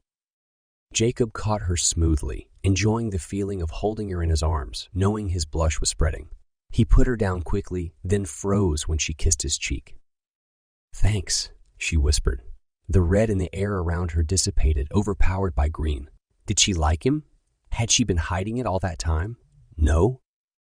She'd also had those feelings toward Kevin. Maybe the stress of the current situation made her like Jacob more? Her emotions showed her moving away, and he brought a hand to his face. She'd kissed the same cheek Kano had kicked. He sighed, then realized Matt was trying to talk to him. Hello? Are you ready for me? Oh yeah, I am. Matt's typical emotions of excitement and happiness marked his progress, and Jacob guided him without a problem. Matt didn't want to be caught when he dropped, and Jacob was grateful for that. His brother was heavy. When Sweet Pea's turn came up, Jacob had everyone lock hands, forming a sort of trampoline where Sweet Pea could land. It worked perfectly. They put him down and moved back when Gallus said he didn't need any help. Jacob breathed a sigh of relief. There was no way he and the others would be able to support the man's weight. He was much taller than anyone there. Jacob watched Gallus's emotions descend as the man lowered himself. When he dropped, he stumbled, and Jacob reached out to steady him. His hands swept through empty air. The swish of cloth and a thud, followed by a sharp smacking sound, let Jacob know Gallus had fallen. The black man cried out in pain. What happened? Akeno asked. Gallus only gasped in response. Everyone stay where you are. Jacob got to his hands and knees and carefully approached Gallus's colors. Gallus fell, I'll inspect him. We don't want anyone to stand on him accidentally. Gallus moaned. It looked like he was trying to get to his feet. Don't move. Gallus stopped and Jacob found the man's foot, glad the man wasn't thrashing. I need Kaiide sap, he called over his shoulder. I'll get it, Akeno said. Jacob turned his attention back to Gallus, feeling around until he located the man's shoulder. Gallus, are you okay? Gallus gasped. My knee. Ouch. We'll take care of you. Jacob turned. Akeno, the package? Akeno's voice sounded very small. My bag's open and mostly empty. No sap. I think it fell out while we were crossing the Argots. Jacob growled in frustration. Anyone else have some? Check your bags even if you don't think you do. He was glad Mom and Ebony had packed the bags for the group. They'd come up with the idea to separate everything into different categories using cloth for the food, paper packaging for the Kaiide sap, plastic for hygienic items. Of course, this would only work before the trap that removed the sensation of touch. I had a ton of it, Sweet Pea said. But we used it all on Matt and Akeno. The others reported they didn't have any sap either. Gallus groaned, then gasped out a couple of words. Pain and hurry. How is it possible that Sweet Pea and Akeno were the only ones carrying it? Jacob asked. He bit his lip, frustrated. They couldn't continue without Gallus, and they couldn't leave him here like this. That left only one other option. Jacob had to get more sap. Eklaron, where are you? One of the emotions stepped forward. Here. Come watch over Gallus and make sure he's comfortable. I'm going to Taga village. Then Eklaron gasped. You can't go back, she said. What happens if you fall? The key will be lost. You'll die, and we'll be stuck here forever. Jacob shook his head, not wanting to answer. I'll go, Akeno said. It's my fault we lost the sap. Let's both go, Jacob said. 2 would be better than 1. Okay, let's get going. Jacob, Eklaron started. Jacob glowered. What else can we do? What are our other options? Leave him and continue onward. Stay here, hoping someone comes and finds us. There's nothing else. He hated talking to her like that, but she was usually tougher than this. This is insane. Yeah, I know, but I have to do something. What about setting up a door here and going back that way? Jacob did his best not to sound exasperated. Because Akeno can't see to enlarge anything, and even if he could, there isn't enough space under the arch to make the door big enough. Go, Jacob, Gallus gasped. I'll be fine while you're gone. Jacob turned to scan the skies before remembering he couldn't see anything. Early? Are you there? A spot of green flitted near him. Here, Jacob. Tell Aldo that Akeno and I are heading back. Then please stick very close to me in case anything happens. Early agreed, and Jacob put his hand on Eklaron's arm before getting to his feet. We'll be careful, I promise. We'll come back. She released a long breath of air. Okay? Careful not to bump into Gallus, Jacob scooted a couple of feet away, clearing himself from the man's legs, then got up. He unbuckled his sword, laying it down against the wall of the arch. He didn't want it to knock him off balance while crossing the board. Early, would you be able to give us a boost? Like you did while I was fighting the Ember Gods? I don't know if it would help or not to weigh less while climbing the wall, but it could be good. She didn't answer for a moment. Then, this is different. I don't know if I can do it. Akeno's voice sounded close to Jacob. She would have to exert a lot more energy to keep us moving in the same direction, he said. Gravity doesn't affect her, but it affects us, and her energy boost might shoot us off into Arga territory. But when I was fighting the Ember, that was different. You were on your feet and could somewhat control where you went. Honestly, I'd rather she didn't help us. Jacob raised his eyebrows. Earlier, Akeno had been so afraid of falling, he'd taken a very long time getting off the wall. And now he was turning down assistance. All right, I'll go first. Early guided them back to the correct place near the arch. Then Jacob climbed. The going was difficult. He had to feel around for hand and footholds without relying on sight. A moment later, however, he reached the top and turned to help Akeno. After Akeno was up, Jacob stepped past the lamppost, then found the line and the board. He felt like kicking himself when he realized he and Akeno hadn't tied themselves together. Akeno, Is it possible for you to latch your arm through the strap of my bag so I can keep you from falling? It'll help me know if you do fall." "Sure." Akeno did so, and Jacob took a deep breath, holding tightly to the line above. "Here goes." They started forward, Jacob going as quickly as was safely possible. He'd always been afraid of heights, but thankfully, this was different. He couldn't see how far they'd fall if that happened, and the dizzy attacks didn't come. He felt Akeno's movements behind him and was glad his friend held tightly to his bag. As he moved forward, he looked at the ground instinctively, then nearly stopped in shock at something he hadn't noticed before. There were faint white lines tracing patterns through the space below them.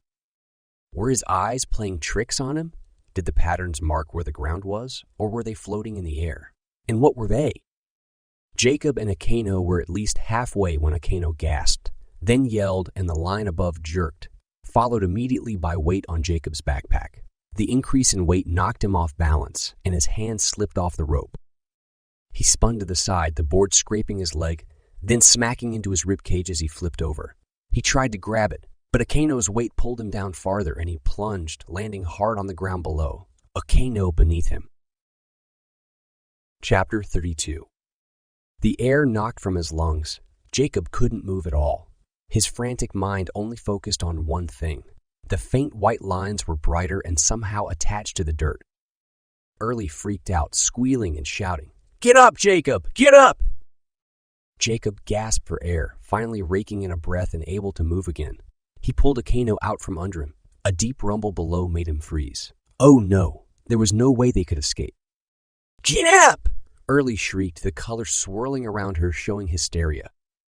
Jacob felt a spot on his shoulder heat up.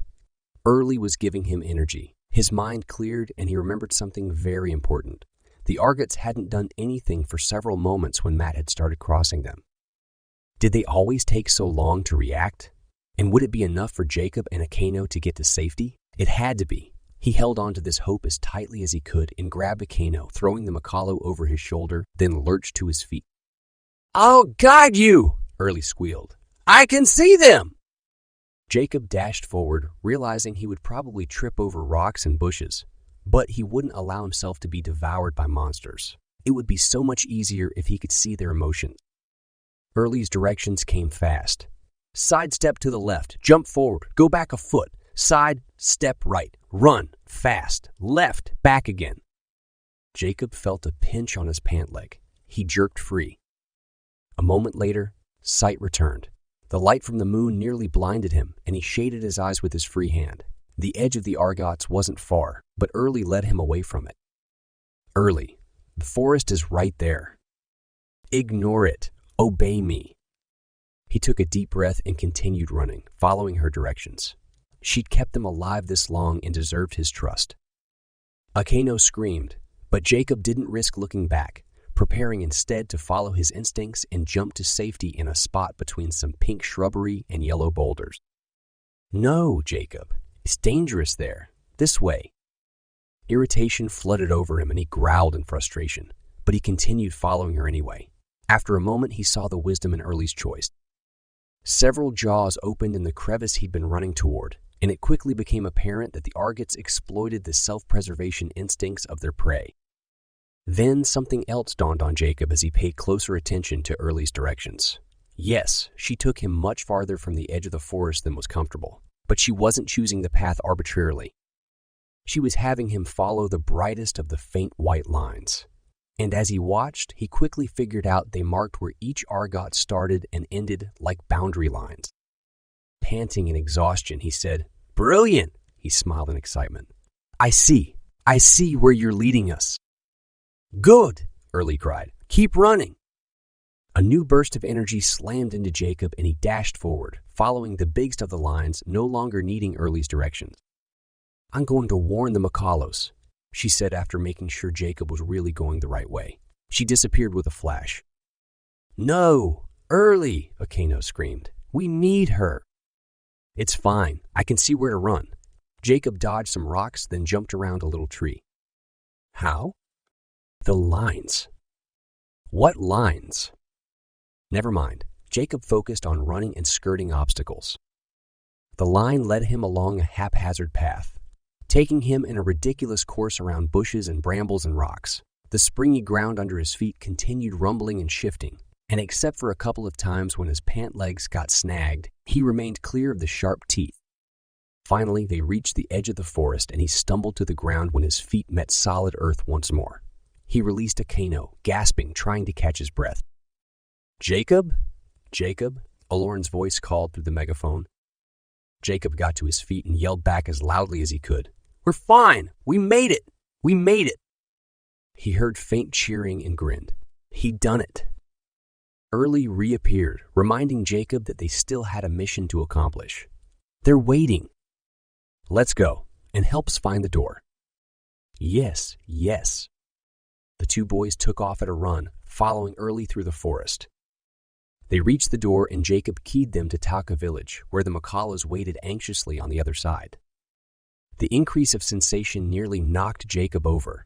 The smell of roast beef and potatoes assailed him, and his mouth instantly watered. The light burned his eyes, and he covered his face. Ebony shoved Kaede sap packages into their bags, which, thankfully, hadn't gotten lost when the boys fell. "You're ready," Ebony said a moment later. "Did you set up a door near the arch?" "No," Jacob said. "Akeno can't see, so he wouldn't be able to enlarge anything." Ebony nodded, then turned to Akeno. "Do you still have your potted plant?" He shook his head. "I think I lost it when we fell off the board." "I'll get him another one," Kinji said, stepping into the back room. A moment later he returned, holding a bright blue pot with a scraggly plant in it, around 4 inches tall. "Are you sure that's going to make it through the entire trip?" Jacob asked. "It looks like it's about to die." Ebony chuckled. "It'll be fine.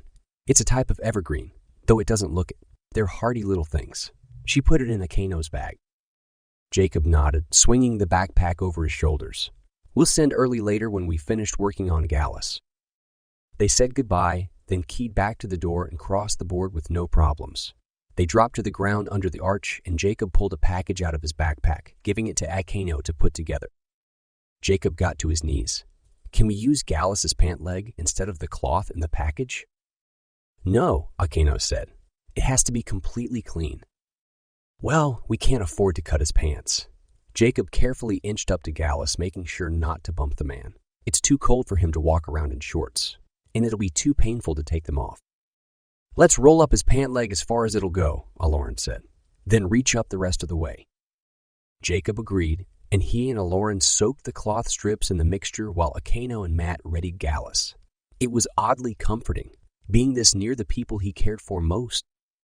His hand brushed against Eloran's several times, and he thought over the kiss she'd given him on the cheek earlier. He sighed inwardly. She'd obviously done it as a way to say thanks and nothing more. She wasn't the type of person to cheat, and he knew she really cared for Kevin. Jacob turned his thoughts back to the task at hand, finding it required more concentration when he couldn't see what he was doing. Within a couple of minutes, Gallus's knee was covered, and the man's moans had stopped. "Thanks, Jacob," Gallus murmured. "We need to get you to shelter. It's too cold for us to be out in the open." "Tent. In my bag?" Jacob pulled the bag out from under Gallus and rummaged through it, trying to figure out what everything was.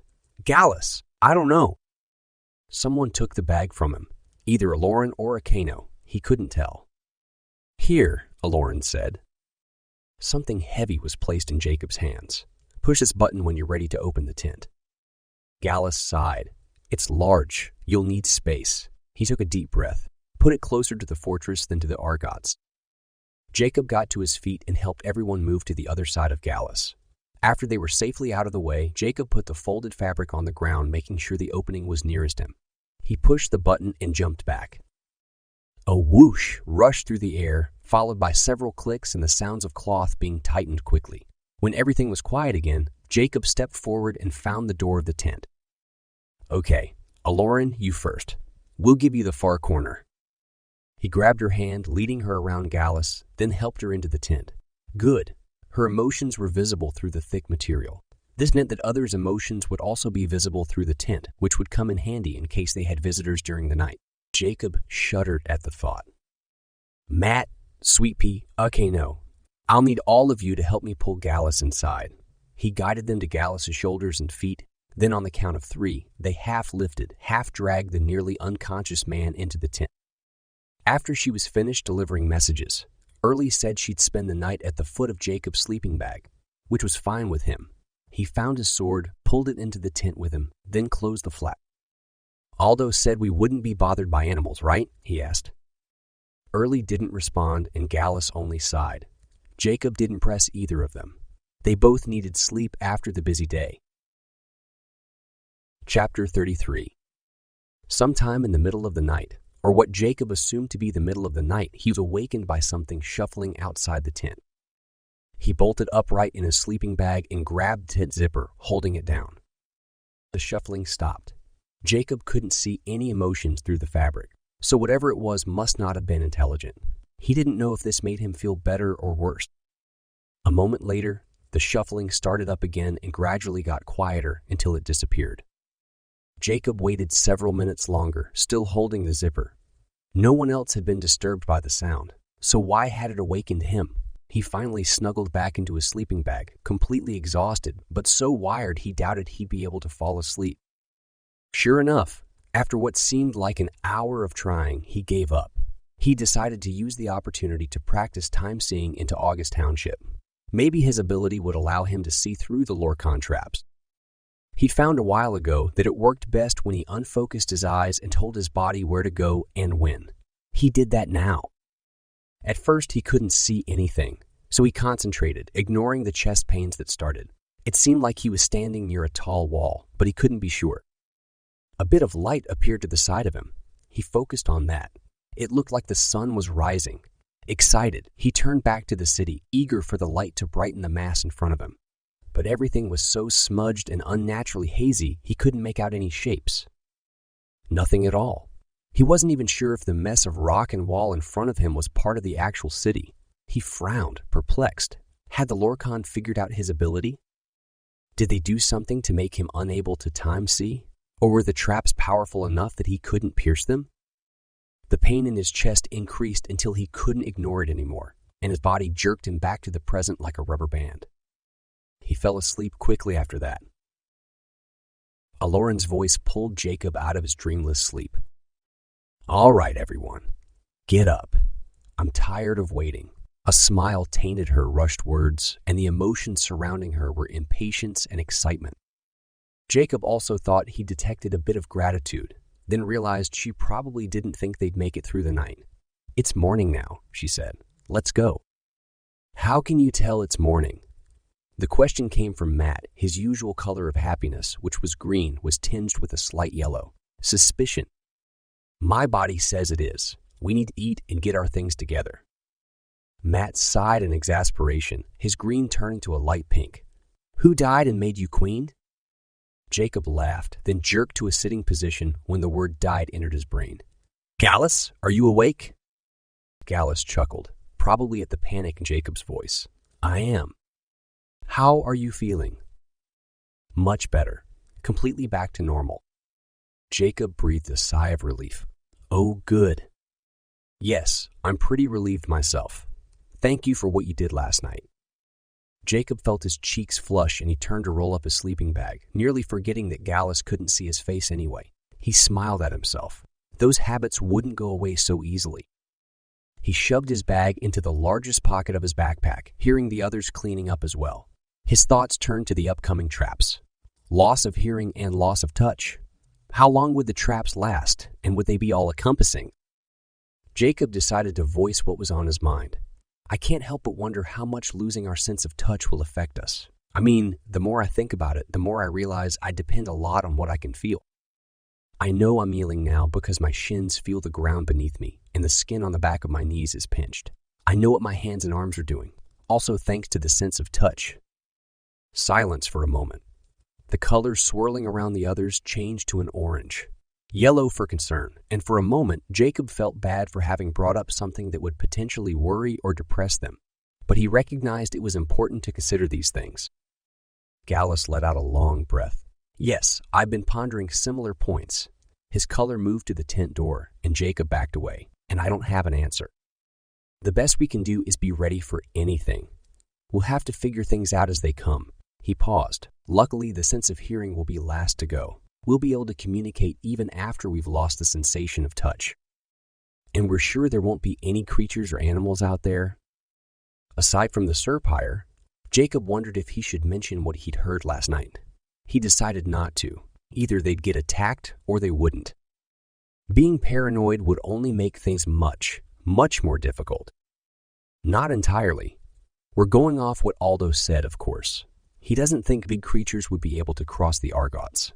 Small creatures are rarely dangerous. And do the Argots surround the city? Probably not. The fortress is right up against the mountains.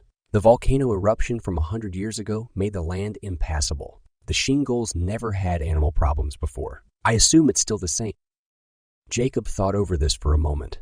I've noticed something. The inhabitants of this world like to have only one point of entry for their castles. Even Makarya Castle is up against the lake. Your world is the same, Gallus said. His voice was muffled because he'd just stepped outside the tent.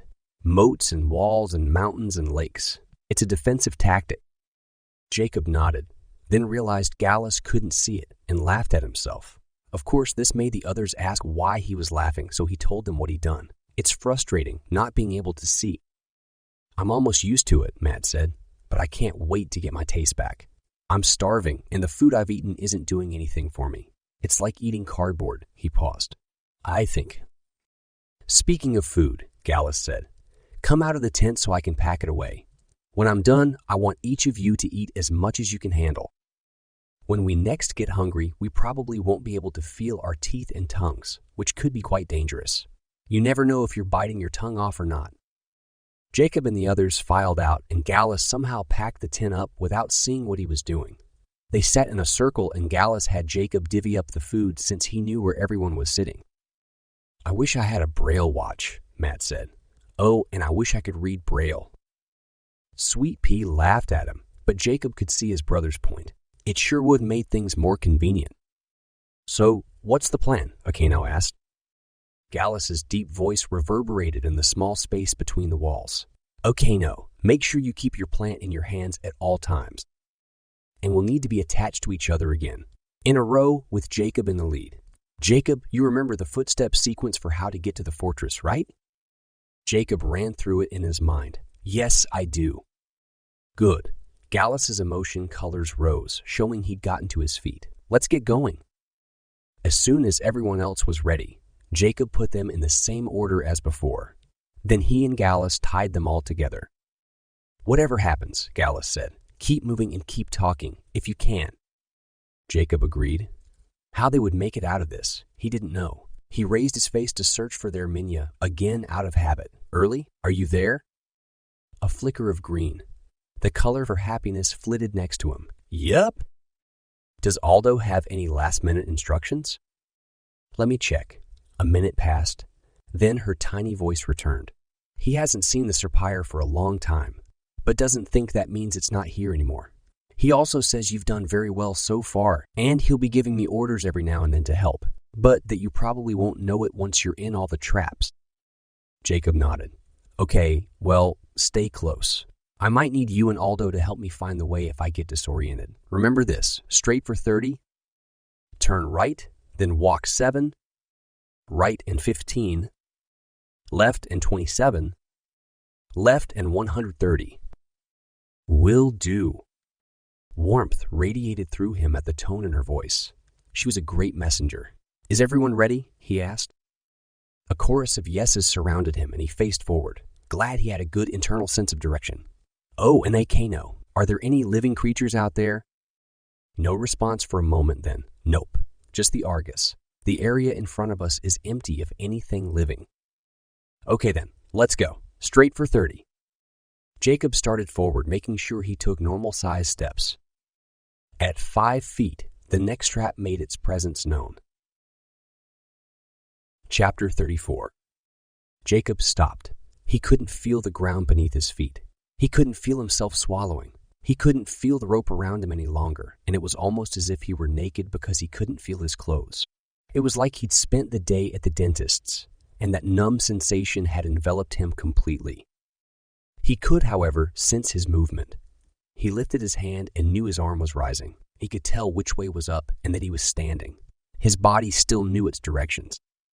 Just entered the next trap, he said. How is it? Gallus asked. Can't feel anything, but I know I'm standing and I know when I'm moving. Excellent. There was a pause.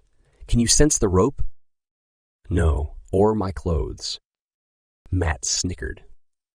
Wait until you're here, Jacob said. You won't be laughing anymore. Yeah, I'm sure, but it's funny. What if you aren't dressed anymore? Jacob snorted in response, but an insane desire to back up and check nearly overwhelmed him. He didn't want to lose his place, though. Going forward, each of you say something when you enter the trap. Jacob continued, counting out loud. His legs knew how far to go.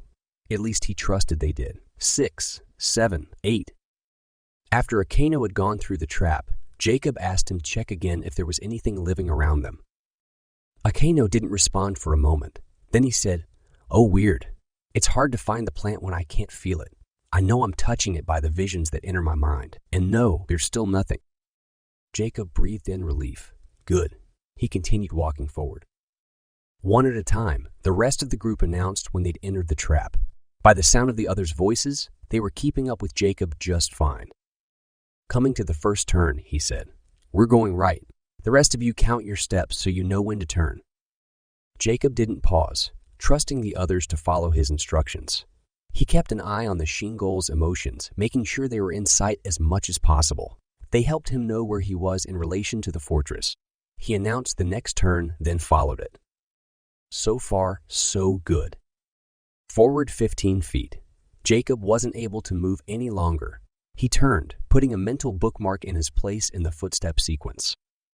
I've stopped. Me too, Matt responded. Is it because of me?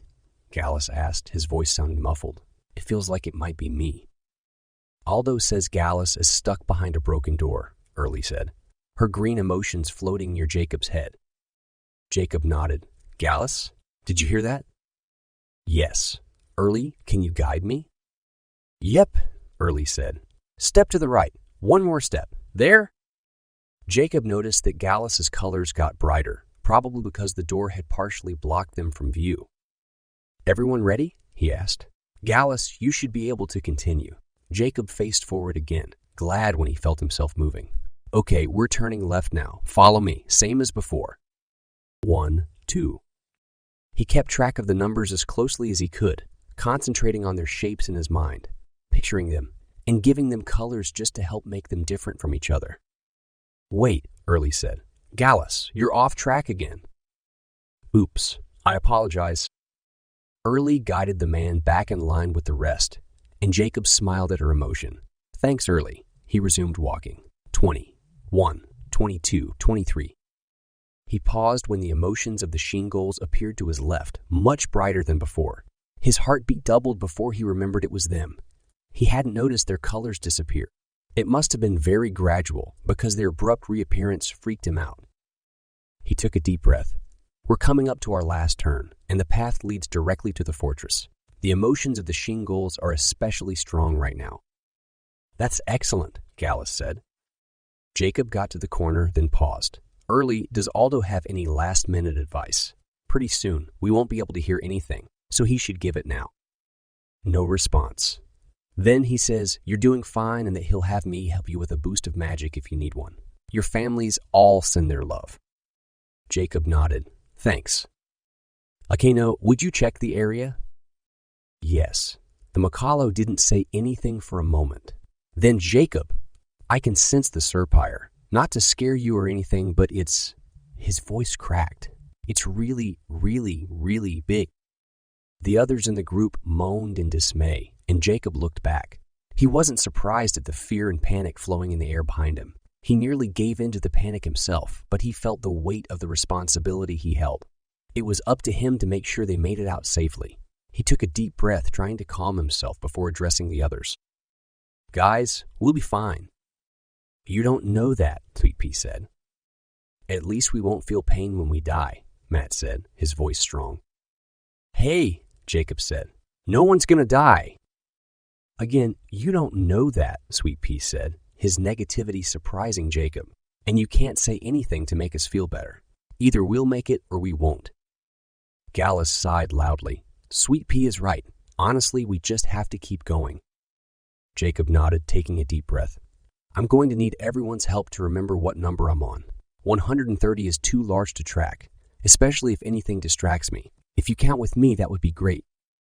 Do we know when the Surpire will attack? Akeno asked. No, we don't, Gallus said. But the fortress is 130 feet in front of us now, so we can assume it will come sometime before then.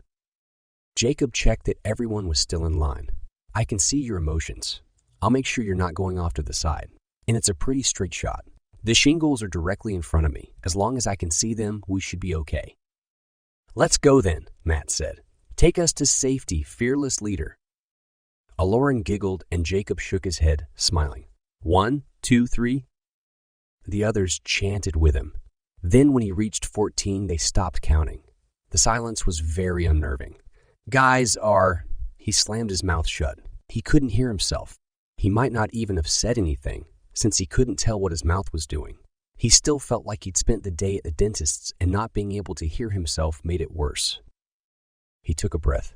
Okay, he said, hoping his mouth was obeying his brain. I've entered the last trap. I'm just going to keep walking. I'll keep track of the numbers in my head. Do the same so you know where we are. The strong sensation that he was going mad filled his chest. He was talking to himself but couldn't hear it. Walking forward but couldn't feel it, and leading people he couldn't see. An appreciation for what Kelson and the others had gone through flooded over him, along with the need to say thanks to Aldo for the information he'd given Jacob and the others before they left. There wasn't a pause behind him, so he continued forward, counting out loud even though he couldn't hear himself. 101, 102, 103, almost there. Where was the Surpire? 104, 105. Jacob paused when he sensed something he hadn't felt in weeks. The ability to discern others' magical powers. He hadn't even realized this gift disappeared after he fought the Ember Gods a few weeks ago. But now he felt it, and something was nearby. Something with a very strong, very large, very old magical pulse. He hesitated. The magic felt distracted, like it was being used up, worn out, exhausted. Jacob realized what this meant. The Surpire was nearby, and it was tired. Could that help him win the fight? It felt like the hair on the back of his neck rose, but he couldn't be sure. The emotions of the Shiengols disappeared. Jacob stopped in surprise, unsure what to think. Had they turned their feelings off? If so, how? He blinked several times, trying to clear his eyes, then looked up and nearly fell backward in shock. The brightest red he'd ever seen hovered about 20 feet in the air above him. The Surpire had made its presence known, and it was very angry. Chapter 35. Jacob felt himself slide backward and couldn't tell what had caused it. The Surpire? Akeno? There was a flicker of movement in front of him, and he blinked. It was almost as if something had pierced his blindness, returning his sight for just a moment, but only in fragments. He squinted, trying to see. Another flicker. A third flicker, and the entire Surpire shifted into view, though very hazy. Jacob could see it. He froze, completely unable to believe his luck. Was this like in the cave, when he'd fought the Mulg? Akeno and Eklaron hadn't been able to see it until Jacob touched it. The Mulg's features had been easier to see, but at least Jacob wouldn't lose track of the Surpire. Faint, very faint. Details appeared. It had scales as Jacob had expected, but fur as well. That was weird. The image flickered, and Jacob caught the color of the scales. Bright blue, green. Jacob stared up at the beast, at its emotion, its indistinct shape, wishing he could see the dinosaur's face. It didn't move. Had it lost sight of Jacob and the others? He itched to turn to see the emotions of the rest of his group, but he knew that doing so would be disastrous. He waited longer. The Surpire still didn't do anything. It could probably smell its visitors, though, right? If it was hungry, why didn't it attack? Or maybe its only job was to keep people from going to the fortress. Did that mean if they turned around now, they would be safe? Jacob pushed that idea away and frowned, concentrating. He needed to come up with a plan, and fast. His first priority was to live, for all of them to make it. And he wasn't completely helpless like he'd thought he'd be. He was able to sense the magic of the dinosaur. He could see its outline. He could see its emotions, and Early would help wherever possible. He knew it. Turning back was pointless. They'd just have to make the entire trip again. No, he had to get them all to the fortress. They'd also have their senses returned and would be able to fight with him against the Serpyre. They only had 25 feet to go, and the traps ended before the fortress started. But how to do it safely? Jacob watched the dinosaur sifting through his memory of every movie and book he'd read, trying to think of something that would help. He wished Aldo and Early could communicate with him. Then he remembered another ability he'd recently discovered, the ability to mold air like he'd done in the tunnel with the Ember Gods. Would that work now? Could he do that and create a shield to protect himself and his friends long enough to get to the fortress? Moving slowly, keeping his eyes on the beast and hoping the others wouldn't do something stupid, he faced his hands forward, raised them a few inches, and concentrated on molding the air in front of him. He nearly jumped in surprise when he felt his palms heat up. Of course he'd feel it. It was magical warmth after all. But nothing else happened. At least he didn't think so. A spot on his back heated up. Early and Aldo must have figured out what he was doing. He sensed Early's energy rush through his hands and felt the heat bursting from his fingertips. A sheen appeared in front of him, sparkly and milky white. He could see it. He couldn't help but smile in excitement. This would work. Jacob concentrated all his energy into the sheen, watching it start to grow, turning into a shield that stretched farther and farther.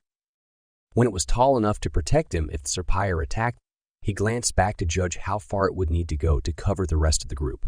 Only a few feet longer. He exerted as much energetic pressure as he could until the sheen had grown to completely cover everyone's emotions. Okay, ready. Trusting Early, his instincts, and his abilities, he raised the shield higher, careful to keep the others and the Serpyre in sight. He stepped to the right. Nothing happened. Then the dinosaur attacked fast and hard, knocking Jacob to the ground, momentarily exposing the rest of the group. Jacob jumped up, putting the sheen over his friends again. Had they been injured? No way to know. He continued walking, bracing himself for the next attack. It came swiftly, followed by several shorter, smaller attacks. Jacob fell to the ground again, doing his best to keep the sheen in place as the dinosaur repeatedly hit the shield, biting, then swiping it with what appeared to be its forearm. Jacob shook his head. The slow and sure method wasn't working. He needed to get himself and the others to the fortress as quickly as possible. He sprang to his feet, then lurched hard toward the fortress, straining against what he assumed was the rope, holding the shield between his group and the dinosaur.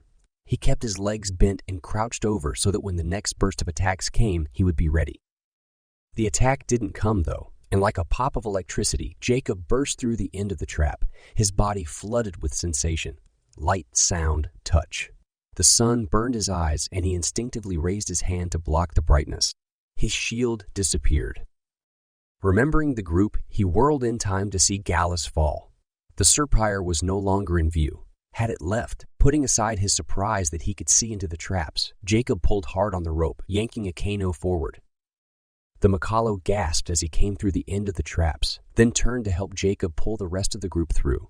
The others stumbled out, crying with surprise when the sunlight hit them. Gallus was the hardest to pull, and Jacob felt bad about dragging the man on his knees. His poor knees. The group took stock of themselves. Miraculously, only Gallus had been injured. A Kano and a Lauren jumped to help him. Jacob hesitated, though. Where had the dinosaur gone? He couldn't even see its emotions anymore. A slight movement to the right alerted him to a creature there, stepping out of the trap. Jacob shook his head. How could this be the Serpyre? It was much, much smaller than he'd seen in the traps. Barely 5 feet tall. It looked like a miniature Allosaurus, one of Jacob's favorite dinosaurs. Only its forearms were much longer and were lined with spikes. Like the Allosaurus, it stood on its hind legs. Fur and scales covered its body in randomly placed patches. The creature didn't let its size deter it. It burst forward, incredibly fast, roaring the roar of a huge monster. He stared at it in shock. It sounded like something 40 feet tall, but it wasn't. That's the Serpyre, Sweet Pea said. I could crush that tiny thing with just my beard. The creature jumped forward to attack Gallus, Eklaron, and Eklaron. Sweet Pea lunged at it, sword in hand, shrieking. Momentarily distracted, the dinosaur turned to Sweet Pea, who danced away, dodging attacks, leading the creature to the side of the fortress. Jacob dropped his bag near Gallus. "How's he doing?" he asked Eklaron. He jumped in surprise when Sweet Pea screamed. "Something's wrong. I stab it and it keeps going." "We're coming," Matt yelled. He, Jacob, and Eklaron pulled their swords out and dashed to join the fight. Then Sweet Pea fell silently to the ground, even though the dinosaur hadn't made a visible movement. "Lure it back into the traps." Jacob stopped, almost dropping his sword, confused by the sensation of foreign thoughts invading his mind. The last time this had happened was in the Lorcan castle, when he hadn't known where to go to find the key. Shaking his head to clear his thinking, he jumped forward, swinging his sword at the dinosaur. Just like Sweet Pea said, though, it didn't feel right when his weapon connected with the dinosaur's side. It felt off, but he couldn't figure out why. Lure it back into the traps. The idea hit him so strongly, he was absolutely positive it hadn't come from himself. But no way was he going to obey the thought. He'd stay out here where he could see. "Thank you very much." He kept fighting and cried out when Eklaron fell to the ground. He and Matt jumped together, ready to defend each other to the death if need be. "Trust your abilities." Who was talking to him? He looked up at the fortress. The emotions were so close, he felt he could reach up and touch them. The Shiengols had to be just on the other side of the wall. "Go." Were the thoughts coming from the Shiengols? Were they somehow able to communicate with him? Should he obey? Jacob parried with the beast, frustrated when it didn't seem to get hurt. The creature roared again, and he had to resist the urge to cover his ears. He should obey the thoughts. He hadn't been led astray before. Trust. So he did. "Matt, help Gallus. I have to fight this thing by myself." "No, I'm with you." Scanning the air, Jacob searched for Early as he dodged the serpire, running around it in circles, trying to avoid being struck himself. "Early, come to me now." She flitted to his side, her color showing she was both hysterical and excited. "Help me like last time. Give me power." She disappeared, and he felt the familiar sense of warmth spread through him from behind it. "No, Jacob, you can't." He ignored his older brother and jumped away from the dinosaur, entering the traps. Chapter 36. Jacob's world fell down around him. The feeling of numbness was just as powerful as the return of sensation, if not more so. His body now sluggish, he almost froze in a stupor of thought. Another burst of warmth flooded over him. Early must have given him extra juice, and his thoughts became crisp again. The outline of the dinosaur reappeared, much, much larger than what he and his friends had been fighting. Jacob looked up. The bright red emotion was 20 feet at least, in the air. Why had it looked so short and weak before? Then it dawned on him there were 6 traps, not 5. The very last trap wasn't the loss of hearing. It was their senses being distorted. Everything they felt and saw was a lie. They'd been given a false sense of superiority, and in turn, it made them much more vulnerable. The dinosaur advanced on him and he backed up quickly. The sensation of falling hit him. He must have walked into a pit of some sort. He felt it when he landed. He was no longer standing. Jumping to his feet again, he hefted his arms. His right was heavier than the left. Good. He still had his sword. He drew a little power from Early, not too much, and molded the air around him with his left hand, creating another shield. The dinosaur pounced at him, pushing him to the ground with the force of the strike. "How do I defeat it?" he yelled, getting to his feet and dodging the next attack. The emotions of the Shiengols in the fortress didn't change, and there was no response. Jacob swung his sword at the serpire's leg. As expected, it didn't do anything to the beast. "Come on, Shiengols, I know it was you." One of the colors burned redder. "Oh, sure, you're angry about this. Me demanding help instead of you offering it? Ridiculous." Several of the other emotions changed to a bright red. He backed away from the serpire, holding the shield in place, repairing the damage the beast had done to it. He was careful with the amount of power he pulled from Early. He couldn't have her go unconscious. That would be really bad. The dinosaur lunged, and Jacob barely got out of the way.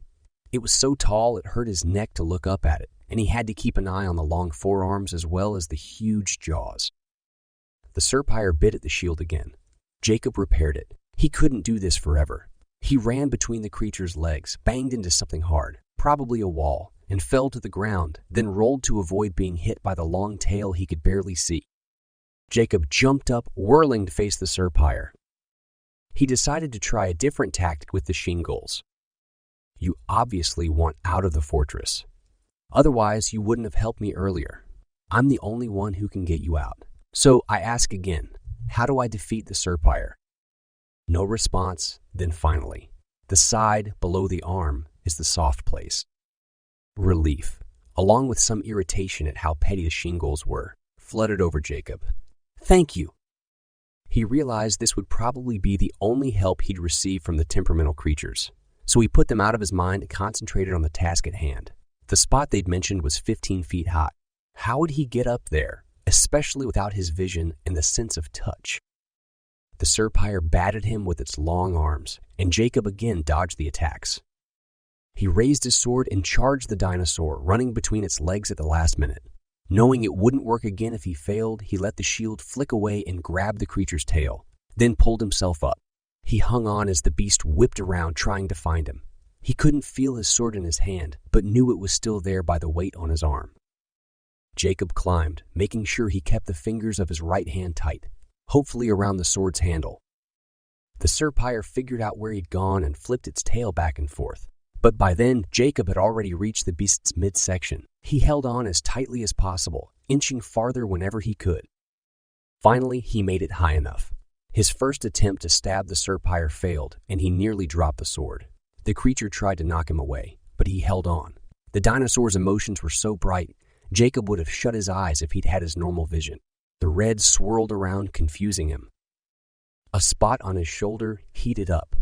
Early. Yes, he didn't even realize she'd released her magic from earlier. A violent tremor passed through the creature. Had it just roared? Jacob didn't know, but he was glad he couldn't hear. He told his left fingers to hold on to whatever they could find. It was impossible to know if they grabbed anything, but he didn't fall, so they probably had. He swung the sword as hard as he could with his other arm.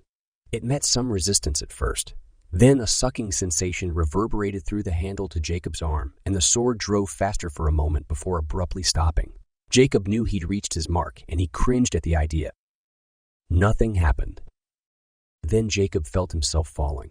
The Serpire flickered in and out of view underneath him. An immense jolt shocked him through. They'd hit the ground. He tried to move, but didn't feel his limbs obey. Had he been trapped somehow? But the Serpire was under him. Panic flooded through his mind. He'd be stuck there forever. No one would be able to find him. He pushed the hysteria away when he noticed something about the Serpire below. With fascination, he watched as its emotions faded slowly. The creature's outline dissolved along with the bright red. Then both disappeared completely. It was dead. It was dead. Yes. He struggled even harder to move, but something about his position wouldn't allow him to do so. All of his sensations were returned with a rush. Sight, sound, smell, touch. Jacob screamed when the pain hit him. It flooded over his whole body, enveloping him like scalding bathwater. He looked down. He'd been slashed across the stomach. And his leg. It was broken. No wonder he couldn't move. There were gashes on his arms too. He watched the blood seeping through the fabric of his clothes. He was losing too much blood. He needed help now. "Hello!" he cried out. "Early! Someone! Help me! I can't move! I'm hurt!" Bad. A dizzy spell hit him and everything turned black. Chapter 37. Jacob woke up surrounded completely by darkness. Not again. He groaned in frustration, realizing the traps must have been sprung once more. But did that mean the dinosaur was alive? Looking for any visible emotion, he sat up in terror and cracked his head against something solid above him. He fell back. That hurt. But wait, it shouldn't have, not if the traps were in place. Hesitantly, he reached out. His hands met a hard, smooth surface above him, and below was a soft, cushy fabric. He could feel. Then it dawned on him that he must have been in a minya container. He'd been saved.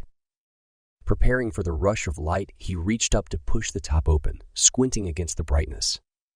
"Jacob," Eklaron said, her head, much larger than normal, appearing next to him. "You're awake." Jacob laughed. "Yeah, and please don't yell. It hurts." "Oh, oops. Sorry," she jumped to her feet. "He's up." Jacob heard a chorus of exclamations of joy and was surrounded by giants. He could only see their knees. "Akeno?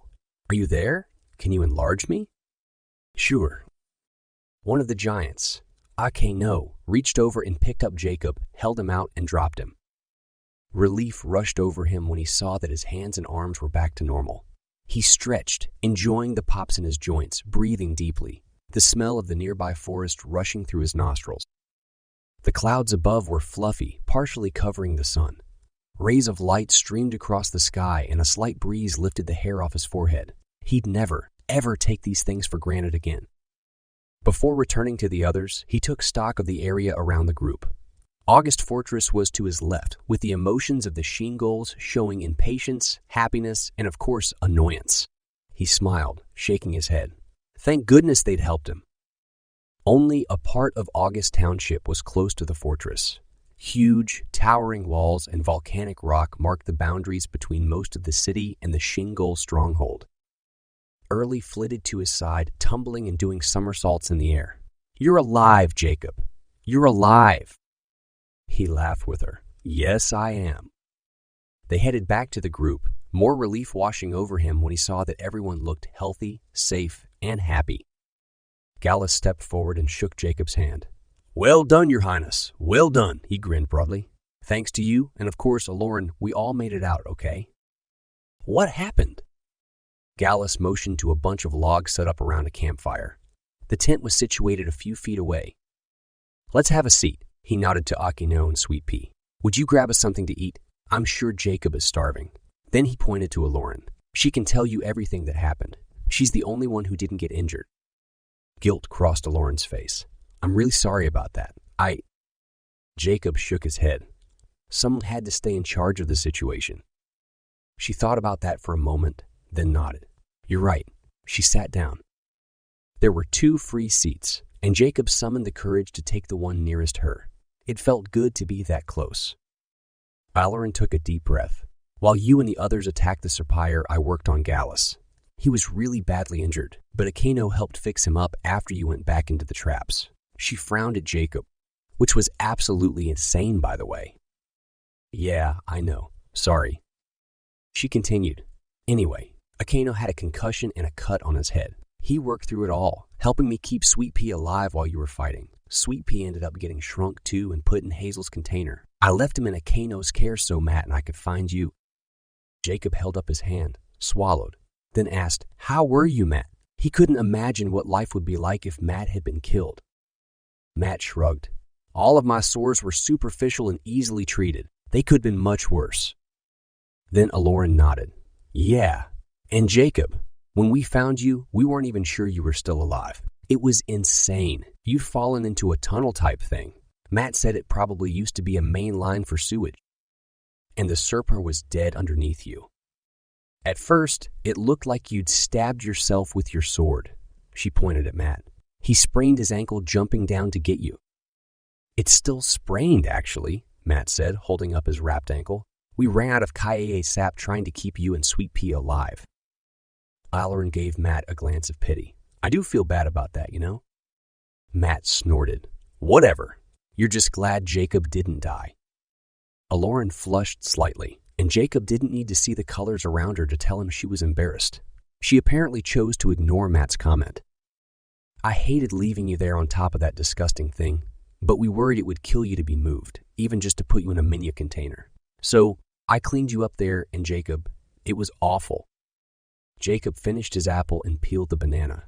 "I can imagine. I must have lost a ton of blood." "You did. Aldo helped a lot." Jacob perked up. "Aldo, he's here?"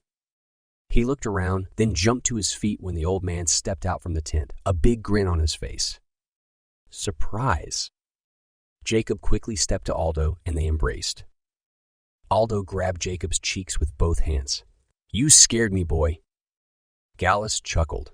Apparently, when you went back into the traps, Aldo figured you'd lost your mind. He deserted his post and charged down the hill, deciding he was willing to risk the tori, blindness, and loss of sensation and hearing to help. Aldo turned to Gallus and pushed a bit of wild gray hair away. Yes, but by the time I got off the hill and into the forest, you must have killed the Serpire because the Tari were running around trying to get away. Sick of being stuck there, I'm sure. Jacob raised his eyebrows, munching on his banana. So it's true. All the traps are undone. We think so, Gallus said. You probably noticed that your senses returned when you killed the Serpire. Jacob nodded. We're thinking the beast was the magical source for everything. Once it died, everything else did too. That makes sense, actually, Jacob said, because I could feel its magic and it was spent, tired, like it had been used too much. Eklaron cleared her throat.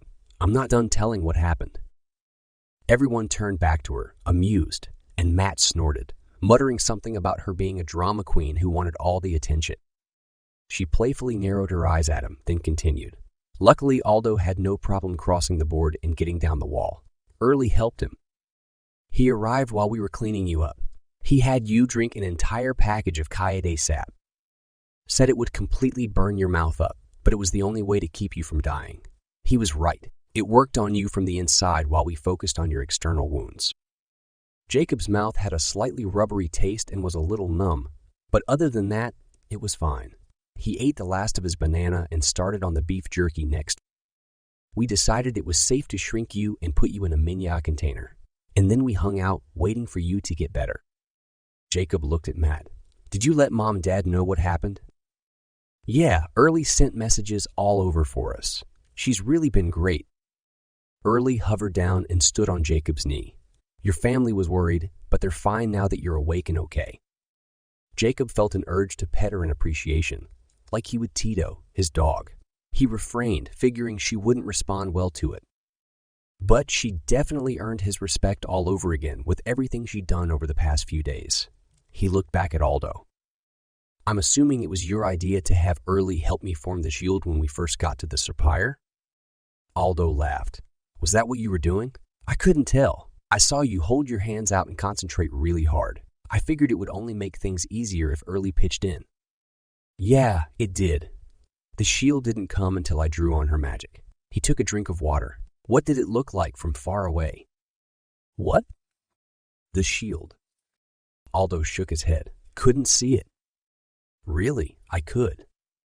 You weren't using your normal vision. You were seeing it in a magical sense. Jacob nodded. I guess so. He turned to Eklaron. How did you know the traps had been sprung? Then Eklaron's face lit up. It was really awesome. All of a sudden, everything went up in flames. Not real flames, I don't think, but bright blue and green ones with a whooshing sound. Matt figured something had happened and went to find you. Matt raised his chin and thrust his shoulders back. What can I say? It pretty much made me the hero of the day. He laughed, dodging Eklaron's hand as she tried to slap him. After Eklaron, of course. She leaned back in her chair, and Jacob felt her eyes on him. He glanced her way, and she smiled. It's great to have everyone healthy again, she said. She bent forward, scrutinizing Jacob. Hey, has anyone told you that you have very pretty eyes? I've never seen eyes that light blue before. He blushed, looking away. Yes, many people had said so. He didn't understand what the big deal was. Gallus chuckled, shaking his head. Eklaron, how many pairs of eyes other than brown have you seen in your life? She knitted her eyebrows, tapping her cheek. One or two, her face lit up. But Jacob's mom has blue eyes too. Not as light as his, though. Amberly's got them too, Jacob said. Matt groaned in exasperation. No offense, but things have been seriously boring over the last couple of days. And now that Jacob is better, can we do something exciting, like get the Shiengols out of the fortress? Gallus stood. Yes, it's time to work, and quickly. You kids missed school today. Jacob did the math in his head. He'd fought the dinosaur on Friday, so it was now Monday afternoon. He'd been unconscious for 3 days. Matt and Gallus were right. The group couldn't afford to hang around anymore. He looked up at the wall above him, sending another mental thanks and a sorry for the wait to the Shiengols. He half expected a response, and a small twinge of disappointment hit him when he didn't receive one. But before we leave, Gallus said, It wouldn't be fair to our families if we didn't allow them to talk to us in person. They've been begging to see for themselves that we're all safe. Gallus nodded at Jacob. We'll make it fast. You've got the key still? Jacob nodded. Where's the door? He spotted it leaning up against the wall of the fortress. Let's set it up. I'll go right now. Gallus and Matt propped the door between two large rocks and Jacob pulled the key out, noticing with dismay that the chain had been broken sometime earlier, possibly while he'd fought the dinosaur. He'd have to get that fixed when they returned. Luckily, the key hadn't fallen out of his pocket. As soon as he created the link to Ebony's door, Mom and Ebony rushed through. Mom flung her arms around Jacob, holding him tight. Oh, my son, my son. I'm fine, Mom. She reached out for Matt, grabbed his shirt, and pulled him into the hug as well, then buried her face into Jacob's neck. He patted her shoulder, feeling the blush cross his face when he realized Eklaron watched him with a smile. Finally, Mom released them. Ebony had just finished fawning over Eklaron, and an older woman Jacob hadn't noticed let go of Sweet Pea. Ebony restocked their Kaede sap supplies. Then the mothers left, and Jacob shut the door behind them. He created a link to Gallus's house, and after Gallus had hugged his wife and kids, Jacob looked at Eklaron. Want to seek heaven? She held her hands loosely behind her back. It doesn't matter. We've been talking through Hazel nearly non-stop for the past 3 days. Jacob nodded, pushing his feelings of disappointment away. What did he expect? That she'd ditch Kevin that quickly? He squared his shoulders and looked up at the fortress. All right, everyone, he glanced at the group. Are we ready? Definitely, Gallus said. Chapter 38. Jacob sighed in exasperation. What if we don't find a weak spot? I won't be able to get us in. Gallus wiped sweat off his forehead. I don't know. Maybe we could break through one of the walls. Use explosives. Jacob nodded. They'd need to do something. He'd been searching all over the fortress trying to find a way into it for several hours. And the thing was huge. Lots of bends and corners and a ton of rock and stone covered with the symbol he'd seen on the flags outside, the trident with the sun on it. His throbbing, blistered hands would be scarred for life. They already would have been scarred if it weren't for the sap. He paused, a thought occurring to him. He spun, nearly running into Matt and Sweet Pea, who were still trailing him long after the others had wandered away. I need something to stand on so I can check the stone above, too. The guys nodded, and Jacob followed them. So far, he'd only checked everything within his own reach. They found a couple of old wooden crates, still in fairly good condition, in an abandoned building and hauled them back to the fortress. Jacob got on top of one of them, feeling around as far as he could. It didn't take long for him to find the point of his searching. Aha, he said, putting his hand on the warmth. Got it? Sweet Pea, Gallus, and Matt cheered, causing Eklaron and Eklaron to come running from the tent to join them. Aldo had gone off to explore the town. The group watched as Jacob warmed, molded, and peeled away the stone-like putty. It was hard work. The rock was very thick, much more so than Jacob had thought it would be, and after 3 feet he still hadn't made it all the way. Also, he'd expected to go straight through, but he ended up forming a somewhat winding tunnel as he encountered stone that wouldn't mold. After 15 minutes, Eklaron and Gallus left to find Aldo, wanting to see what he'd been doing. Jacob figured they were bored and didn't want to say so. 45 minutes later, Jacob was pulling out some loose and still warm rock when he noticed a pear-shaped burst of flame that lasted only a second or two. It was about 10 feet away from him and 5 feet above ground. Did you guys see that? See what? Matt asked. Something small on fire over there, he pointed. Sweet Pea and Eklaron shook their heads and left to investigate while Jacob thought it over as he continued working.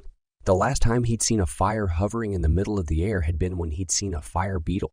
But the flames weren't the same. They were a different color and shape. The others returned, and Eklaron insisted Jacob take a break to wrap his nearly mangled hands with Kaede sap-saturated cloth. Grateful, he climbed off the crate. While resting, he ate roast beef that Eklaron had put on the fire several hours earlier. It was delicious, and Jacob found, to his delight, that Eklaron had also prepared potatoes just the way Jacob liked them. He thanked the Makalo over and over again, savoring the rich flavor of the gravy and spices.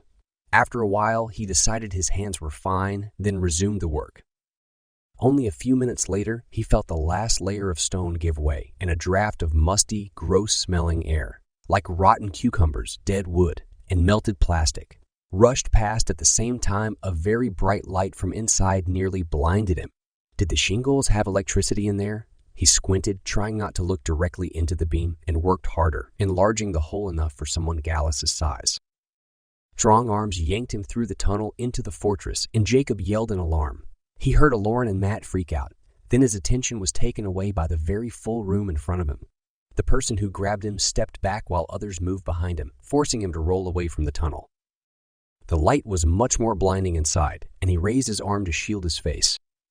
"Shut your eyes," a man's voice said. Jacob's were already shut, but he noticed that the light disappeared. He peeked through his lashes only to discover that the command had been for everyone else in the room. All the Shiengols stood motionless, eyes shut, hands behind their backs. At first glance, using the filtered light through the high windows, they looked like humans, especially from his peripheral vision. But when he looked at them directly, it was obvious, in a not so obvious way, that they weren't. They were skinny, almost too skinny, or maybe they were too tall. They were taller than him at least, and proportioned differently from a human. Fewer curves, more straight from the shoulders to the feet. Jacob slitted his eyes, still trying to figure out why they looked so slender compared to humans. Maybe it was their long robes, in bright shades of red, blue, purple, and green. He started when he realized all of them had markings on their faces that looked like the trident with the sun on it.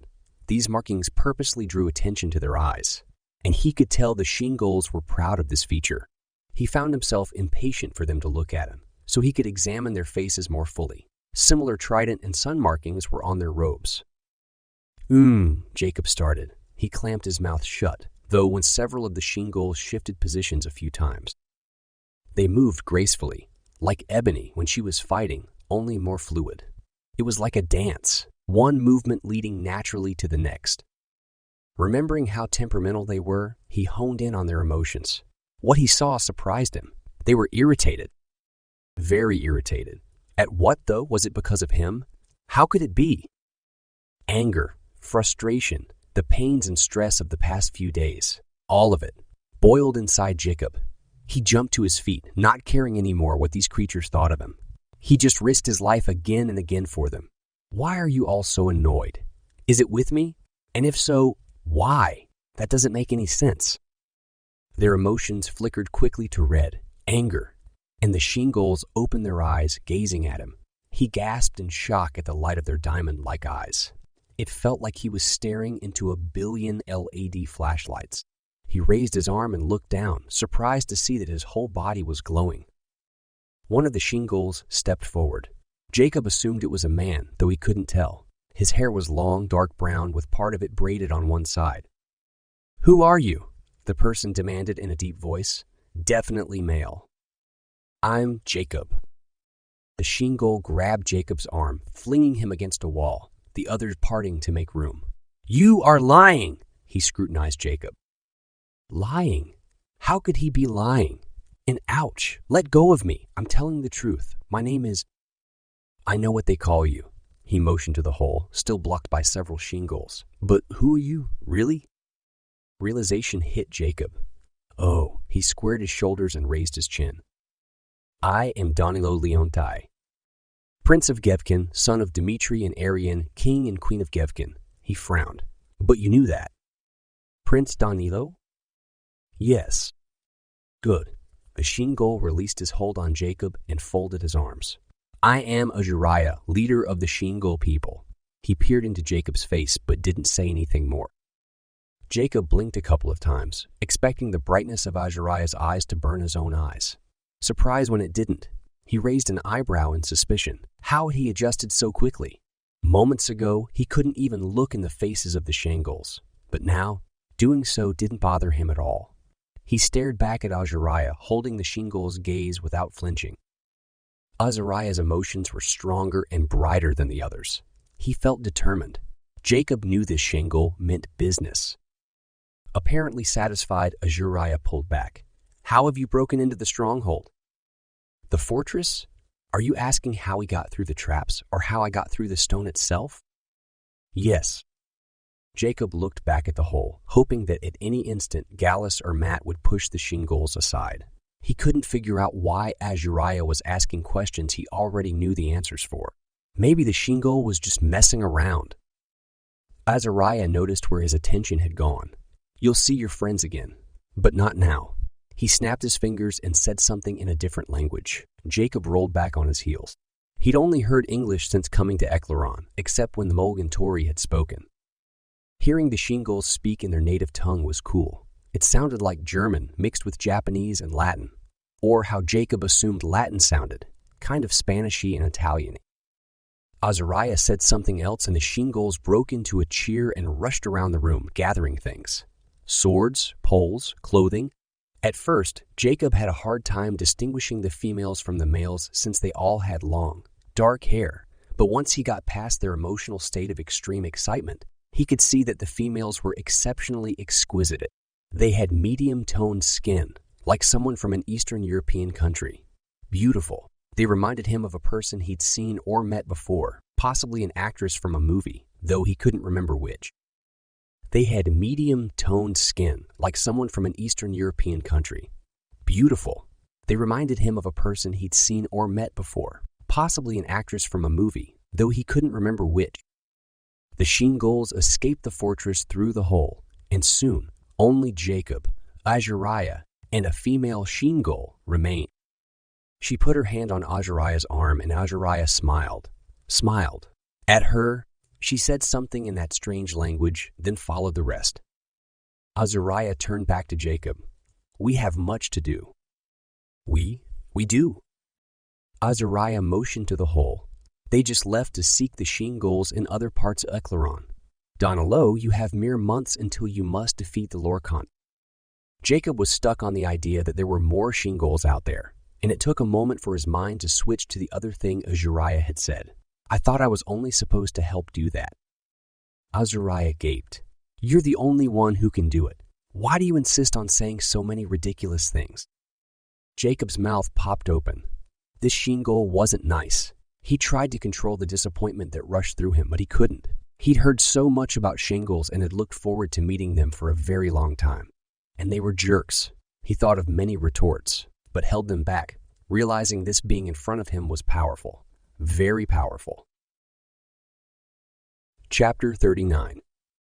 Explain to me the talents you've uncovered so far, in your own words and your own understanding. Jacob pushed his negative thoughts away, figuring he'd get answers to his questions eventually. I can sense weakness in things. That's how I got into the fortress. Do you know how this works? Jacob shook his head. I just hold my hand over the spot that feels warmest and encourage it to get warmer. Then it becomes moldable. You're exhibiting a partial response to the resin that was put in your body. How do you know? You were stuck here when that happened. Azariah raised his eyebrow and stared at Jacob. Do you have to ask? Jacob shrugged. I see the resin in your body. Do you not see it? Jacob shook his head. You will someday, if you learn to control your abilities. Azariah walked to an alcove, beckoning Jacob to follow, and they sat on a window seat. Awkward, sitting so casually next to the very touchy, grouchy leader of the Shiengol. The resin would have given you control over living things. However, due to the Lorcan blood in you, and the fact that you aren't a Makalo, it had an opposite effect. You were able to sense weakness in things that are dead. Wow, that was insane. Really cool. Sensing weakness in dead things. He couldn't wait to tell Matt. What other abilities have you learned to control? Well, I can see emotions. I can see yours. And it's... He paused at the expression on Azariah's face and decided against saying which emotion it was. This guy was super intense and scary. Jacob hoped he'd adjust to the mood swings. I know the creature or person has to be intelligent, meaning able to think on their own or something. I can't see the emotions of rats, but I could see the emotions of the dinosaur and the Minias and the Edo fish. Dinosaur? The thing we just had to fight. The one outside the walls. Surpire. Yeah, that's what I meant. The evil and good inside you are constantly working against each other to achieve separate purposes. Azuriah motioned to the wall Jacob had come through. You could see the serpent in the Molg because of the evil inside you. Azariah motioned to the wall Jacob had come through. You could see the serpent and the Molg because of the evil inside you. Evil inside me. Jacob choked on the words. I can see evil things, but that doesn't make me evil. Azariah rolled his eyes. I didn't say you were evil. I said evil was inside you. They're completely different. Jacob hesitated, thinking that over, then nodded. Then something Azariah said earlier sank in. Wait, how'd you know about the Molg? Azariah glared at Jacob. Never mind. Jacob bit his lip, deciding then and there never to ask Azariah another question. This guy was ridiculous. Azariah watched Jacob for a moment, his emotions changing, and Jacob did his best to ignore them. Obviously, the man didn't believe his feelings were Jacob's business. Azariah closed his eyes, making darkness fall upon them. Do you understand what I've explained so far? Yes. Jacob had known for a while now that the Lorcan tried to change him into a tool. It would make sense they'd also tried to turn him evil. Azariah got up and paced. And you know why you can see emotions? Jacob shook his head. Not a clue. Because the Lorcan gave me the ability? No, they did not. For now, just know that some of your abilities, the purer, more intelligent ones, were inherited. Not administered via Resend or Lorcan. Shocked, Jacob stood. Inherited? From whom? And why hadn't he been told? He crossed his arms. This secret keeping was really getting on his nerves. Azariah grunted in annoyance. Never mind that. Jacob almost clenched his fists. Instead, he ran his fingers through his hair. At least he was getting information. He figured it was better not to press his luck. He glanced over, realizing no one was guarding the hole. Why hadn't his friends come in? My brother... Azariah seemed to know what Jacob was thinking. It's fine. We'll join them shortly. Jacob nodded. What else? You mean about my gifts? The Shiengol didn't answer. Well, sometimes I can sense the abilities of other people, though that seems to come and go. Azariah nodded. It isn't necessary at all times and will fade until it needs to be used again. Of course, it would be ridiculous to expect to tap into it whenever you feel like it. Jacob couldn't see why such an expectation would be so ridiculous. All his other talents were available whenever he wanted them. He brushed that aside. Okay, I can also time see. Time? See? Azariah sat down. You mean you can't guss him? What? Azariah waved his hand dismissively, an impatient expression on his face. Time see is fine. Describe it to me. Jacob stood to pace, hoping Azariah wouldn't get mad about him doing that too. The Shiengol didn't say anything, so Jacob continued. He took a breath. It's my newest thing. I used to think I was hallucinating, but then I discovered I could control it. I have to control it, where I have to concentrate really hard, but I'm able to see different places. Azariah cocked his head, an expression of pleasure on his face. How far have you developed this ability? I've tried to see one place for longer than a couple of seconds, but I haven't been successful. It's pretty painful to do it. Azariah jumped to his feet. We shall practice now. Wait, what? You're going to practice with me? Yes, come. Jacob followed and stopped in the middle of the room when Azariah turned to face him. Show me. All right. Jacob paused. How? Azariah tapped his fingertips together. Just time. See, and I'll watch what you do. Jacob closed his eyes, trying to think of a place he hadn't gone yet.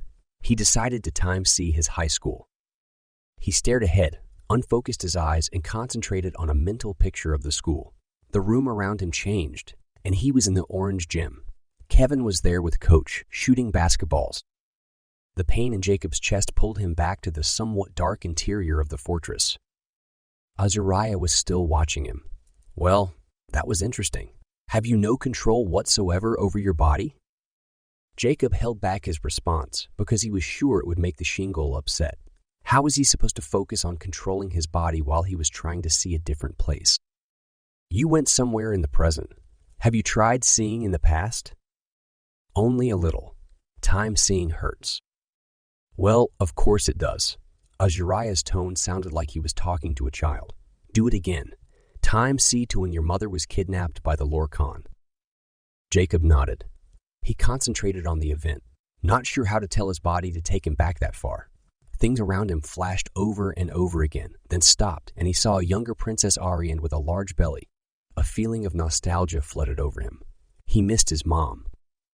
The pain in his chest stung, but he wanted to see what happened next, especially when someone, a Lorcan, stepped up behind her. He was hit by an overwhelming desire to cry out and warn her, but he couldn't stand the sharp burning any longer and lost focus. He was whipped back to the present. That was disappointing. Danilo, you must try harder. Jacob bit his tongue. Danilo might be his name, but it was really starting to annoy him. He'd much rather be called Jacob, and he was tired of being pushed around by this Shiengol. Fine. He concentrated more. The room around him vanished, replaced again by the one where his mother had been. It looked like her personal quarters. There was the Lorcan reaching a gloved hand around Arian's face. The pain in his chest was just too great. It felt like his heart was going to explode. With a rush, things popped back to normal and he fell to the ground. Chapter 40. Get up, now. Jacob scrambled to his feet. That was pathetic. Is this how it has always been? Jacob nodded. Before, when I wasn't in control, it lasted a lot longer and there wasn't pain. Why does it hurt now? Because your body is feeble when you're in control. It's using a muscle you've not exercised. Azariah strolled around Jacob, hands behind his back. You must focus on the pain. Concentrate on it. Force it to expand and envelop you. That's crazy. Why would I do that? It'll kill me. Azariah stopped in front of Jacob. No, it won't. It'll make you stronger. Do it now. Jacob's shoulders slumped. Practicing with Azariah was the last thing he wanted to do, but it seemed he had no choice. He doubted he'd be able to escape, and he didn't want to argue or fight the Shiengol. There was no way he'd win. Azariah's presence was commanding, and he could really whip someone verbally, and even though he was skinny, he didn't look weak. Azariah's presence was commanding, and he could really whip someone verbally, and even though he was skinny, he didn't look weak. Get on with it. Jacob nodded. He took a deep breath and concentrated again on the place he wanted to see, but now he focused on the pain in his chest, willing it to grow. With a jerk, he was in his mother's quarters, but only momentarily before flipping back to the present. Jacob held up his hand, not wanting Azariah to say anything, and tried once more. He concentrated on the burning and felt a corner of it sliding to his lungs. Jacob tried to hold it there, but something snapped him back. He scowled, annoyed at his inability to do something which, to Azariah, was so simple. This is ridiculous, he said. Azariah frowned. You must master this. Jacob realized he'd forgotten his earlier vow not to ask any more questions. He didn't care anymore. But right this second, before we can even go home and eat... Yes! Azariah shouted. Jacob clapped his hands over his ears. Azariah's response had been so loud, almost like a gunshot. It made Jacob's ears ring. How did he have so much volume? All right, I'll try again. And he did, going from a different angle. Instead of focusing on the pain first, he time-saw to his mother's quarters, held himself there, closed his eyes, and then honed in on the pain. Instead of forcing it to grow, however, he willed it. He poked and prodded at it gently, requesting it to grow. He felt it start to spread, ignoring the pain. It reached across his torso, up his neck and over his head, then down his arms and legs. The agony was so bad he felt like he was on fire, as if he was being covered head to toe with hot oil. But then, it dissipated. With a gasp, he opened his eyes and things were different. His body tingled, but no longer hurt. The residual soreness in his chest went away. He watched as the Lorcan put a handkerchief around Arian's face. She screamed, almost staring right at Jacob, then collapsed. He rushed forward and tried to beat the Lorcan off his mother, but was powerless. His swings hit empty air. The Lorcan hoisted Arian, carrying her from the room. Jacob followed, unable to believe he was still there. He hadn't been whisked away yet. The Lorcan strode through several rooms and halls, then down a series of stairs. He entered a huge room with ornately carved doors on the opposite end. Where was everyone? The place was completely empty. The creature swung the doors wide open, revealing a group of dusts ascendant, and 2 other Lorcan practically on the front porch of the castle. All 3 Lorcan conversed for a moment in hushed tones, then together raised Arian to the back of the Sinden, where she was placed inside a coach. Type thing. It was then that Jacob noticed each Lorcan wore gloves and was careful not to touch her skin. What would have happened if their blood had gotten on her? She probably would have died. The 3 Lorcan took hold of the Sinden, and with a loud command from the one who had kidnapped Arian, the huge 4-legged beast got up and rambled away from the castle. Jacob followed on foot, but at the sound of a whip, the Sinden unrolled its long arms, reached forward through the trees, and zoomed away, leaving Jacob in the dust. He growled in frustration. He couldn't possibly keep up. Then he realized something and felt like slapping his forehead. He wasn't really there. He didn't have a body and shouldn't need to walk or run to time, see? Right when he figured this out, his sight zipped forward, making it seem like he was floating in the air alongside the Sinden. He glanced around, surprised at what Maveril City looked like before the Lorcan took up permanent residence. It was magnificent. Tall stone buildings, flagpoles, rich draperies in nearly every window, ornately carved bas-reliefs on the walls. Definitely worthy of a king city. After only 30 seconds of charging, the beast stopped near the shores of Sonda Lake, and Jacob realized that the stone wall wasn't there. He quickly looked back at the Lorcan and watched as one of them pulled a strange-looking creature with many arms and legs from a bag. He set it on the ground and said something in a different language. With a rush, the thing scurried off, up over the hill. Jacob Clark. The sound of his name freaked him out and he gasped for air, feeling like the oxygen had been ripped from his lungs. Everything around him flashed and he returned to the present and the musty fortress. Azariah stood before him, the colors around him showing he was annoyed but also pleased. Very well done. Why'd you bring me back? That was interesting. I was about to... Yes, you were learning things, but they are things you don't need to know right now. There will be opportunities in the future to figure it all out. If I'd let you stay longer, it would have killed you. What? How? Azariah motioned with his hands. As I said before, you're employing muscles you've never used before, which are being forced to facilitate the magic they were designed to use. Just like learning to fight with a sword, you must allow your body to heal between each practice. Azariah looked expectant, but Jacob didn't say anything. This made sense even though it was disappointing that he hadn't been able to watch the wall get constructed. Did it hurt this time? Only a little, at the beginning. He checked to see how his body felt. Exhaustion fell over him. Wow, I'm so tired. Azariah nodded. That will eventually go away with practice, he sighed. You don't respond to the name Danilo. He looked at Jacob disapprovingly. That needs to change. And you must have someone near you when you practice to keep track of how long you've time. Seen. You went for 5 minutes, which is way too long. Have that someone clock you for 2 minutes, and then gradually add 10 seconds every following instance. Have them call your name to bring you back. Why can't I just keep track myself while I'm doing it? Azariah watched Jacob for a moment. With practice, you'll be able to do that. A glint of happiness colored his emotions. Jacob felt his legs turn to jelly underneath him. The exhaustion seemed to keep piling on him. It was so overwhelming, he felt like he was about to faint or something. Azariah put his hand out to steady him. It will get better. Jacob nodded. With practice, you'll learn to master this ability, and then you'll be able to take your time seeing to the next level. Gusar, I suspect you'll refer to it as time travel. Wait, did you just say time travel? Of course. I'll teach you how. Don't try to figure it out on your own. There are many, many rules you must follow that will keep you from killing yourself. Azariah strode away, sweeping his robes behind him. We'll go now. He paused near the hole, motioning for Jacob to go first. Relief flooded through Jacob at the idea of going back to his house. The new information he'd received in the past half hour had turned his brain to mush, and he couldn't wait to get home and into his warm, comfortable bed. Chapter 41.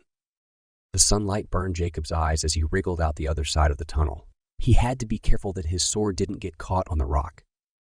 Oh, thank goodness, Gallus said. He reached to help Jacob down to the crate. Matt, Sweet Pea, and Eklaron watched, worry written on their faces. Jacob, what on earth were you doing in there? Matt asked. "We were freaking out. We couldn't follow you into the hole, and then the Shiengols came out, but you still didn't come, and they were seriously the biggest jerks I've ever met. Wouldn't let us go in after you. And, hey, who's that?" Azariah had just climbed through the hole. "None of your business, human." Matt's eyebrows raised. "Oh, you, okay." He looked at Jacob, who shrugged. Then Eklaron gave Jacob a quick hug, then stepped back. "We were really worried about you. What took so long?" Jacob wasn't sure how to answer, and when Azariah spoke, he breathed a sigh of relief. "We were practicing, but now we must go to Taska village to speak with the king and queen and the Makalos." He turned to Aldo and shook his hand. "Thank you for sending Danilo." Aldo inclined his head slightly. "Don't thank me. Thank Arian. She was the most adamant about getting you out." Azariah nodded and his eyes sparkled. "Of course." He turned to Jacob, his emotions changing to show intense excitement. "Take us to Taga." Jacob started, then fumbled in his pocket, grabbing the key. Everyone followed him to the door, and he opened it to Kenji's house, unsure if that was what Azariah wanted. He pulled back, letting the others go ahead of him. He heard Eklaron say something about being really excited to see Kevin again. Jacob rolled his eyes. He hated to admit it, but that hurt. How many times did he need to save her life before she actually decided to like him? Azariah was last. As he reached the threshold, he turned to Jacob. "Don't forget what you've learned and what we practiced." Jacob sighed in exasperation. "Okay, I won't. Let's go." Azariah gave Jacob a nod, then turned and walked through the door. Jacob stepped to follow him, but an arm reached through a crevice between the frame and the supporting rock and grabbed him. He struggled to get out of the grip and through the door, but it slammed shut. In his scramble to get away, he dropped the key. No. He saw a shadow as someone came up behind him, and everything went black. Jacob jerked to a sitting position, groaning when pain split across his skull. He rubbed his temples, trying to make the throbbing go away, then remembered what had happened. He'd been knocked out. He looked around, automatically feeling for his sword, which wasn't there. He was in a stone room with a window and door. Was he back in the fortress? He got off the cot, being careful not to make his headache worse by moving too fast, and tried to open the door. It was locked. He fished in his pants for the key, then, with a sinking feeling, remembered he'd dropped it. "Let me out!" He pounded on the door. Jacob pressed his ear up against the wood, listening for any sign of someone approaching. Nothing. He jumped on the cot and looked out the window. Relief rushed over him when he recognized the township below. He was still in the fortress, but he must have been put in the tallest tower. He was several stories above ground. He had to get out. Obviously, it was the Lorcan who trapped him. Who else would? Gratitude for his talents flooded over him. He could mold a hole in the wall, then sneak away. He started by the door but jerked away when he felt a slimy texture on the stone. Disgusting, a brownish-green film covered his skin.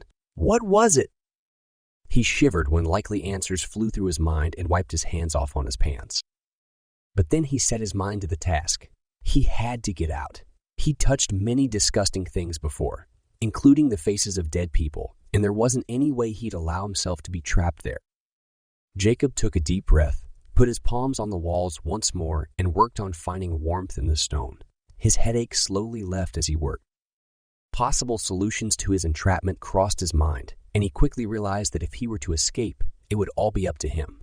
His family wouldn't be able to help without use of the key to get them. Of course, they could always ask the fat lady to come, but she lived several days' travel away. He finished checking all the walls except the one with the window in it when he heard tapping at the glass. Jacob jumped back onto the cot. "Early!" She waved at him to open it, but he couldn't find a lever anywhere. It wasn't the opening kind, so he hit frame and glass several times with his fists, but nothing budged.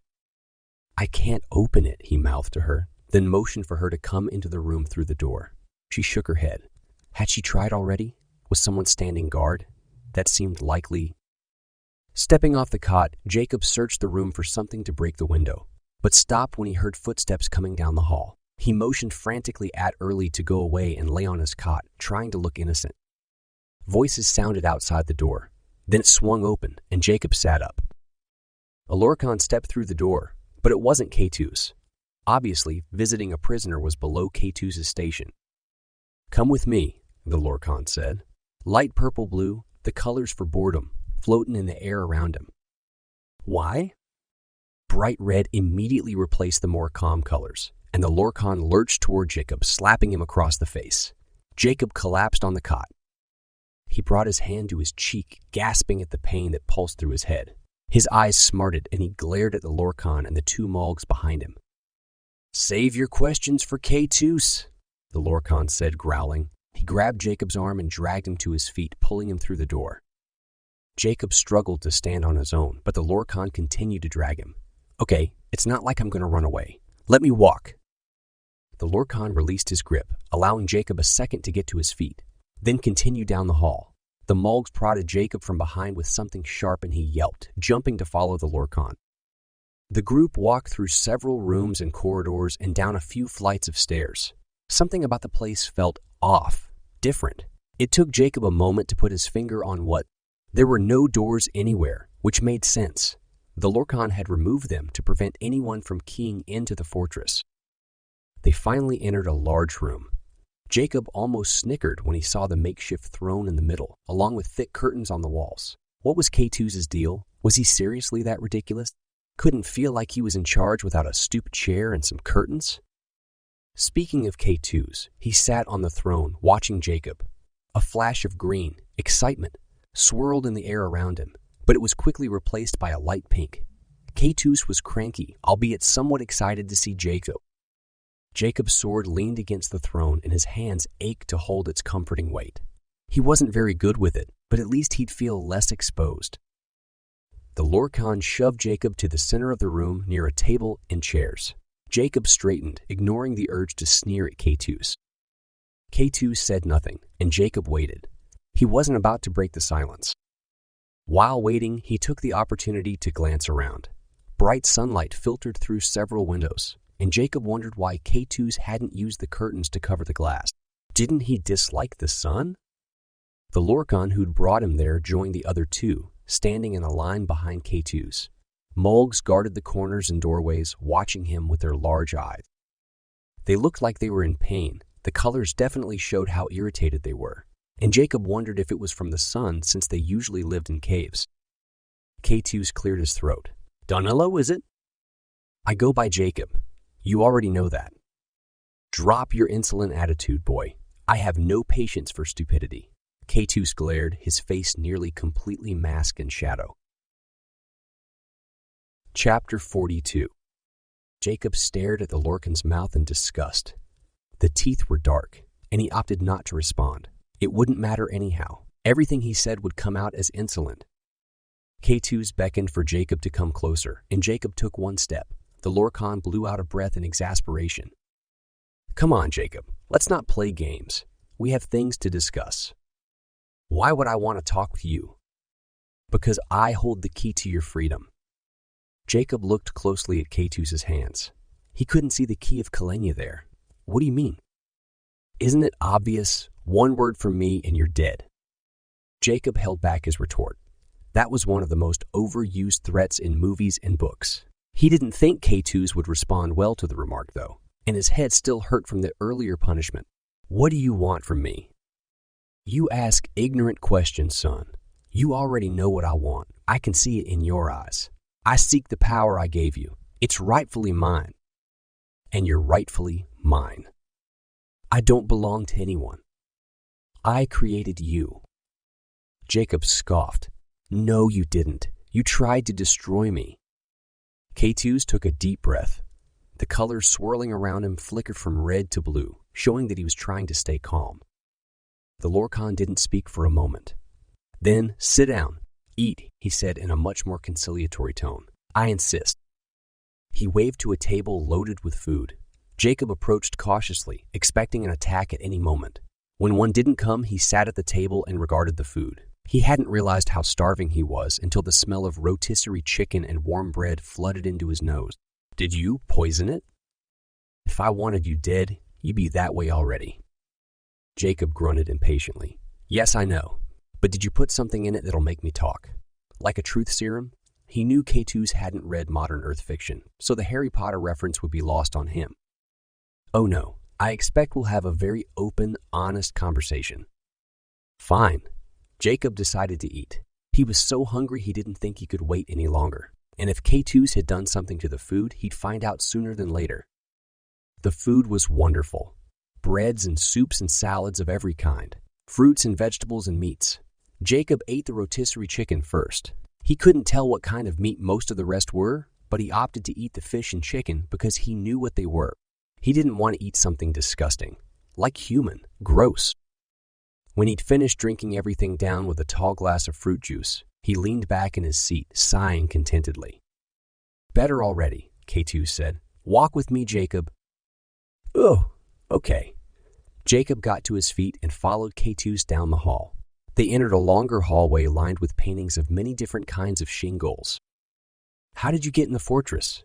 Jacob asked. "You do know I am the one who sealed it before, right? Don't you think I could unseal it?" K2s motioned to a painting of Azariah. "You've met him now." A statement, not a question. "He trained you to see into the past." K2s turned to Jacob. "I know he did. You can't deny it." He bent over, looking into Jacob's eyes. Jacob backed up against the wall. His stomach turned. Having K2s that close, the Lorcan reeked of mold and blood and sweat. "And you will now use that ability to help me achieve my ends." Jacob scowled. "You think I'm going to help you? After everything you've done to me and my family?" K2 sighed. "You are an impertinent little cub." He walked several paces, then paused again, examining another painting. "I expected more of you." Jacob clenched his jaw. "How much longer until the guy actually got to the point?" K2 glanced at Jacob, then indicated the painting with his eyes. Apparently, Jacob was supposed to look at it. He took a breath to calm himself, then did as was expected. It was a woman, a beautiful woman, and breathtakingly so. Dark hair like the rest of the Shiengols, a partial smile that was familiar, mocking. In fact, she was familiar, and he looked at her with his brows knit, trying to remember where he'd seen her before. She wasn't the woman who'd earlier put her hand on Azariah's arm. He was sure of it, and he was sure K2s wanted to be asked who she was. Well, Jacob wasn't about to give him the satisfaction of knowing he'd piqued Jacob's curiosity. Finally, K2s turned to Jacob.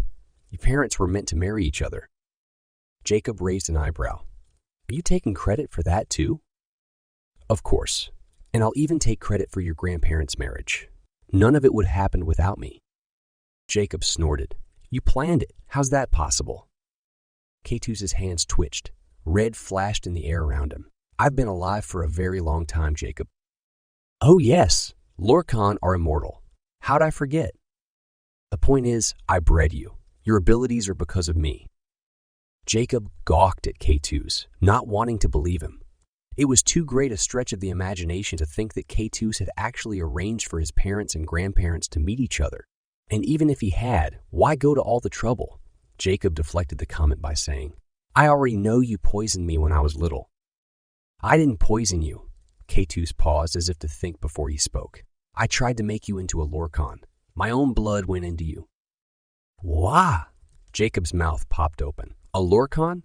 Jacob almost became a Lorcan?" "Yes." "You're surprised. Hadn't heard that before?" K2s laughed. "Don't think for a moment that your parents and your precious little Makalos actually know what I was intending to do with you. They can't possibly see that clearly." Jacob couldn't help himself, even though he'd vowed not to show curiosity. Why didn't it work? K2s turned from Jacob. "All my experimentation with babies proved useless once I got my hands on you. You weren't like any of them. You were stronger, more resilient. And I'm sure Azariah informed you that you inherited certain traits, which prevented you from turning Lorcan when I expected. In my haste to figure out why, they were able to take you away." He stopped talking, his hands forming fists at his side. Jacob watched as a drop of blood fell to the floor. K2s resumed walking. "My research suggested I'd be able to unlock your gifts and assume complete control over you once you'd reach the age of maturity. A simple touch was all that was required.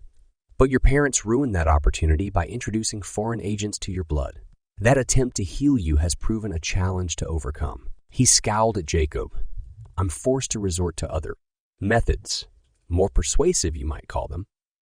"Why are you telling me all this? Aren't I the enemy?" Jacob hesitated before going on. "I'm just going to tell them everything you've told me. You know that, right?" K2's paused, looking away. Then he turned and towered over Jacob. He grabbed Jacob's shoulders and squeezed very tightly, making him gasp as fingernails pierced his skin. An intense expression of greed crossed the Lorcan's face, and he pushed Jacob against the stone wall. Chapter 43. Join me. Help me unlock the secrets of the universe. Your life will improve greatly. Anything you want, you'll have. We can rule together. Secrets of the universe. Are you serious? Then the other part of what K2's had said entered Jacob's mind. He snorted. Dude, look. I'm not Luke, and you aren't Darth Vader. I'm not going to join you. Jacob smiled. Usually it was Matt who had the quick tongue. Confusion clouded K2's face. What are you talking about? Jacob sighed in exhaustion.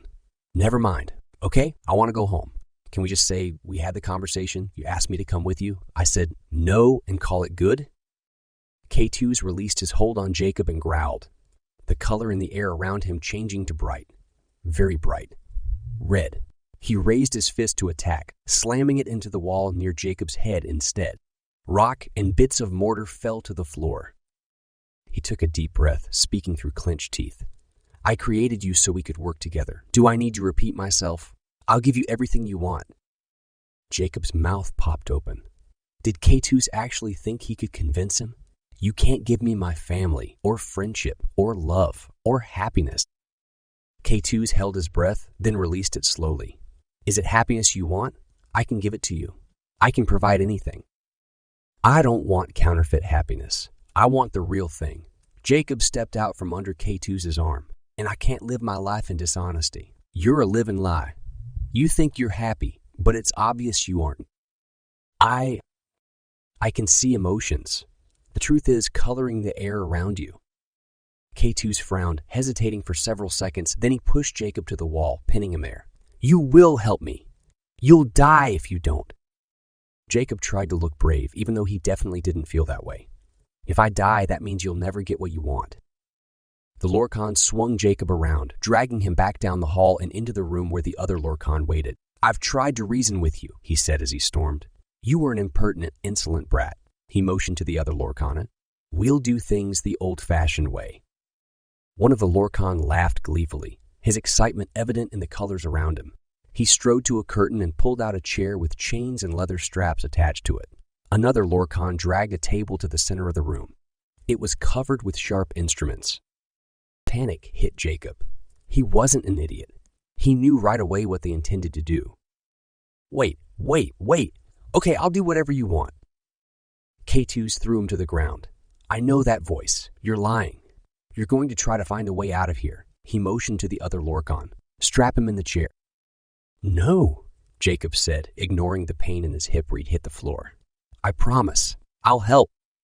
Spittle built up at the corner of K2's mouth. I can only tolerate being the good guy for so long, Jacob. His sneer grew broader. See into the past. Seek out and find the key of a Yun light. Okay, I'll try. Jacob took a deep breath. But I only just started learning this ability. K2's growled in anger, and Jacob rolled to the side, trying to dodge the Lorcan's foot. He didn't go far enough, and the tip of K2's boot struck him in the side. Jacob gasped at the sharp pain. Find it, now. Jacob held his arms over his ribs. He couldn't help the tears that streamed down his face. He coughed, dragging himself to his knees, holding a hand up in a gesture of surrender. Finally, K2 said, we're getting somewhere. Jacob dragged in a breath. I need time. Takes time. K2's motioned to the table that had the food on it. Make yourself at home. We'll wait. Jacob pulled himself up and got into the chair. His body still tense. He massaged his forehead, trying to get the headache to leave. How was he supposed to concentrate well enough to see into the past? And why did they want the key of Yunli anyway? Wouldn't the key of Kilenya be enough? Then it dawned on Jacob. K2's wanted him for the key of Kilenya. It only worked when he used it. He took a deep breath. If you want this key, I'm going to need information. When was the last time it was seen? Who had it? How many years ago? K2's motioned to one of the Lorcan, who pulled a roll of parchment from his robes. The Lorcan glanced over the parchment. It has been 400 years since it was carried from the castle by a hooded man. He looked up. That is all we know. Jacob's heart fell, disappointment flooding through him. That doesn't give me anything. He put his face in his hands. It's going to take forever to get to a spot 400 years in the past. K2s leaned forward in his chair. Then you better start, hadn't you? You need to understand something, Jacob said. Doing this is very dangerous, and I have to build up my endurance. Azariah told me it could kill me. I'm losing my patience with you, Danilo. K2 glared at him, the bright red and green of his eyes boring into Jacob's. Get started! Jacob nodded. He couldn't afford to make K2 any angrier than he already was. No telling what the Lorcan would do. Jacob put his elbows on the table in front of him, resting his head in his hands, then focused on the wall in front of him, concentrating on the time period he wanted to see. Everything around him broke into commotion as his reality shifted. He tried to grasp onto something, anything. That would give him a clue to the whereabouts of the key of Ayunli. He strained into the past, further and further away from the current time. The pain in his chest amplified with each 100 years he scanned until he felt his body would explode. Finally, he caught a brief glimpse of the hooded man. Then it was as if the curtains had fallen on Jacob's vision, and he slammed back to the current time. He opened his eyes and gasped. He must have flopped out of his chair. K2s held him up by the collar of his shirt. Did you find it? Jacob shook his head. In disgust, K2s dropped him and walked back to the throne, his cloak swirling behind him. Then keep going. Jacob gasped for breath, his bones aching from all the times he'd been flung to the ground. He used the chair to pull himself up again, then sat, wishing now more than ever that he was at home. Why hadn't he gone through the door before everyone else? Nearly whimpering, he tried time-seeing again. The pain in his chest began as he glared ahead and he focused on it, willing it to spread to his entire body. Slowly, the intensity crawled from his heart into his lungs. Then it finally made that familiar pop as it pulsated over him. 1,000 flashes. Jacob felt his body being pulled in every direction. It took him what seemed forever to grasp onto the image of the hooded man. He finally did, but nothing else worked. His ears roared. He felt a constant sensation of vertigo, as if he were about to fall off a cliff, and his eyes burned. Whipping around, Jacob flew back to the present time. He found himself on the floor once more and tasted bile in his mouth. K2s had risen from the throne, his hand reaching toward Jacob, an intense expression on his face. Success! Did you see where it is? Jacob shook his head. Only the man. He's holding a small leather package. It all happened too long ago. I have to build up to it. It could take days, weeks even. K2s growled in anger and jumped to the table, flinging it on its side. Food scattered across the floor. Get it, now! He hovered over Jacob. I'm in no mood to wait. I know, but K2s... You foolish, naive, useless boy. K2 stormed from the room, calling over his shoulder. Return him to his cell. He'll practice there. Chapter 44. With a nod from one of the Lorcan, the Mulg nearest Jacob picked him up and carried him through the fortress. One Lorcan trailed behind him. Put him down, the Lorcan said when they got to the cell. The Mulg flung Jacob onto the cot. Jacob bounced off and cracked his knee on the stone floor. He called out in pain, and the Lorcan grabbed the Mulg by the throat. I didn't say throw him. The Mulg grunted in response, and he and the Lorcan left, slamming the door behind them. Jacob heard the Lorcan give muffled orders to the Mulg, having the beast stand guard near Jacob's door. He got up and wiped off the floor slime as best he could. He couldn't wait to get home and to a shower.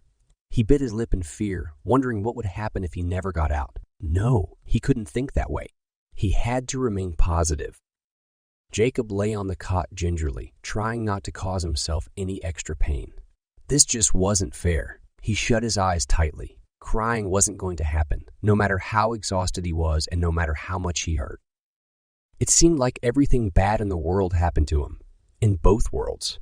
Getting kidnapped. Not making varsity.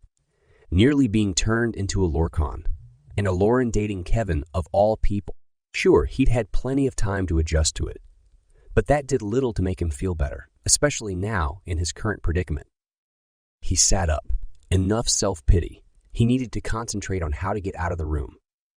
Starting near the door, Jacob felt his way around the walls again, going up as high as possible, pulling his cot around the room to stand on so he could inspect every possible inch, dealing with the slime on his hands.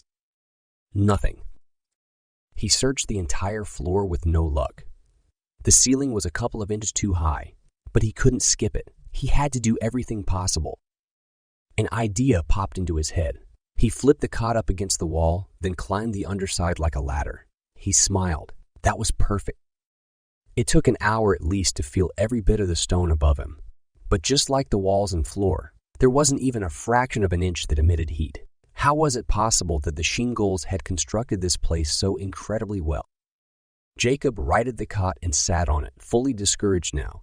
Early rapped on the window and he scooted the cot under the glass to be near her. He waved, giving her a little smile. She sat on the windowsill and waved back. It was good to have her company, even if talking to each other wasn't possible. He sighed, turning his mind back to the dilemma at hand. Escaping. It was obvious to him now that he couldn't mold his way out of the room. Maybe he'd be able to bribe the Mogs. But when a Mog brought him dinner, the expression on the beast's face told him he'd have more luck convincing the fortress to open itself up for him than he would getting the creature on his side. The sun set while Jacob watched, face pressed against the window. Hours had passed since K2's had him locked up again. A while after the last rays of light had disappeared, Jacob finally lay down. The pain and exhaustion from the day caught up to him, and he fell asleep. Sunlight through the window woke him the next morning, and Jacob jerked up, looking around in panic. It took a couple of moments before he remembered where he was and what had happened. He fell back onto the cot, sighing in frustration. He hated being in such complete solitude. Yes, he knew others had experienced worse. Being stuck in rooms that were so small they couldn't stand or fully lay out, and bathroom facilities lowered through the ceiling by way of a bucket. Of course, the bucket idea wasn't new to him. He sent a withering glance to his own bucket in the corner of the room. Jacob ran his hand through his hair, almost immediately wishing he hadn't. He desperately needed a shower. In breakfast, his stomach growled. Hopefully, it wouldn't be long before someone brought him something to eat. He tipped his head back and closed his eyes, feeling grateful for yet another thing. Good food that hadn't been poisoned. His mind wandered as he gazed at the ceiling. How did the Lorcan get Mogs all the way out here? He rolled over, then jumped when a Molg opened the door, putting a tray of food on the floor. The Molg sneered at him and slammed the door shut. Jacob bounced off the cot and grabbed the tray. It only took a minute to down breakfast, satisfying his empty stomach. When he'd finished eating, he thought about home, wondering how his family was doing. They had to be completely panicked. He'd never disappeared like this before. Of course, he was positive they'd figured everything out, especially with Early's messages. And another thing was bothering him. How much school had he missed? Today was Tuesday, or maybe Wednesday. That meant he'd missed 5 days, last Monday and Tuesday, and the first half of this week. Jacob spent the next couple of hours in boredom, scratching designs in the slime on the nearest wall. Sometime around 10 or maybe 11, he couldn't tell. He decided he should probably be practicing his time-seeing ability. Maybe he'd be able to find the key of Ayunli and then not tell K2's he's seen it. Jacob seriously doubted he'd be able to accomplish the goal that day, but if the Lorcan kept him there for the rest of his life, he'd definitely be able to do it with practice. He sat on the cot, facing the door, and concentrated on the key of Ayunli. He unfocused his eyes and centered on the pain in his chest, willing it to grow and envelop him. With a pop, it did. And things were different this time. Easier. Everything around him changed, and he was in a much different castle from any he'd ever seen before. All the walls were covered with ornate tapestries, the floors with rugs. Not 1 inch of stone was visible. He only knew it was a castle because of the spaciousness and the fact that he could see towers through the many windows. He turned his attention to the hooded man who stood in front of him, holding the key in one hand, gaping at it. He held the leather package with his other. This was the most detailed Jacob had been able to see yet. He looked around in wonder, taking in the entire room. Beautiful tapestries and swords hung decoratively on the wall. Gold and marble statues graced the hall, and the carpet underfoot appeared to be plush, though Jacob couldn't feel it. There was a hallway behind him lined with stained glass windows.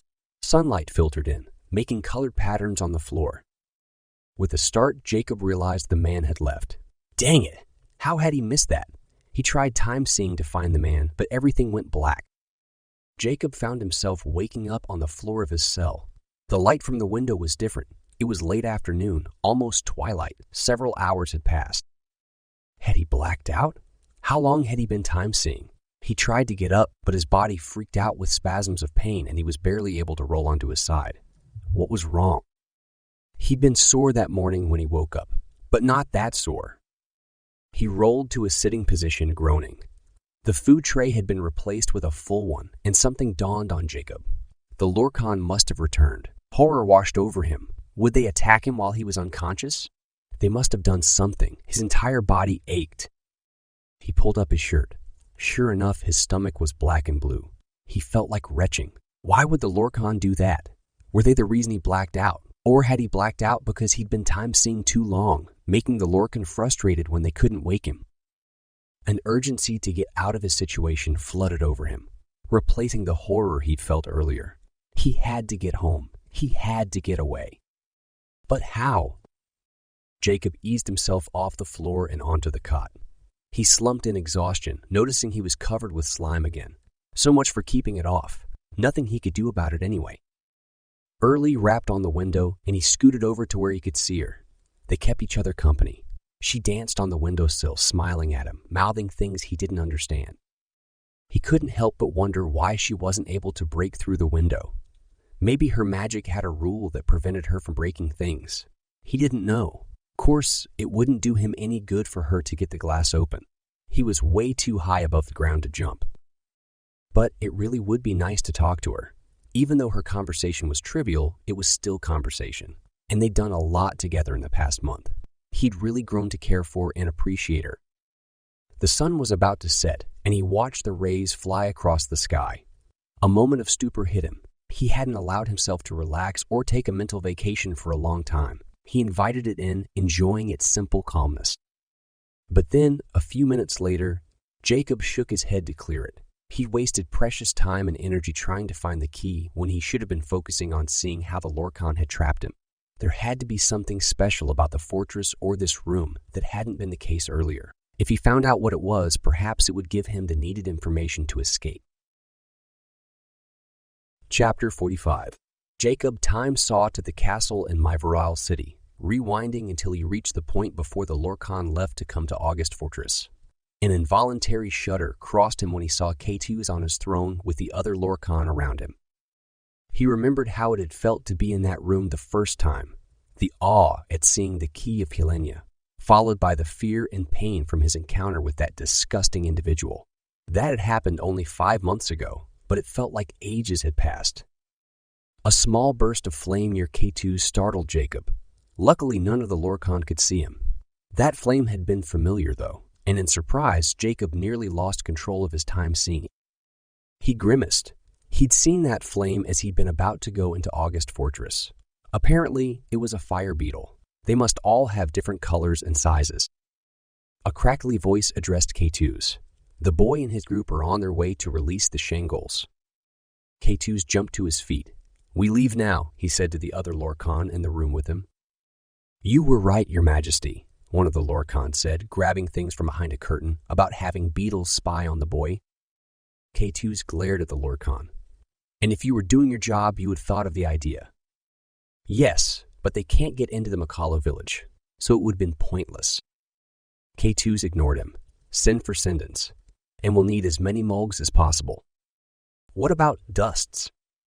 K2's disgusted grunt said enough. Jacob figured he was probably sick of the nearly useless creatures.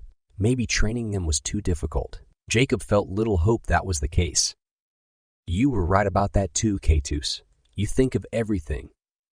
The Lorcan continued to praise K2s, and Jacob felt sick at how he received the compliments. Such arrogance. If anyone treated Jacob like that, he'd avoid them. He forwarded through time, wanting to see what the Lorcan did rather than hear their annoying conversation. They mounted the Sindans, K2s, of course, sitting on top of one in a rather silly-looking caravan-type thing, embellished with gold and silver and dark blues and purples. Jacob watched as the group rounded up several Mogs and passed through Myvaral City and the tunnel in the wall. The Sindan barely fit inside it. A moment later, when the Lorcan reached the scented air, Jacob slowed down time, watching in interest as the Mogs got stuck. The Lorcan had a hard time pulling the large creatures out. He laughed when he saw K2s throw a fit from the top of his Sindan, screaming at the other Lorcan to get the Mogs. Then he stopped laughing when K2s ordered one of the Lorcan to rip Kenji's warning signs out of the ground and throw them into the lake. Stupid Lorcan. The three Lorcan in the scented air bickered like little kids, and out of curiosity, Jacob drew near to hear them. "This is ridiculous," one said. "If I'd known when I accepted his challenge that I would become a slave." "Shut your mouth," the third Lorcan said. "You aren't a slave. If I'm ever in charge, you will be, though." The first and second Lorcan responded, and it looked like things would escalate. Jacob watched with interest. The Lorcans certainly were childlike sometimes. K2s called orders from the top of the carriage, but the other three weren't paying attention. Finally, he stepped down. "Enough." The Lorcans stopped and stared at him. At a flick of his hand, they fell to the ground, terror on their faces, groveling before him, begging for forgiveness. Jacob raised an eyebrow. How had K2s gotten them to change their attitudes so quickly? Did he have them under a spell? "My own flesh and blood. How dare you act like this? You're worse than dusts." "Father, please." "Shut your mouth," K2 spat. "You will not speak until I command it." "Flesh and blood, father?" The Lorcan pressed his face into the ground, and K2's paced. "The next who speaks out of line will become meat for the Mulgs." Jacob thought that sounded like a dumb threat until he noticed the affect it had on the Lorcan. They were trembling with fear. Why? And it didn't seem like the Mulgs had any desire to eat a Lorcan. Speaking of the Mulgs, they'd wandered back into the scented air and had stupid grins on their faces. Jacob laughed. They looked even more ridiculous than any human he'd seen there before. K2s finally stopped pacing. "I'm undoing this counter. I'm tired of dealing with it every time we pass through with inferior beings." "Counter?" K2s lifted his arms waist high and chanted something. He raised his hands higher, still chanting, staring ahead until his arms were pointed to the sky. The ground shook, every blade of grass, including the dead ones, straightening, pointing up. The brush in the area nearly uprooted itself. A bluish substance, not quite liquid, not quite gas, flowed from the earth all around the group. It rolled along the ground, floating upward, then swirled around K2s faster and faster. Like an explosion, the substance burst and then dissipated into air. After a moment of silence, K2s lowered his hands and pointed to the Lorcan. "Get up! Now, we have work to do!" The Lorcan and Mulgs got back on the Sindons, which had appeared to be unaffected by the scented air. They moved quickly, and Jacob zoomed to keep up, finding himself fast-forwarding through time to skip the boring parts.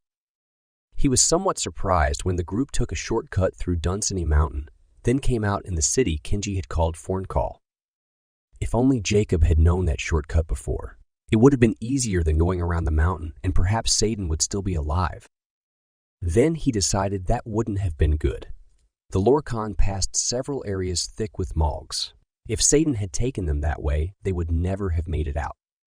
Jacob fast-forwarded even more, realizing his body would be getting tired soon. Azariah's warning sounded in his ears. He needed to get to the point quickly before his body gave out on him. The group finally stopped near the fortress, on the opposite side from where Jacob and his friends had been. Another burst of flame near K2s, and again a crackly voice reported. They found a way into the fortress. K2 said something curt in another language. Jacob could tell it was a swear word due to the tone of the Lorcan's voice and the expression on his face. He motioned for the others to follow him on foot. They left the Sindons behind and slunk around the huge building to the front, followed by several Mulgs. They moved into the trees, and Jacob caught a glimpse of Aldo and Eklaron looking up at the fortress wall. Things blacked over for a moment, and Jacob worried he was slipping out of consciousness again. But then the scenery returned with usual clarity. The Lorcan were watching Jacob's friends, who were gawking at a hole in the fortress. Jacob realized he must have just gone through that hole. Two of the Lorcan tried to go forward to attack, but K2s held them back.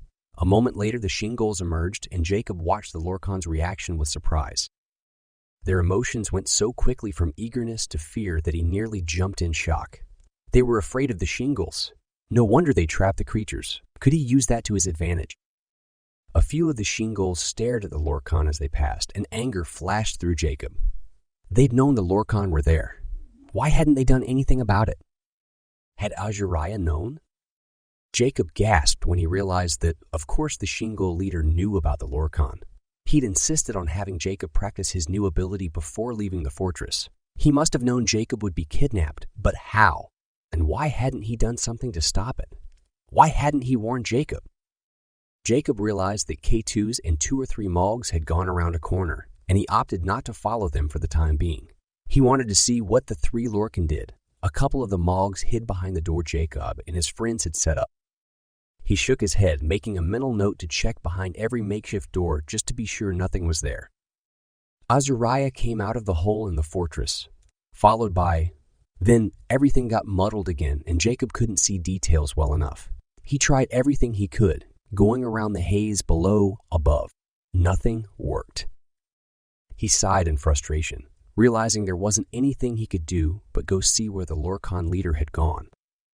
But then he felt an odd sensation flooding through him, originating at his heart, and he hesitated. What was wrong? His body, exhaustion crept into his mind. Oh, he was about to black out again. Time for a break. Lights flashed around him, and he found himself back in his cell. It was nighttime. He'd been time-seeing for half an hour at least, if not more. No wonder it had almost knocked him out. He rolled to a sitting position on the floor, then jumped when shape on the other side of the room shifted too. A Lorcan was with him in the cell. K2s? No, he sent me to check on you. You were time-seeing, were you not? Yes. What have you to report? Not much. I still need more time. I've been trying, but... Jacob jerked into the corner when the Lorcan jumped forward, looming over him. Any feelings of smugness Jacob had felt earlier at the ineptitude of the Lorcan fled when he saw the expression on this one's face. K2s might have been much, much more powerful than the other 3, but that didn't mean this guy couldn't inflict a whole lot of damage. I swear, I'm doing my best, and I have made progress. I saw the entire room the hooded man was in this time, and he went through a hallway. I'm going back to see where he... I don't care about the trivialities. You'll find what K2s desires. The Lorcan rapped on the door. It swung open, and he stepped out. Chapter 46. Jacob clutched his chest as soon as he was alone again. Another fright like that. First, nearly going unconscious. Then the Lorcan freaking him out, and he'd probably not make it. His heart hurt so badly. What would happen if his body gave out on him while time-seeing? Would he be stuck halfway between 2 places? He hoped not. In the dim moonlight, he saw a tray of food on the floor and picked it up, then scarfed everything. Why were they feeding him so well? The food was still warm. His hunger appeased, he lay on the cot, gazing out the window. Early was there. She waved at him and he lifted a hand in response, glad to have her company. The next morning, he woke before the sun had risen, deciding to start time-seeing as soon as possible. He saw back into the past and searched through the fortress until he found where K2s had gone when he left the other Lorcan. He had a couple of Mogs with him, and they were walking down the hall toward Jacob's cell. K2s pointed at one of the Mogs. Go get a door. Our guest will need something to keep him in place. Jacob wondered where they'd find a door. Hadn't K2s removed all of them long ago? Maybe they'd brought some with, and Jacob hadn't noticed. The creature ran off, and K2s and the other Mog entered the cell. Jacob nearly panicked before realizing that in the timeline he was seeing, he wouldn't be in the cell yet. He was still outside with his friends. K2 stood to the side, allowing the second Mog to bring in a couple of large buckets full of... Jacob looked closer. Sludge. Was that what he thought it was? He looked around the cell to verify. Yup, the stone was completely clean. Spread it on every inch of rock. The first Mog returned, hung the door. Then the 2 of them got to work, pulling out gobs of the grease at a time, rubbing it all over the floor, ceiling, and walls. K2s watched from the doorway for a couple of minutes, an evil smile on his face, then turned to go. We'll bring the boys soon. A few moments later, the Mogs finished smearing the stuff everywhere and took the buckets away. Jacob heard grunting in the hallway. Then everything went foggy, and he couldn't see any longer. He allowed himself to return to the present time, many questions running through his mind. Why did K2s put the slime everywhere? Was it to intimidate Jacob? To gross him out? Make him feel dirty and miserable? Or did it have a bigger purpose? Jacob inspected the wall closest to him. He swiped a finger across it, then looked at the slime up close. "Why did K2s put you all over my cell?" he whispered. What if? Jacob stared at the door in wonder. Would the stuff counter his ability, make it useless? But how? And how would K2s know to concoct something like that? Jacob used his sleeve to wipe off as much of the gunk on a spot as he could. Then he put his hand on the stone, trying to warm it. Nothing happened. He shook his head, knitting his eyebrows. The stuff would leave a residue. He wouldn't be able to clean that off without water and lots of rags. And what if everything it touched was permanently immune? It had been all over his hands. Had K2s removed Jacob's ability to mold things? He felt claustrophobic and took a deep breath, trying to calm himself. He'd find a way out. He had to. If not, he'd be stuck there forever. He kept breathing deeply and glanced out the window past Early. The sky was clouded over. It had been snowing. He had to concentrate. It wouldn't do him any good to panic and stress over things he couldn't control. After several moments of focusing on calming down, Jacob decided he needed to go through his options. He could wait for the fat lady. That is, if she was coming at all, of course. Maybe she'd gotten hold of Gallus's family and they'd send someone. Was there a town closer to the fortress than Makarya? He wasn't sure. He didn't know much about Eklaron, aside from where he'd been already.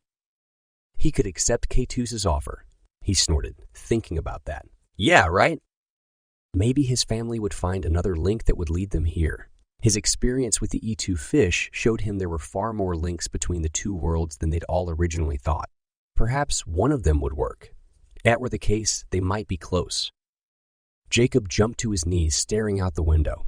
Early flitted up next to him, a hopeful expression on her face. He scanned the forest toward the link to Talca village and saw nothing, then looked the other way as far as he could. No sign. He sighed, lowering his head, and pressed his face on the glass. Wait, the glass, he whispered. It didn't have slime all over it. As if in response to this idea, the sun broke through the clouds, lighting his cell.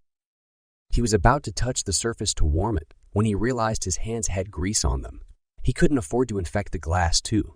The fact that the Mogs hadn't touched it or the frame around it made him nearly giggle in hysteria, just like Shirley at school. But seriously, how would K2s react if Jacob were able to escape that way? He'd be furious. Just then, he heard voices down the hall. Someone was coming. Jacob had always been an awful liar.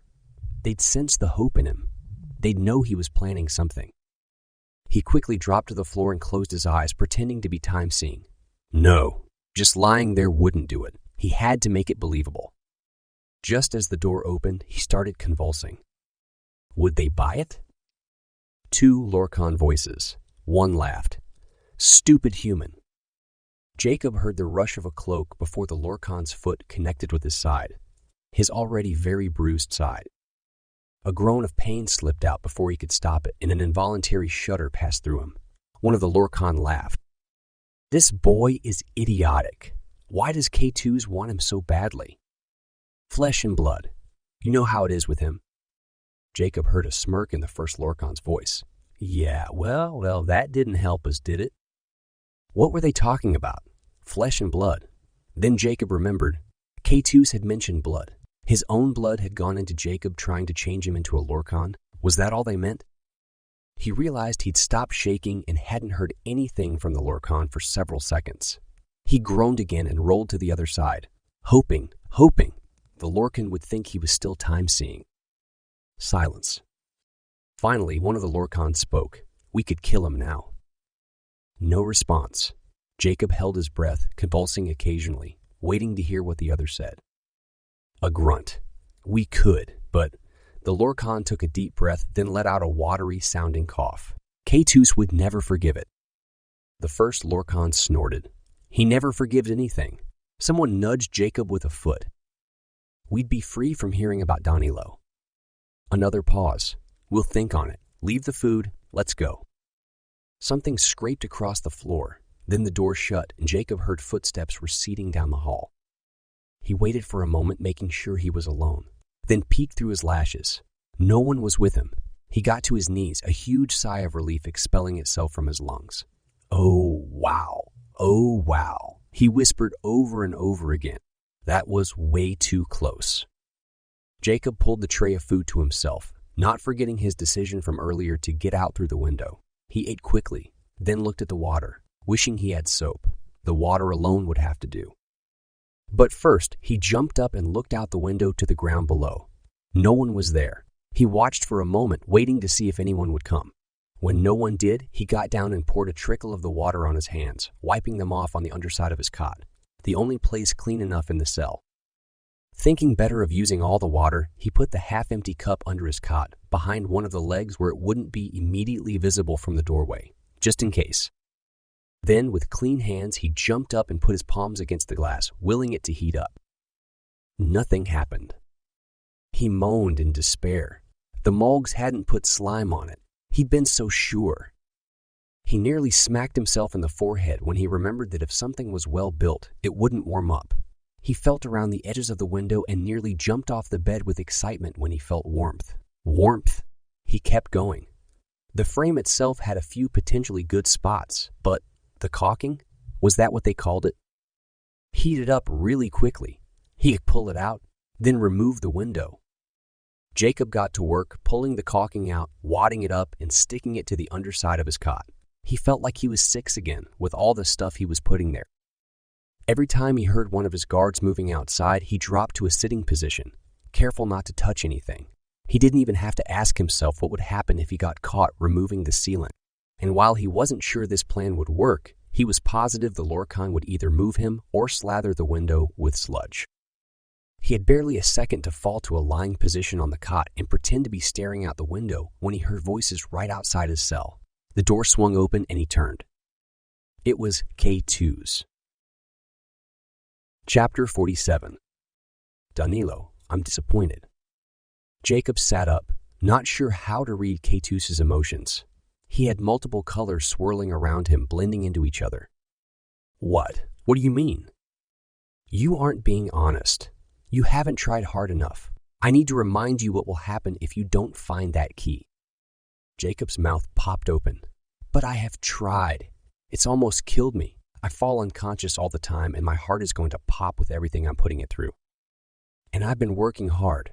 I can see all the way back to where the hooded man leaves the castle. Just give me more time. I'll be able to follow him. I promise. Most of what he said was true. He really did worry that his body was going to break down. And he really did think he'd be able to follow the man if he tried again. K2's looked Jacob in the eye. Boy, you are a terrible liar. The hooded man used the key to go somewhere. Why would he just walk out of the castle when he's got a powerful instrument in his hand? Jacob stared at his hands, annoyed with himself and the fact that he hadn't thought of that. And it doesn't matter anyway. Jacob looked up. It doesn't. Why? K2 strode across the room and looked out the window. Jacob held his breath, praying with every ounce of his body that the Lorcan wouldn't notice what he'd been doing. We've decided to kill you. What? No, that wasn't possible. Not after everything K2's had said. K2's turned to face Jacob. The other Lorcan presented me with a very good argument. They seem to think you'll never join or help me. And if that's the case, I can't have you somehow escaping and making it back to your family. I spent years setting things up so you'd be born. You are, shall I say, my pet project. To see you dead would bring me much disappointment. He glared at Jacob. But if you helped my enemies, it could be my downfall, and I won't allow that. He grabbed Jacob by the face, pulling him several feet up. Jacob's eyes smarted from the pain in his jaw. Your death will not be easy for you, nor fast. I will make you cry for mercy, but there will be none to give. And when I'm through with you, I'll move to everyone you love, starting with your little sister. He dropped Jacob. Unless, of course, you decide to bind yourself to me. He turned away. Remember this, boy? Remember it with every part of you. I created you. You belong to me. And if I can't have your powers, no one can. Jacob remained where he'd fallen, motionless. He believed K2's. The Lorcan really would kill him. And after Jacob's death, it would only be a matter of time before K2's found a way to Menden. A part of his heart shriveled when he thought of what would happen to his baby sister if K2's ever made it that far, and to Matt, and his parents, and Eklaron. Jacob couldn't allow that to happen. He wouldn't. He'd do anything. The thought that crossed his mind made him gasp in shock. Was he really considering accepting K2's offer? If it meant saving his family, maybe, possibly. He sat up, dropping his eyes to his hands. He hesitated, looking up at the Lorcan, creasing his forehead. K2s, K2's cheeks lifted, showing his dirty teeth in what Jacob could only assume was a smile. He must have sensed Jacob's indecision. I'll return in 30 minutes. Have your decision ready for me. If it's yes, I have many things to teach you. If it's no, you know what to expect. The door shut behind the Lorcan king and Jacob slumped on the cot. What was he doing? Was he really considering this? Joining the person who'd made his life incredibly difficult and painful the past several months? How was it possible? He shook his head. If he did join K2's, he might actually have more power to help his family. He got to his feet and paced, making a path in the slime. Was joining K2's the right thing to do? He searched himself, trying to understand his feelings, and felt shock when he found an element of peace there. Was that because it was right? Was he meant to be with K2's? Would things fall into place for him? He sat on the cot again. He couldn't think. Things kept slipping from his mental grasp. Okay, a more logical, straightforward reasoning was required. What were the pros and cons? Pro, he wouldn't die, and he might be able to prevent the deaths of those he loved. He shook his head. He wasn't so naive as to believe K2's would allow his enemies to live. But maybe he'd be able to convince K2's to transport them somewhere far away, somewhere safe, where they'd have no control or influence. Would that be enough? Other pro. He racked his brain, concentrating. He could be a spy. He could feed the good guys information, act as a double agent. And the cons? He'd be selling his soul, basically. And he felt strongly that was true. But if it saved the lives of his loved ones, would it be worth it? Also, he hated the Lorcan. He felt dirty and gross around them. He doubted that would ever go away. He naturally shied away from bad things. Always had. Plus, he knew the Lorcan would probably treat him very poorly. They'd abuse him mentally, emotionally, physically. Jacob got up to pace again. What could he do? Join the Lorcan, save his loved ones, and lose himself? Or deny K2's and be killed knowing his loved ones would follow? There was one more con to joining K2's. If he sided with the Lorcan, it would destroy his mother, and he couldn't live with that. He couldn't. Jacob felt peace then, true peace, and he held on to it as hard as he could. He closed his eyes, picturing his mother's face. He pictured Amberly's sweet smile and Eklaron's beautiful eyes. Then he jumped to his feet. He'd wasted 5 minutes with his moment of weakness. That left him with only 25 to escape. Concentrating, he time-saw the fortress, wanting to know where everyone was before he did anything. The Mulgs stood guard outside his door still, looking bored. K2's paced in the throne room. The 3 Lorcan were at the table there, playing some sort of game with rocks. Then he looked outside. Mulgs were stationed randomly around the fortress, some pacing, others staring into the forest. There was the makeshift door where it had been before.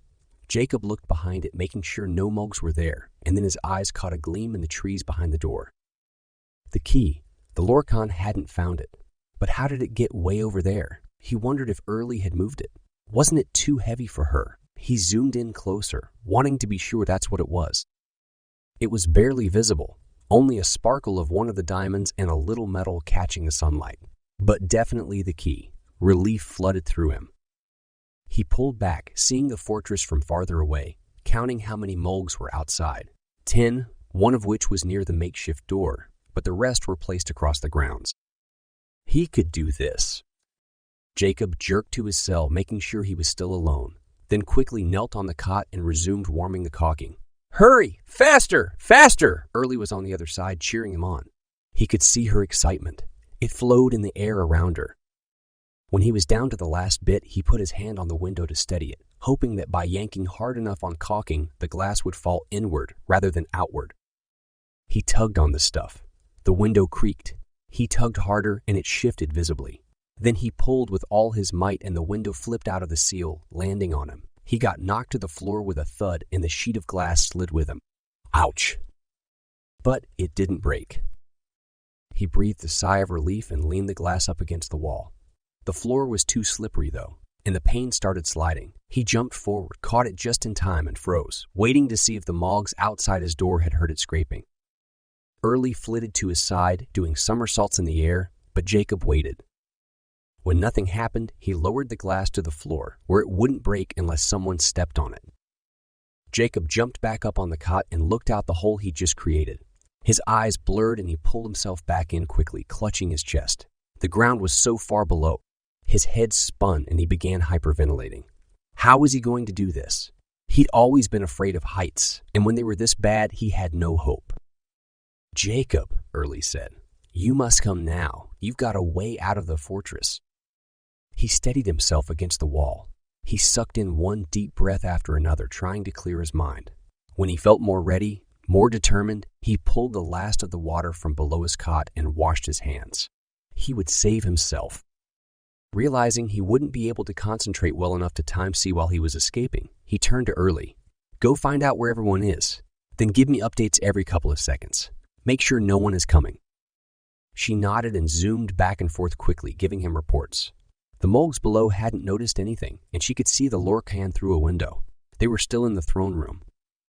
Jacob sat on the ledge, legs outside, careful not to look down. "Just like on the wall of the fortress," he muttered. "Just like on the wall of the fortress." Holding on to the ledge, he turned around, lowering himself.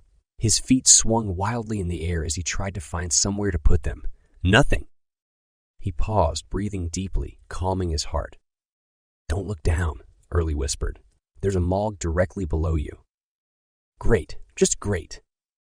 His breath came in quick bursts and he closed his eyes as tight as he could. The tower felt like it was falling. His senses were completely messed up. Finally, when he was sure he could control his panic, he swung his left arm over the ledge. Careful not to touch the slimy interior of the cell, and used the crook of his elbow to hold on, freeing up his right hand. Jacob heated a deep handhold into the stone, then another one next to it. He made sure there was plenty of stone to grip, fitting it perfectly to himself. This was easy. He could do it. He pretended the ground was only a foot below. If he fell, it would be like stepping off a curb. Nothing more to it. Chapter 48. Jacob reached down as far as he could and molded another spot. Then, taking a deep breath, he put his right hand in one of the upper holes, letting go of the sill with his elbow. For a moment, his body swung as he tried to put his left hand in the other hole. He nearly slipped. A warming sensation started on his rear end and he felt lighter, his mind clearing. He would have blushed, but instead felt intense gratitude. Early was helping him. He wondered how she was doing it without sending him shooting into the air. Finally, Jacob got his fingertips into the other hole. They inched in and his grip there strengthened. Once he knew he wouldn't slip out, he hung for a moment, letting himself relax as much as possible. He didn't have a lot of experience with rock climbing, but at least basketball and learning swordplay had strengthened his upper body considerably. "Early," he whispered, "can you help me find places to put my feet?" With Early's guidance, he warmed more holes in the stone and slowly lowered himself, making sure to go to the right from the window, just in case someone looked down, which he was sure they would. Early gave him frequent updates on Mulg and Lorcan activity, so he'd know how much time he had. Several moments later, he neared a corner. After Early checked that no one was watching, he reached around and molded holes, then pulled himself past. He breathed a sigh of relief. He would no longer be visible from the window. So far, so good. Jacob continued like this, working through shaking muscles, warming up handholds, slowly lowering himself, avoiding windows, and having Early keep watch. It felt like hours had passed, though he knew it had only been maybe 10 or 15 minutes. How much more time did he have? 5 minutes? Would K2s actually wait a full half hour? Jacob doubted it. He rested for a moment, taking stock of how far he'd gone and how much farther he had left. He was relieved to see that the ground was much closer now. He'd made progress, but the wall ended a couple of feet below. The drop to the next roof was at least 10 feet down. That would be difficult to manage. He made 2 handholds just above the edge where the wall ended, then lowered himself, closing the distance to the roof below. He shook his head, wondering at the Shiengols' thought process when they built this place. Random walls and roofs and ledges everywhere.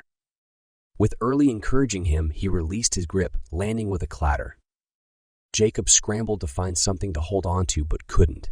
He started sliding down, gaining speed. Just in time, he caught himself. His legs slid off the edge of the roof, but he held on tight, hanging over the side.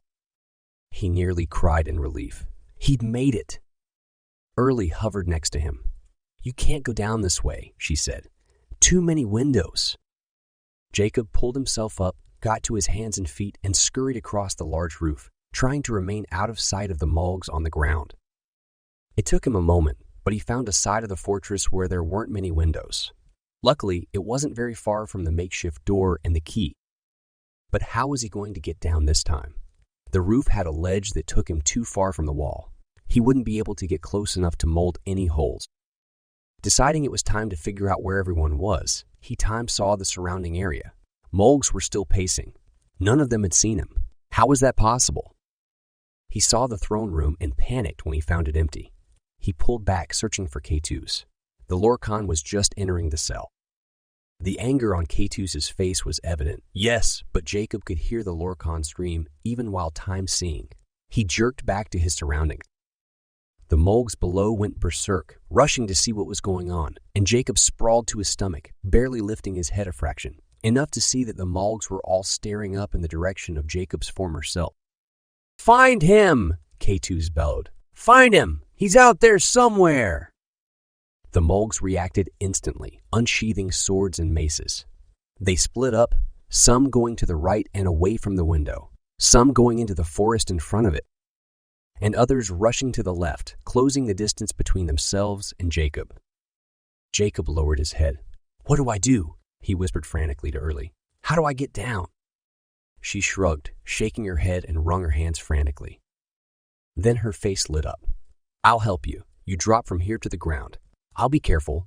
Reduce your weight again. It won't hurt as badly if you're lighter." Jacob nodded, breathing rapidly. The risk of having her shoot him off in some random direction was huge. But this was his only choice. "We'll need to wait for the right moment. There's no way I'm going to make it to the door now without someone seeing me." Early nodded. "And you can go into forest and sneak around to the door that way." Jacob raised his eyebrows in surprise. "That's a good idea, actually. Thanks, Early." And if they did see him, without his sword, he had no way to defend himself. Remembering his sword made him groan. His dad had given it to him. He'd killed a dinosaur with it. He couldn't leave it behind. He didn't care how stupid others would think that was. If at all possible, he wanted to get it. An idea popped into his mind, and he time-saw to see if he could do it. K2's was pacing in Jacob's cell, his color red so bright it was nearly impossible to see his actual facial expression. The other Lorcan were searching the halls and rooms nearby. "He's outside!" K2's yelled at them. "Go out there and find him!" The three Lorcan disappeared down some stairs. Jacob quickly time-sawed to the throne room. Relief hit him. Oh good, his sword was still there. The idea continued to formulate, and he quickly figured out how far away the room was from his current position. After a moment of searching, he scanned around and found a stairway leading up near the throne room. He pulled himself back. Now would be his only chance. "Change of plans," he said. "I'm going after my sword." "No, Jacob," Early said. "Bad idea." Jacob shook his head. "They think I'm outside. If I go in, I'll avoid them longer and will be able to get my sword. I'm not leaving without it." "It's just a sword." The room was on the other side of the roof. If he hurried, he might be able to mold his way through the roof and to the staircase while K2's was still in the cell. Chapter 49. Jacob was about to peek around the corner of the throne when he felt it shift as K2's changed positions. The Lorcan muttered something Jacob couldn't understand. Maybe he was speaking in a different language, but he stopped when a loud clamor sounded from outside. "What now?" K2 said. A mulg's guttural response came from across the room, and Jacob felt the throne move. Footsteps clapped quickly across the floor. Jacob chanced to look beyond the chair and saw K2's robes disappearing through the doorway. Not wanting to lose this chance, Jacob jumped to his feet and dashed across the floor, trying to be quiet. This would be his only opportunity. He reached the doorway in time to see K2 stride around a corner at the end of the hall. Unfortunately, that was the only way to get to the room with the hole in the wall. He tiptoed as quickly as he could, following the Lorcan. K2 stopped near the entrance to the Shiengols' room to talk to another Lorcan, and Jacob hid behind a corner from them, pressing himself against the wall. He watched the shadows the Lorcan made on the floor. "Lord, he's in the forest with the volcanic rock. We can't reach." "You're sure it's him?" the shadows moved, indicating the Lorcan were walking toward the front entrance of the fortress. Yes, he's... The voices became a murmur, then died out, and Jacob peeked past the corner. The Lorcan were gone. Jacob dashed down the hall and through the doorway, gripping his sword tight, and ran smack into a mulg. It was the smallest mulg he'd ever seen, but it still freaked Jacob out. And if he hadn't been so afraid, he would have laughed at the expression of shock that crossed the mulg's face. Instinctively, he swung his sword. The blade connected with the mulg's right arm, cutting it and surprising the creature even more. Not waiting to see what the mulg would do, Jacob raced around it into the darkened interior of the Shiengols' room. He sprinted across the floor to the hole, dodging a couple of tables and chairs along the way. He fell to his knees, skidding the last few feet, then ripped at the cardboard with one hand, holding his sword tightly in the other. He was sure he'd need it. The mulg roared behind him, and he glanced over his shoulder. It had pulled out its short sword and was charging. He wouldn't make it through the tunnel in time. Jacob jumped to his feet, whirled, and barely blocked the mulg's attack. The blow vibrated through Jacob's sword to his arms, and he nearly dropped it, grimacing at the pain in his hand. The mulg glared and attacked again. Jacob defended himself, but not before the mulg's sword caught his left sleeve, slicing his arm. Jacob barely felt the pain, but was sure it would register later. He stabbed at the mulg, but the beast easily stepped to the side, avoiding Jacob's blade. The two continued to fight, Jacob attacking in anger and frustration, and the mulg easily getting out of the way. After only a few parries, Jacob recognized that the beast was enjoying itself. It was toying with him, which meant it knew Jacob wouldn't win. The creature had probably been using a sword its entire life. What could he do? He needed to get through that hole, and fast. No telling how long the Lorcan would take. Making a quick decision, Jacob backed away, then ran to the right, skirting the perimeter of the room. He glanced over his shoulder. The mulg glared at him, the colors for annoyance swirling in his air, then raced after Jacob. Good. They zigzagged between pillars, Jacob every now and then turning to throw in a quick jab. He led the mulg away from the hole to the other side of the darkened room. Jacob ducked under a table and turned to attack when the creature tried to do the same. He got in another blow, injuring the mulg again, and its colors flashed bright red. Early returned just then, excitedly babbling about the Lorcan searching the forest for Jacob and how she'd dropped heavy branches. "Kinda busy right now," Jacob said. "Oh, can I help?" "I need more time before the Lorcan come."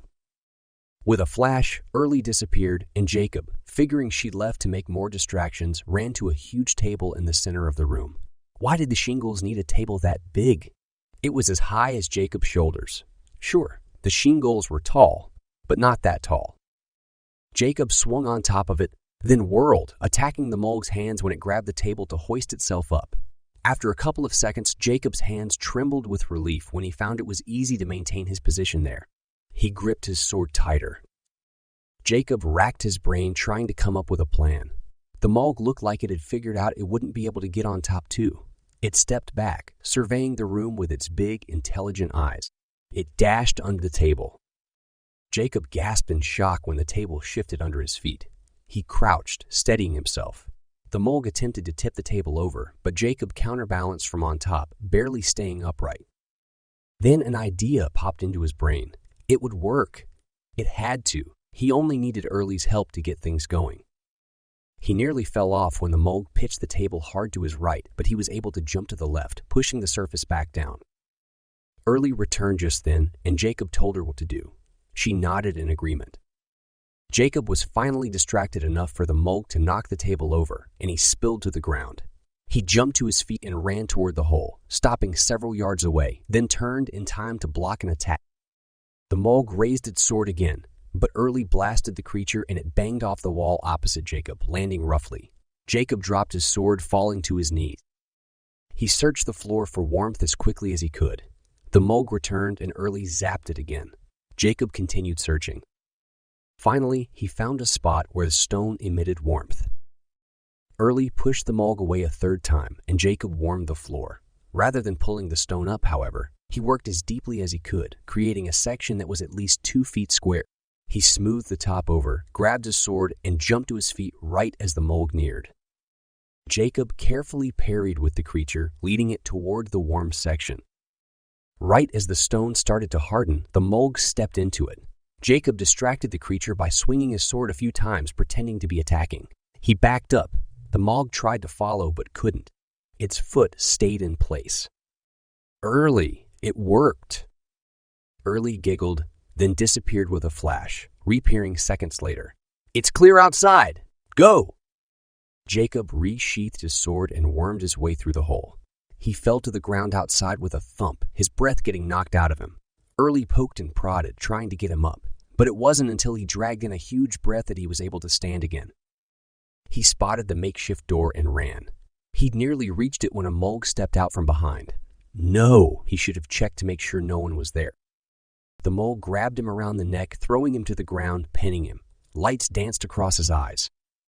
"Fchidar was Arid," the Mulg yelled. Jacob brought his leg up, kneeing the creature between the legs. Nothing happened. The Mulg maintained his grip, preventing Jacob from drawing another breath. Early flitted through the air nearby, panicked and screaming at the Mulg. Jacob wanted to tell her to blast the creature away, but couldn't get the words out. He couldn't hear anything but the pounding in his ears. Everything went bright white as he struggled for air. Remembering his sword, he stopped trying to push the Mulg away, instead focusing on getting the sword out. But then he forgot what he was doing. Blackness caved in on him. The Mulg released him, and Jacob sucked in air, coughing. His throat seared with pain. He sat up, gasping, clutching his neck. The Mulg had fallen to the ground near him. Early rose, an expression of intensity on her face that Jacob had never seen before. The Mulg stirred right as 4 more Mulgs came running around the corner only 100 yards away. "You shall not touch my Jacob," Early screamed at the Mulg. She zapped it again, and the creature flew through the air. Jacob jumped for the ground behind the door, searching in the grass. "Where was it? Where was it? Early, help me find the key." She zipped past him and pointed. "Over there. I dragged it there. I hid it." The key. He saw the glint in the trampled grass and loosened it, pulling it out. Jacob closed it in his fist right as the Mulg returned and kicked him, knocking him to the ground. The beast jumped for him, but this time Jacob rolled away to the front of the door before he got pinned down. He pulled out his sword and swung wildly at the beast. Lessons forgot. The need for survival the only thing on his mind. Early blasted the Mulg away again, but it didn't go as far as before. She looked exhausted, and the other Mulgs were coming closer. Jacob didn't waste time. He shoved the key into the lock and yelled, "Kenji's house!" Right as he turned the knob, the door flung open and Azariah dashed through. A spear in one hand, a sword in the other, robes flashing in the sunlight. Jacob got knocked to the side. Azariah screamed something in the Shiengols language. Jacob's mouth popped open. The Mulg, at least a foot taller than Azariah, parried the blow with his crudely fashioned sword. The other Mulgs arrived. Then came the most extreme, awesome sword fight Jacob had ever seen. Azariah twirled around the Mulgs, advancing, attacking. The beasts were very fast, keeping up. They blocked almost all of Azariah's attacks, but some of them got through. One by one, the creatures fell to the ground. The Lorcan came around the corner, saw Jacob and Azariah, and hurtled themselves across the distance. They were incredibly fast. Azariah threw his sword and spear into Kenji's house. Someone jumped out of the way just in time, and then he did something with his fingers. A whoosh sounded through the air like incredibly low bass, rattling Jacob's ribs. A wave rippled through the grass away from Azariah, and the Mulgs and Lorcan were smashed back. They fell to the ground, dazed. Gallus grabbed Jacob's arm, yanking him through the door. The last thing Jacob saw of the Lorcan was bright red, their favorite emotion, before Azariah jumped through, slamming the door behind him. Chapter 50. Jacob leaned back from the table and patted his stomach, completely satisfied for the first time in days. And not only because he'd just eaten a delicious meal, but also because he was back home with all the people he loved most. He sighed. Everyone, the entire group, was waiting in the next room. "Ready, son?" Dad asked from the kitchen doorway. Jacob nodded. "All right, let's get the meeting started." After Jacob escaped the fortress, Mom and Ebony insisted that Akano shrink Jacob and put him in a minya container. It took him a little over a day to heal. He'd only been awake for an hour, and everyone had been hanging around, impatiently waiting to hear what had happened. Apparently, Early was unable to deliver messages once Jacob got the window worked out of its frame. He'd kept too busy. Jacob felt bad. His family must have gone completely crazy with worry. He could only imagine how stressful it had been for them, unable to do anything, not knowing what was going on. And speaking of Early, he hadn't seen her since coming back. How was she? Where had she gone? Probably off to take a break from being ordered around. He smiled to himself. The poor mignonette. He got up from the table and entered the living room, aware of all eyes on him. He felt a flush race across his cheeks and took his seat next to Dad and Mom. "Start from where you were separated from the group," Dad said. Jacob explained being knocked unconscious and K2's trying to force him to find the key of Oyunli. He briefly described escaping.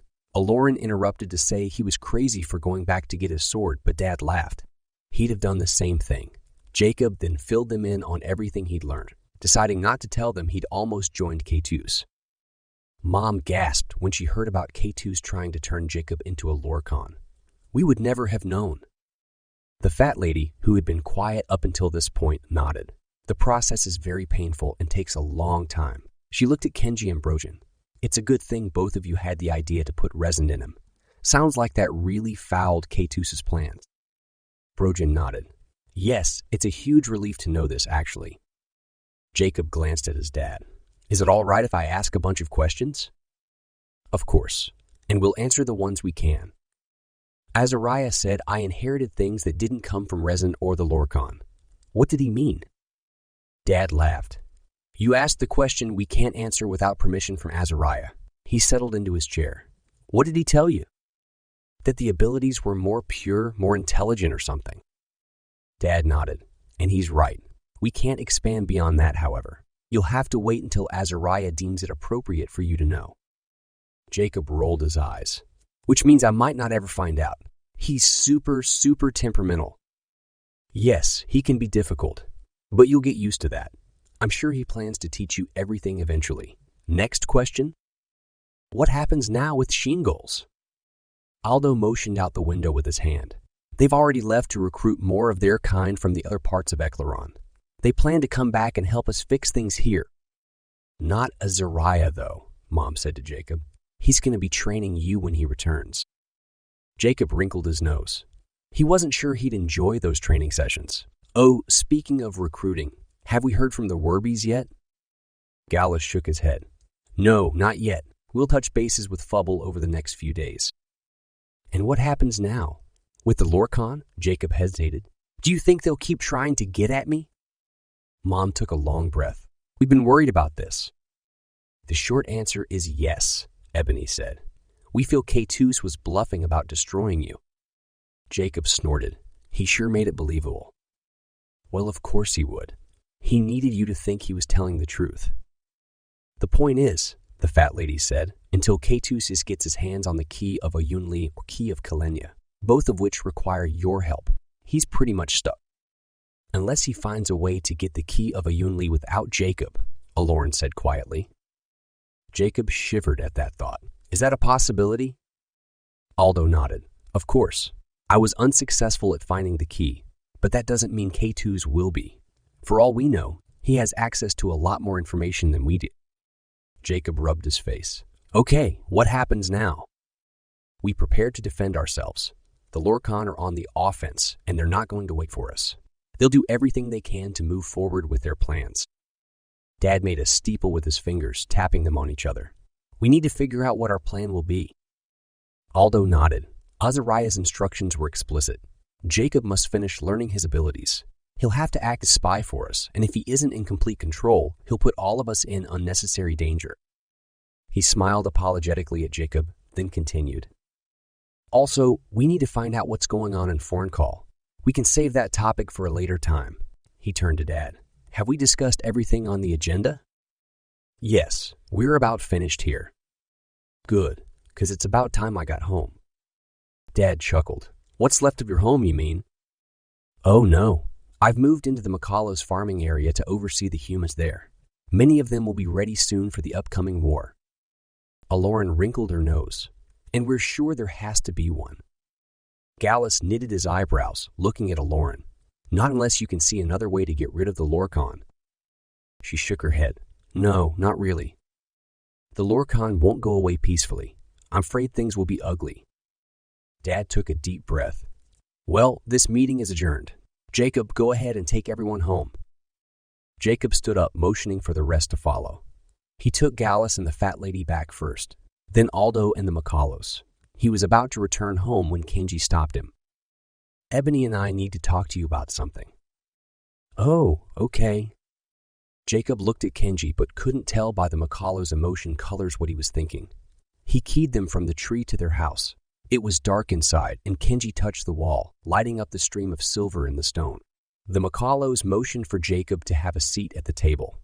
They joined him, colors finally starting to swirl around them. They were nervous. Why?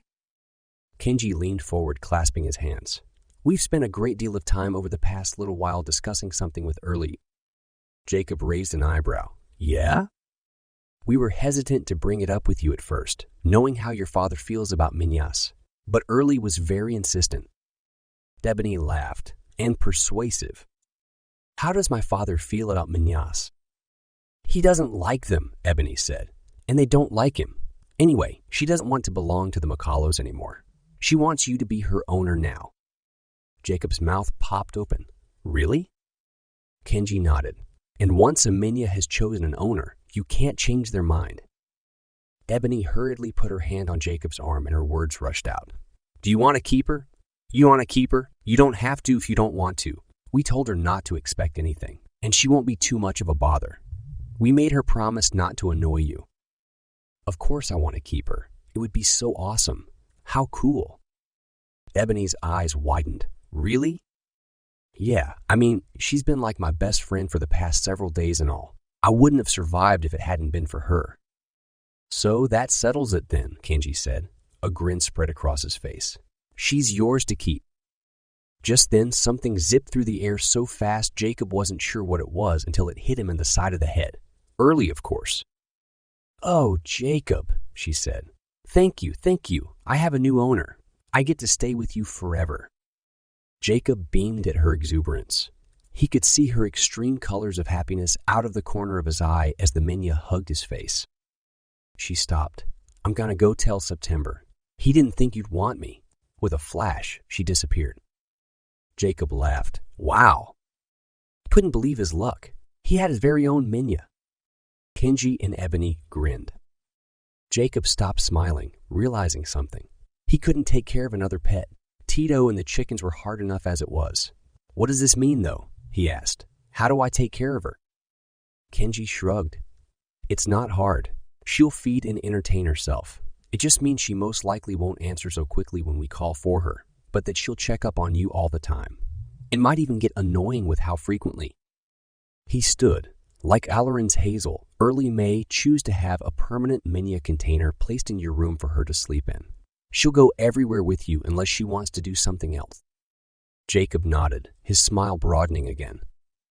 Early flitted back to him and nestled in his hair. Kenji chuckled, and Ebony gave Jacob a hug goodbye. Jacob let himself out, deciding to walk to the tree and key home from there. Chapter 51. When he got back, Mom and Dad were waiting for him in the living room. The expressions on their faces said they had something serious to talk about, and Jacob quickly put thoughts of Early out of his mind. Honey, Mom said, motioning for Jacob to have a seat next to her. Your dad and I have been discussing a few things. Well, one in particular. Jacob didn't like her tone of voice. Not only that, but the colors swirling around her indicated discomfort. His heartbeat sped up. Yeah, about you, your future. You've got a lot of work ahead of you. Uriah made it clear that he expects to train with you for several hours a day. Jacob thought he could see where this was going. I'll be really stressed, I know. I've been thinking about it, and I know I can't overdo things. I figured out really quickly while in the fortress that pressure and time seeing don't go together. Not only that, Dad said. He looked uncomfortable, but... Jacob swallowed. Okay, just spit it out. You're making me really nervous. Dad took a deep breath. We've been thinking about pulling you out of school and hiring a tutor. Jacob's jaw dropped. But that means basketball. You have to quit JV, Dad said, nodding. which is important to you. This, however, is more important. I don't understand. I did everything fine before when we were getting ready to rescue Eklaron. Honey, we know, Mom said. But it's much different. This time, almost everything depends on how you handle things. We don't want to overstress you, and your dad and I feel that if you had one time with a teacher a few times a week, it would be better than having you gone several hours a day. Jacob felt his eyes smart. He wasn't about to cry, not in front of his parents, but I've worked so hard. Mom put her arms around him.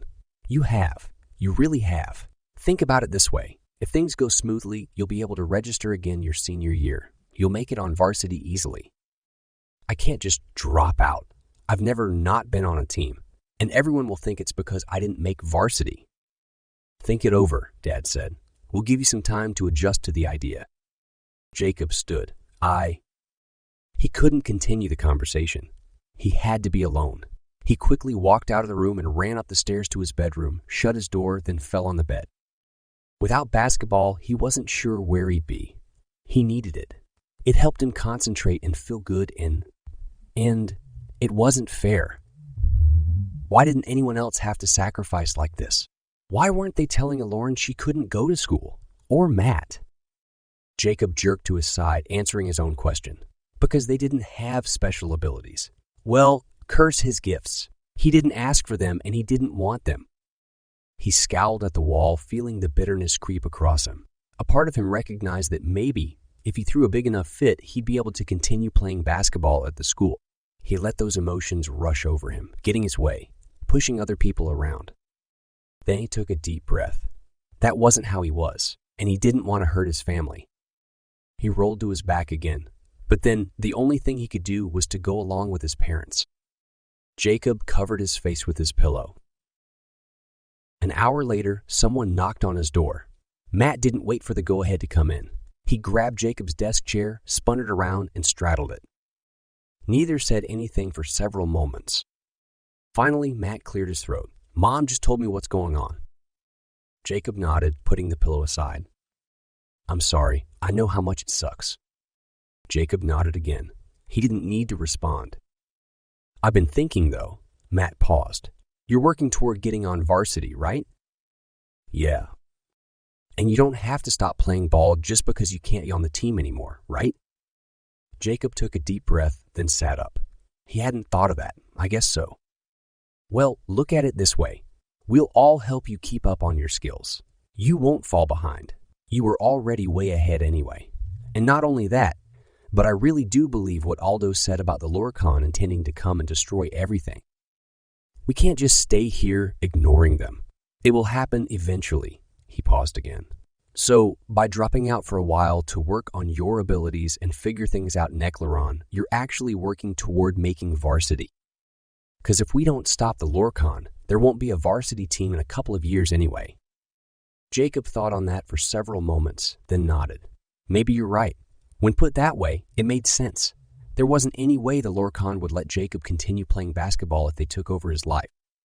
Cheer up, Jake. This isn't the worst thing ever. Other people have had to make bigger sacrifices. Jacob looked his brother in the eye for a moment. I know, but it's still really dumb.